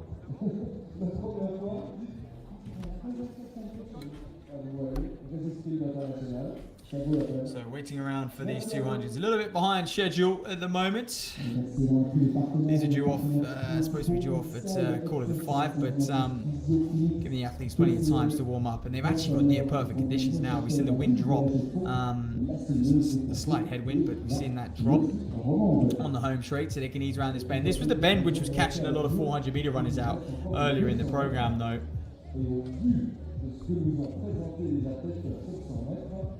They seem to really struggle coming off it when I was watching that. So these men preparing themselves. I'll run you through the lineup in a little bit, but all the field events are pretty much wrapped up now. So we just got some 200 races, 200 meter races to enjoy.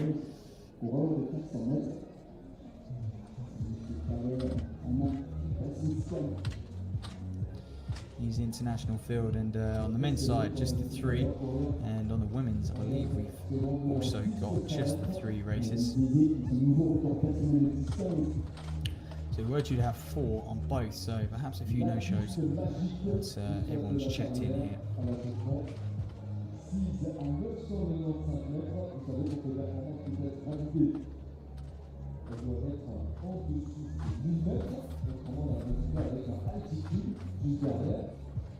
Première raison, Jacques, le fondateur du meeting, celui ouvrière pendant de longues années, avait participé au dessin de la piste, et les virages sont particulièrement excellents pour le bon chrono. So if you are just joining us, welcome to meeting La Chaux-de-Fonds. We are into our last half an hour or so. We've got 6 200 races ahead of us, both men's and women's 200 meter races, 3 of each, and that will close out the international program here. So welcome to the World Athletics Continental Tour. And well, look here then, this is the club standings. This is an interesting graphic actually, the medal standing, because the Dutch side,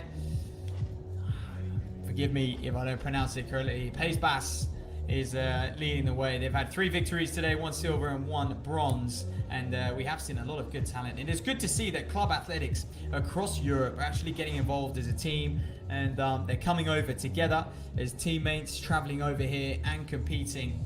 Because athletics, of course, is a very individual sport, and we see it time and time again. You know, athletes, sometimes they even train on their own. You know, they have their own goals, they have their own coach, and it can be lonely. But to get involved in a team, and I think we should see more team athletics engaged. To be honest, I really liked the European Team Championships. That was last week, well, sort of last weekend or so ago. It's really interesting to see, because it's taking even the international level, focusing on that team aspect of the sport. Every win counts, every position, every medal counts as well. And I think it gives athletes more of a purpose than just themselves. And I'm sure many of them will turn around and say, well, look, the only reason I'm in this is for myself. But I think it does, from a crowd perspective and an interaction perspective with you know, people like ourselves who are watching, who are fans of the sport, I think we enjoy the team aspect. You know, some of the most popular sports in the world are team focused, and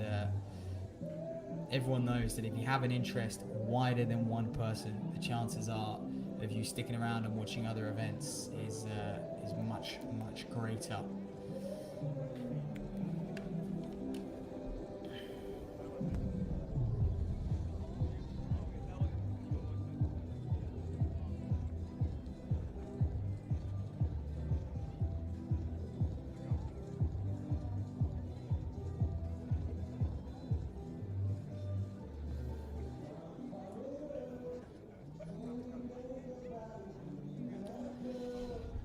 So these men warming up. A few to watch out for then is, you know, Hakim Marufu of Cambodia, and Arman van der Walt as well of South Africa. He's got a 20:49 personal best coming into this. And we're going to see Emmanuel Azime again. I mean, we were lucky enough to see him in the 100. He ran sub 10. He's going to be here again, the man from Cameroon. So watch out for him. He's going to be dead center, the tall figure. You can't miss him. And Ryan Zeze as well. So quite a few of these men doubling back, actually. I thought I recognized a few names. Clarence Moune as well in there. And Taimir Burnett from the Netherlands running the outside. 20:36. Very impressive. Ryan Zeze did do the 100, but he is more of a 200 meter specialist, I must admit. 20:29 for the Frenchman. And so I'm going to be intrigued to see how he goes. Interesting the fact that he wanted to double back. I suppose it's good preparation, I guess, especially if you've got your national championships as well coming up. But he is a European silver medalist over the 4x1, of course, not individually. So that French quartet moving very, very nicely indeed, and just the one national title for him that came indoors in last February now, actually.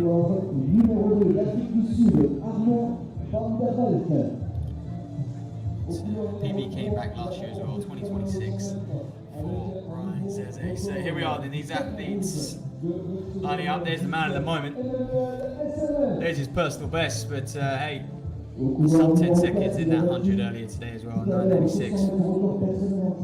Very, very smooth. Ryan Zeze coming through the ranks is Zeze, but one would say he's not a young sprinter anymore, 25 years of age.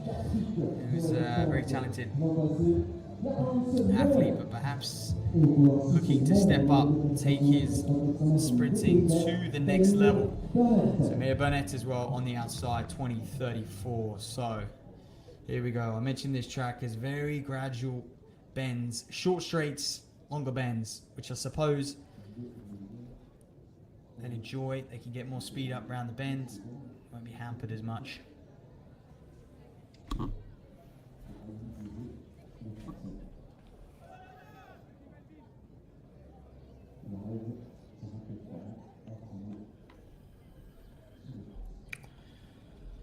So from inside out, Marufi, Van der Walt, Azime, Zeze, Moune, and Burnett.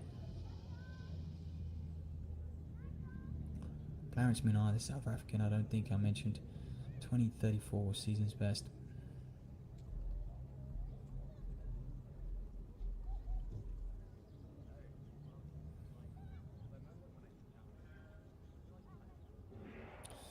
Well, away they go, in a good start from all. Like I said, easing round this first bend. He looks to be running very well. I did say he's a 200-meter specialist. That's Ryan Zeze of France in the kind of light blue.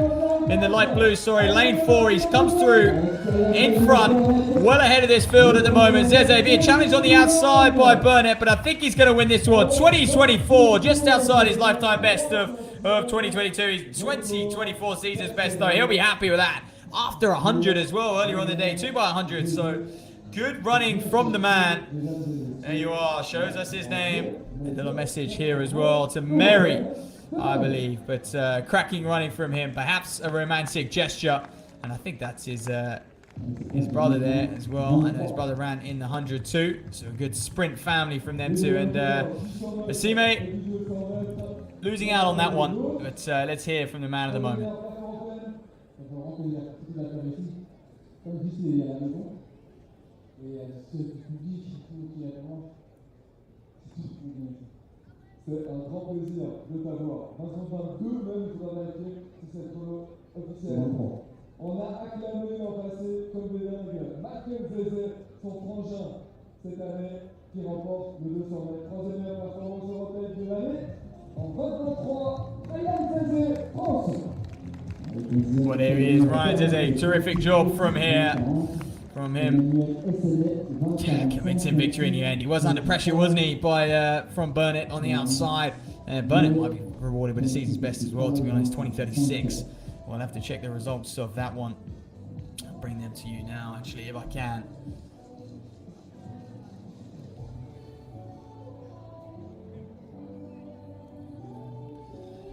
Two more men's 200s. This is the B final here, so all races are seeded. The fastest race goes first. That'll happen to be the same. The women's race has been the same throughout the afternoon as well. Men go first, women next, and yeah, each race effectively should get slower. But it hasn't always been the way. We've seen some terrific performances in the B and C finals so far. Nothing to challenge those A finals, as obviously as you'd expect with the seeding. But some good performances nonetheless. And there you are, summarising that. It's in fact a personal best for Zeze. To apologise, just sneaked it officially. We'll round it down. So following a breeze as well. And there's Zeze. So Azime, who won the 100 in sub 10 seconds. So that's a good day for him, 20:45. And Tamir Burnett as well in second place.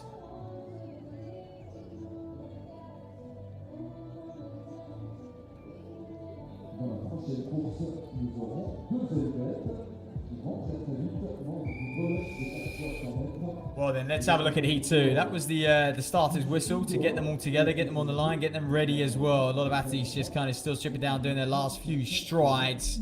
But Christopher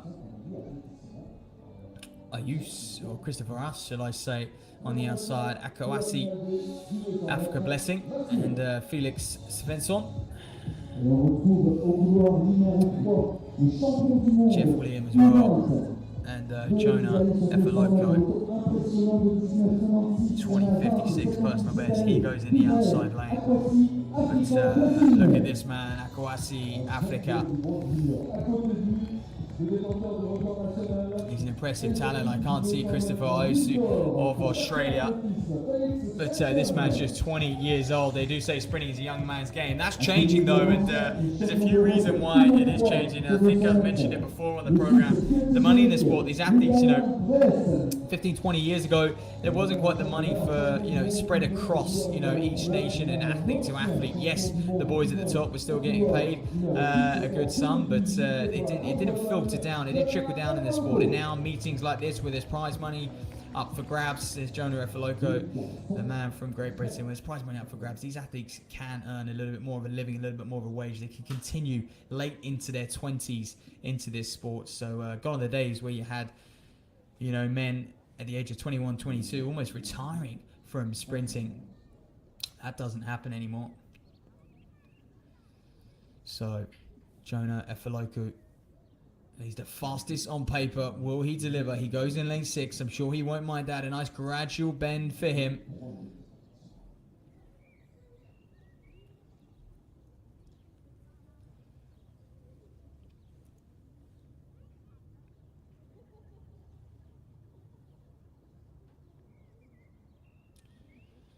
It's an awfully long hold.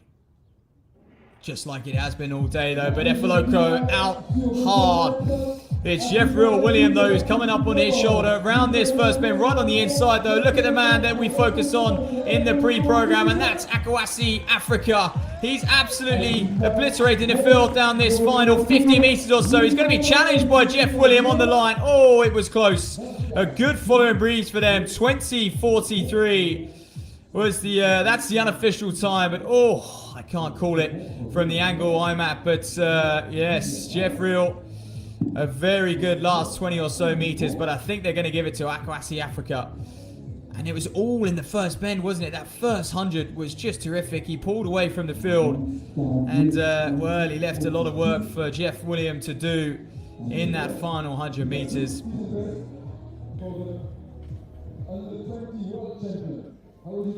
So there he is, the former under-20 world champion.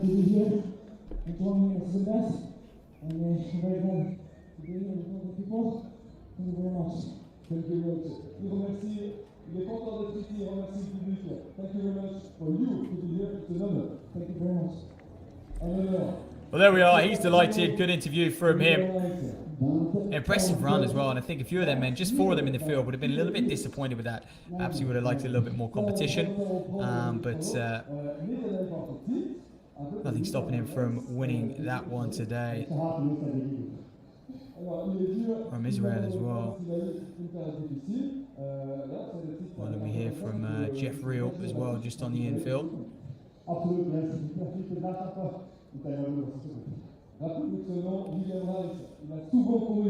And while he's being interviewed, just look at those results. The season's best from both of those two up the front. Good run from the Swiss man in second place, but blessing Akawasi Africa in first place. Big following breeze of plus 1.7, so just about legal for those gentlemen. They won't mind that at all. And now we're going to our third and final 200 of the day. This will be the C final. Looks like we're going to have a full field in here. Hopefully we don't have empty lanes like we did in the last one. Elias Goa, the German. Maxime Lancelot, the Frenchman in lane 2. John Gaikas, René Mina as well. He operated in the 100. So bouncing back just an hour or so later. Mattia Danola as well. And to complete the lineup on the outside, Samuel Parola of Finland, 21:02, his personal best. Now, I got to mention Mina of Cuba. He's got a 19:95. He's his best. This man is very, very talented. Will we see a sub 20-second clocking today? Well, I'd be surprised, to be honest, because I don't think the 100 went the way he would have probably liked. And I think he's not quite at that level at the moment, is Mina. And in fact, I can't even see him on the start line, so probably choosing not to line up in this one, but don't quote me on that. He may well appear. He's currently ranked 8th in the world, and that's saying something, but definitely a 200-meter specialist. That was from it was back in May. He ran that 1995. Just about broken 10 last year as well with 999, but I can't see him. And there we are. There's Guy Cass as well. John Guy Cass of Australia, 2066. Man on his day, not near that yet, so just struggling to get going. Obviously he's going to have I presume he's got several races lined up over here in Europe, make his travels from Australia worthwhile. But Mattia Danola there, the young Italian in lane 5, and the man from Finland, Parola Samuel, well, he's wearing a hat in July. You don't often see that. I know it's I would have thought he would be used to the old cool climates, but just 23 years age. So is the man on the inside of him, Danola of Italy. So a few lanes emptier, to shame. Could have almost merged the two races together. It's just a small intimate track here, meeting La Chaux-de-Fonds, the sprint specialist meeting, 43rd edition. You're watching the men's 200 meter C final. Take to the track.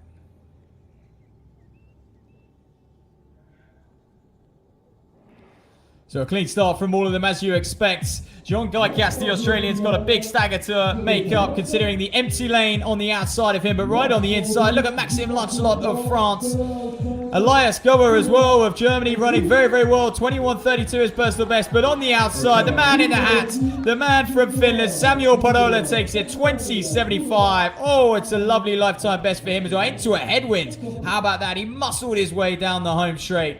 He's a tall, towering figure, and he won't mind that, Parola. Good run from him. Well, he had a great first bend as well. Managed to stay in front, and then it just looked like he grew in confidence in that last 50 or so meters, didn't he? Held off the fast-finishing Mattia Danola as well on the inside of him. So, Parola, your champion. But a big season's best and a big lifetime best as well. Break 21 seconds here today.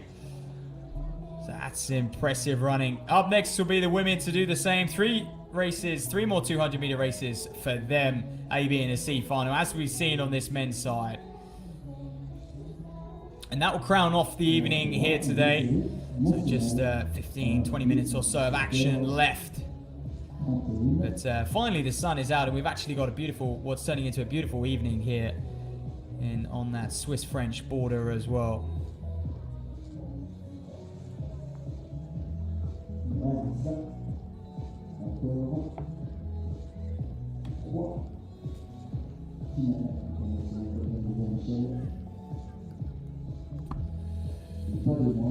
So we will run you through some results from those 200 races. I mean, it was a big personal best for Ryan Zezé for 2023. There we are. As I said, the C results from that C race are on screen. Samuel Parola equals his season's best, actually 20.75. Mattia Danola 20.94.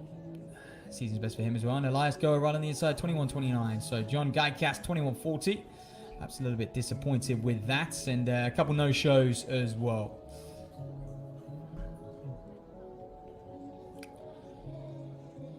So as you can see, the small intimate track here at the meeting, La Chaux-de-Fonds, 43rd edition, sprint specialty. We've seen some superb performances here today. We've even been spoiled. The likes of Isaac McQuarrie as well, given he wasn't at his best. It's great to see. So let's start talking about this women's 200-meter final ahead of us. Gina Bass goes in this one. She's bouncing off 100 as well. These athletes are really, well, I was going to say getting their money's worth. A lot of them would have been in the international field. They wouldn't have paid to come here, but they're getting their races in, aren't they, today? It is a sprint festival, if you like, here in Switzerland.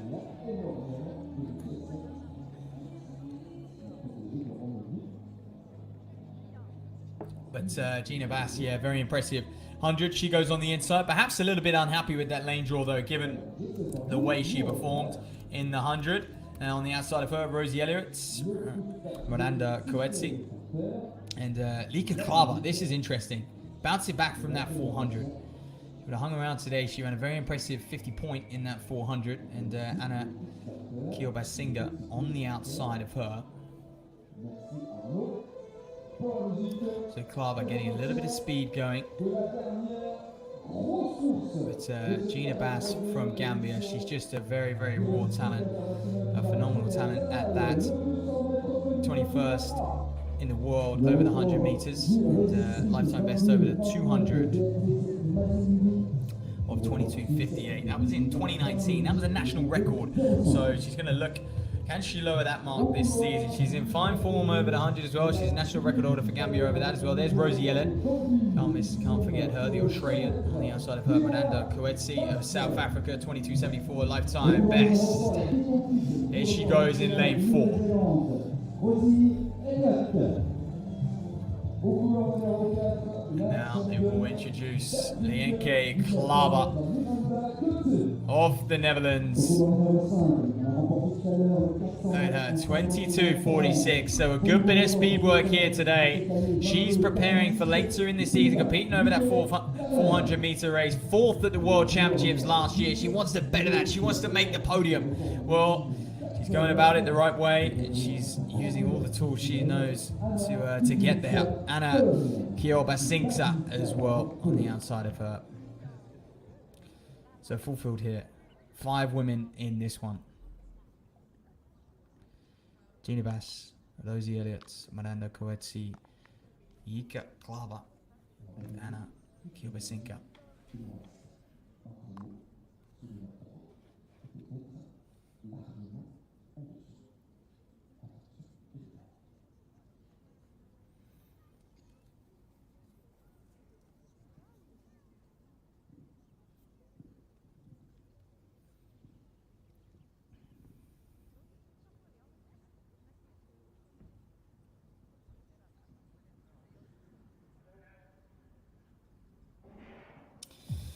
Well, a clean start from them all, and someone who had a very, very good start indeed was Miranda Coates. She's already up on Klava. You probably expect that given Klava's a 400-meter runner, but expect her to come strong in the home straight. But is anyone going to catch Coates?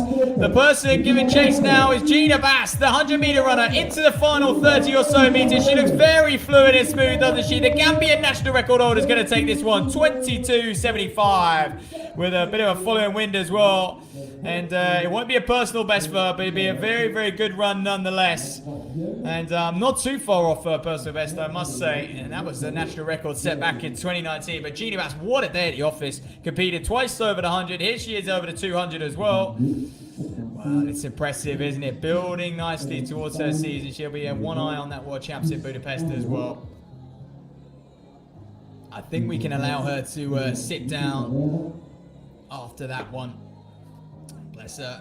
And it's just impressive to see, because, I mean, athletes will go through, you know, they'll have to cool down after a race. They then have to warm back up again. They're in a constant state of kind of cooling down, warming up, cooling down, warming up, to just prepare for the next race as well. And I presume their cool down and warm up will just kind of effectively merge. They'll just keep themselves moving, maybe get a good flush out of a massage in between races as well, get some good stretching in, and then just some very light drills. They won't do too much before that next race.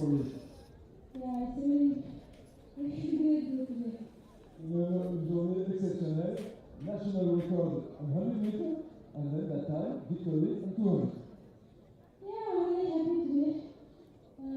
It was a hectic season, so being able to run the national record, yeah, I'm really grateful. C'était une saison difficile, elle est très reconnaissante. We are very grateful that you were here. Thank you. Thank you very much. Gina Bass, finaliste. There she is then. The woman of the hour, Gina Bass, 22.75, an equal season's best. So this is encouraging for her. And Lika Klava, I'm pretty impressed with 22.94 from her, bouncing back after that 400 much earlier in the day. I know she would have wanted more, but I think, you know, given you've had to hang around for a few hours, and like I was saying about cooling down and warming back up again, it's pretty good going. Louise Veland is going to go in lane 2, the German, and Leonie Piontet in lane 3. And here we are, we get the official introductions going. 23.14 personal best. Pointet, there we are, the Swiss athlete, just 22 years old, so the Swiss youngster, shall I say. 23.43. She'll be looking to break that 23-second barrier over the next couple of years. Here we are, Suzanne Gogliwali, 23.09. Zoe Sydney in this as well. We've seen her over the 400 as well, Sydney, so good to see her back, the Dutch woman. And Evelyn Thalberg right on the outside. 23.56. Season's best from her as well, so another full field in this one. This is the B final.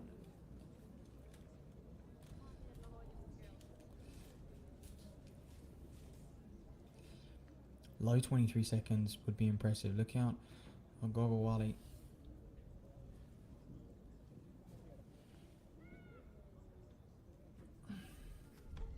She's in lane 4, the Austrian.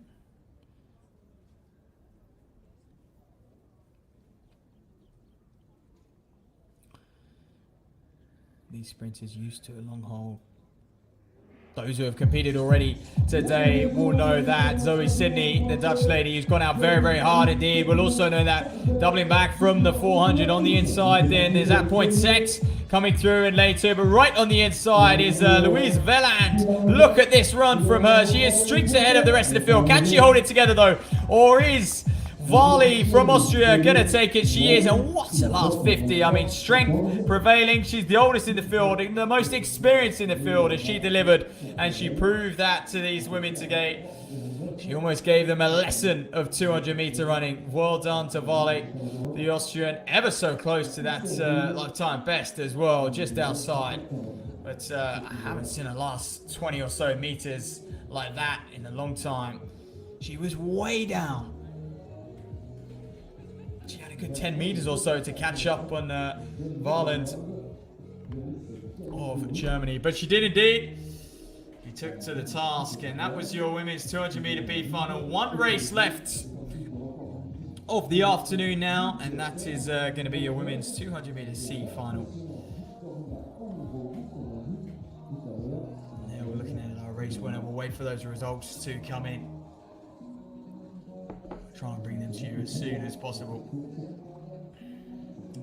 And there they are already on screen. There we are, plus 1.9. So good conditions for these women. We've got a lovely sunny day and a following breeze as well. So too bad none of them could capitalise and get a personal best, or at least a season's best on that. But nonetheless, Suzanne, there you are, Gogol Varley with the win there. So congratulations to her. Louise Varland in second, and Zoe Sidney was in third, 23.54. Evelyn Stahlberg in fourth, and Leonie Pointet, who had a terrific start, the Swiss athlete, fading back to fifth. It's just, you know, a lot of people will think of the 200 as, you know, it is an extended sprint, of course, but there is tactics involved. It's knowing how to measure your effort, especially around a bend and into the home straight, and not expending all your energy. And we see different people approach it differently, and some people enjoy the bends. They can navigate it quite well. They can hold their speed around it quite easily. But those 100 runners who have a really good start sometimes can burn through their gears just a little bit too early in the 200. But here we are, moving on. The C race, Iris Kalagudi and Lean Kloster in here as well. But it looks like we're just going to have two athletes, and that's Lean Kloster and of Norway, and Victoria Uhuragu. And that would be a little bit of a shame. So there we are, these two getting ready to go. Pretty much ready. There we are, Lena Kloster again doubling back from the 400, and so is Victoria Uhuragu. So 2 400-meter runners to go in this one. And Victoria Uhuragu looked very, very impressive in that 400, I must say.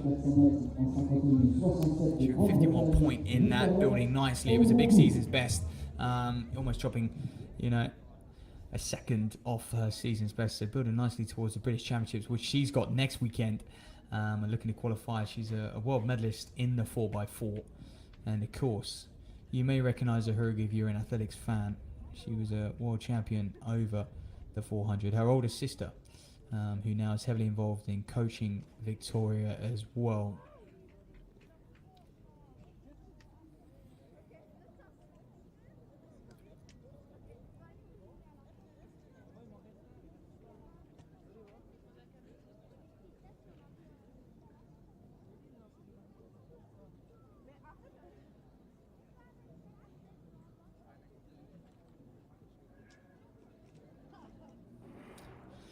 Well, this will be good practice, practicing their starts, practicing being aggressive around this opening bend for both of these women. But it does look like Lena Kloster is up on Uhuragu already. Uhuragu likes to finish fast, don't get me wrong. She's a very much strength-based athlete as well. But Lena Kloster, no doubt about this one, she's actually stretching away from Uhuragu. These two, just the two in the race. 23.18, not bad going at all. Plus 2.8 wind as well, so a big old following breeze there. 23.18. Both of those sharpening up for that 400 to come, which is their preferred event, of course. But I think Lena Kloster is going to be inside her season's best, 23.18. So she'll take that, but unfortunately, illegal wind nonetheless. So the wind actually picking up here this afternoon. It's not quite legal.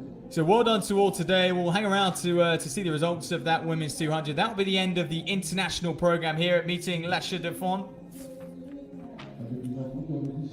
It's been a terrific meeting at the 43rd Resisprint meet. And we've seen some world-class talent on offer, of course. It's a World Athletics Continental Tour, as well as we look ahead to the next one. There's many to come. Over 50 or so of these meetings throughout the year. Here you are summarizing that women's 200 meters international field. Gina Bass, 22.74, a very nice win for her. Holding off the fast finishing Klava, the 400 meter runner Klava, who did win the 400 earlier today, so we'll give her the benefit of the doubt. But Bass making up for just missing out on that 100 meter victory as well against Hobbs in first. And there's the rest of them then. Evelyn Salberg, Lenia Pointets, Lane Kloster, and Victoria Hergu, 23.50 actually. That'll be a season's best for her. So that summarizes all the action here today. So I hope you enjoyed yourself. I was your commentator today, Matt Seddon, and until next time, thank you very much. Kevin va nous présenter les salles suivantes. Elle se rappelle avec grand plaisir du personnalité de l'année passée. Elle est très contente. Ils sont très personnels, meilleurs personnels, mais performance personnelle de la saison. Premier entrée, tout à l'heure. Jérémy, Kevin à la présentation. Première série des 5, série nationale, on retrouve numéro 3 au Tessin du qui valide David Maki. Au couloir 4, Alcizurek et Simon Graf. Au couloir 5, qui est en Vega Sedan 8. Spalberry au couloir 6, Pays-Bas, Isaiah Purse.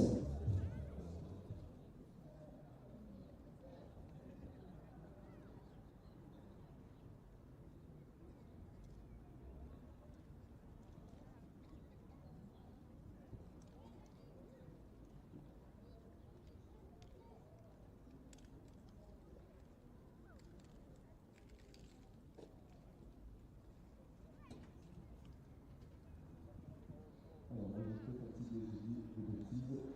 Ce sont des femmes. Et sur le départ, nous avons Moëcha Kibibi au couleur 2, Hélène Benexter au couleur 3, Jen Carana, très bizarre.